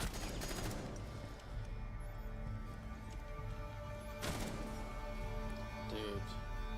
Wins and not many losses on the map this season. The rest of the maps are going to be fairly 50-50 or if not in their favor against top teams. So to the point of, I don't know if you just said it, Pat, like that's where the S&D run they've been on has been very helpful. He's been able to like 3-1 a bunch of these series or win the game 5, but yeah, if the S&D is not clicking and you got to play Phaser, Thieves, and Control, which is T number 1 and T number 2 in that mode, it's gonna be really tough. Absolute wash. Yeah. I think this was a revenge series from Scrap. I think Scrap definitely came into this one and he said, you know what, this guy, you know, the way everything happened on stage and shit, I think Scrappy came in and said, you know what, I'm taking the fuck over, and I think that's what happened. Scrappy went crazy in the series. Hey, hold on. There's one player that I want to show love to in this series because the KD doesn't reflect it. But Envoy, he had 2 fucking insane maps. Map 2 and Map 3. He fucking fried. Envoy's underrated in general. He's underrated in general. With he fried in both of those maps. And hey, I mean, if you're scoreboard watching, I think you're scoreboard watching, you wouldn't know. To Sam's point, Chris, you were literally not even watching the games. Quiet, bro. You were rating all weekend long. Yo, I was fully not on the couch during this series. To Sam's point, like, I agree with him, but also, bro, this team kind of against the top teams relies on Rencor or Real to thrive. Like, do you guys think if Rencor didn't have a fucking takeover series the first time they played, they would have beat them? And even then, it was close. So it's like, I think Miami can like safely go to venues or go to tournaments and be like, yeah, you know, we can beat every team here. But unless we, you know, fucking pulling out of our ass against FaZe and Thieves when they're on and get a Neslo win, I don't see them winning against them ever, to be honest, like without one of them just massively overperforming. And on the side of Heritage, again, I want to reiterate, like, Help isn't bought, it's built.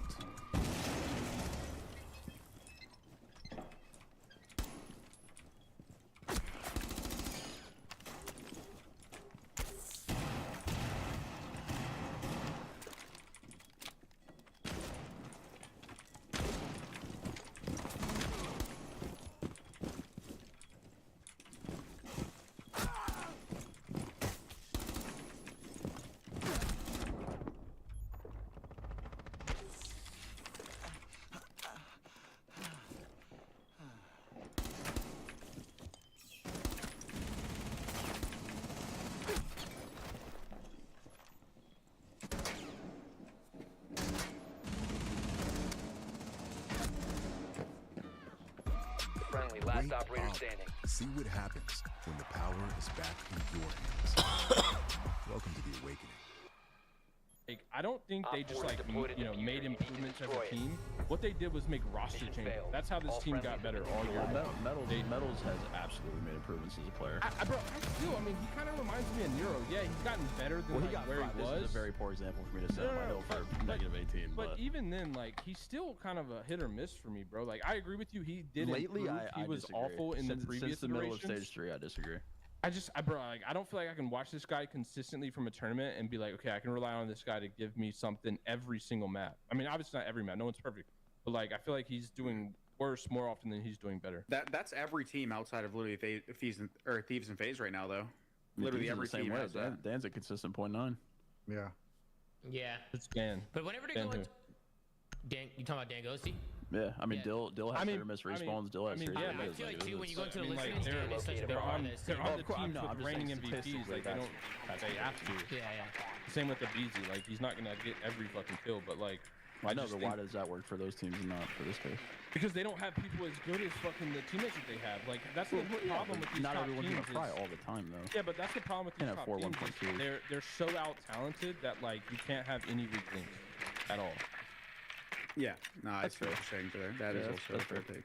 But I think I'm still gonna give Metals his flowers. He had a -18 here, but from like you called him Nero, and we were calling him Nero for a while, but I mean, he's a better Nero. Like, from stage 3 to now, I don't know if Tom's gonna be able to pull up his KD. He's going back that far, but he's wildly improved. He used to be 0.7 or 1.2, and now he's like 0.9 consistent, which is he had one bad series in the online qualifier of this stage, if I remember correctly, and then the rest of them is where he needs to be. Or was it the last one? I don't remember. It was when they brought in Super, he had one bad online map or match, and then he pretty much like played really good the rest of them. Yeah. And he's a big reason why they beat FaZe too.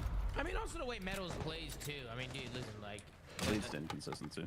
Yeah, I mean, it's just like a playstyle thing too, right? Like finding his gears. I mean, again, I'd rather have a sub player that's going negative, like actually making plays on a map and actually fucking doing something, than a sub player who never takes risks, never like does anything, and just like plays basic as fuck and just does nothing and makes no plays. Like Meadows ain't scared to make a play. Like, he'll make a fucking play if he has to make a play, and he'll do it with confidence, and he'll pull off a lot of those plays a lot. Especially Sam, like you said. I think it was what, probably like around like middle stage 3. Like he's been fairly good. After that interview, the interview where he brought up like after that, literally that interview was the turning point for like his consistency as a player up to now. Yeah, I actually agree. I feel like, dude, I actually like watching Meadows play. Like, I enjoy it. It's kind of the same thing with Abizi, right? He's had a lot of ups and downs, and he has, like, negative maps, but, like, I want to see subs making plays. I don't want to see subs just, like, you know, doing nothing, right? In order to win and get to, like, top 4 places, top 3 places, you have to make plays on the map. But you can't just, like, play basic, right? And Dan Ghosty is another one who, like, I feel like the KD doesn't really showcase, like, what he's actually doing. Because I feel like Dan's like the perfect gap filler. Bro, Dan was pulling out a Jackal so much more this event and getting in the mix so much more. Like, it was actually cool to see. Like, pushing out cuts. Your boy Ernesto never liked to fly a fucking Yeah, sub. he doesn't like to pull out a sub. I mean, Dan's the real flex on this day, let's be honest. he is. He's the real flex. Like, I don't think Ernie likes to run a sub, and Dan was doing such a good job. Like, bro, because it's not just about him pulling out the sub, but it's also about, like, the aggression he's adding with the sub, right? Like, he's playing like a sub player when he pulls out the sub. Like, he's not playing like an AR with a sub in his hand. Like, he's literally playing like a sub player, like, taking routes, fucking getting in the mix, pushing out cuts, like, getting mixy, popping pieces. Like, bro, it's cool to watch. Like, The listenings tell you more than the scoreboard does with Dan. yeah, Dan had a whole nother back. Last stop standing.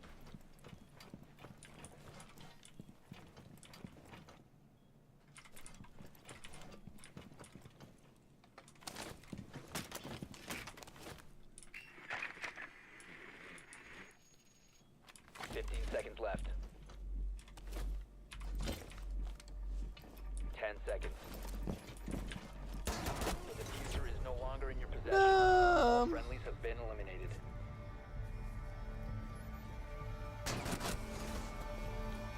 At this event, bro, I'm telling you, bro.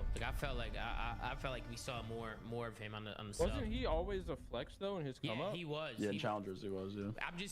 Pat, I just think he's doing it more. I feel like he's getting more comfortable, like, just switching, and he's taking more risk. But I mean, one map in particular I can remember is like the Hacienda, bro. Just like how he's just pulling out a sub and just roaming low secret. And I think last series he won like a 7 spree in low secret to like end the series. Just like shit like that, bro. Like just having that takeover potential on a sub. Like he could just play both guns. And then on top of that, the listenings, you could just hear him. He calms everything. Like he's a big part of the team, bro. Like Dan is definitely a big part. So I feel like the scoreboard doesn't always showcase. Also, if you guys watched last season on when he was still on Thieves, but with the old roster, that guy was popping takeover on a lot of series in their run with like Joe. That's why I was high on him when he was on Optic, because I knew the kind of player he was in Challengers before, which was like kind of how he was on Thieves last year, and then he went to Optic and became. Yeah.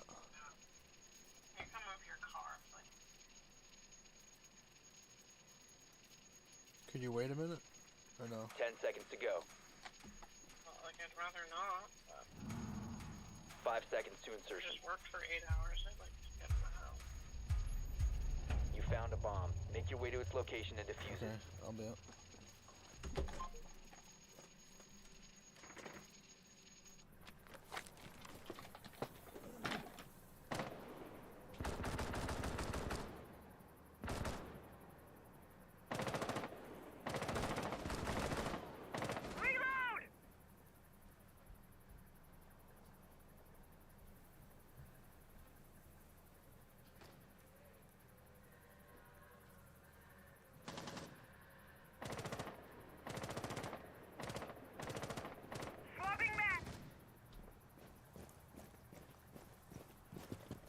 Recover the diffuser. The diffuser has been secured.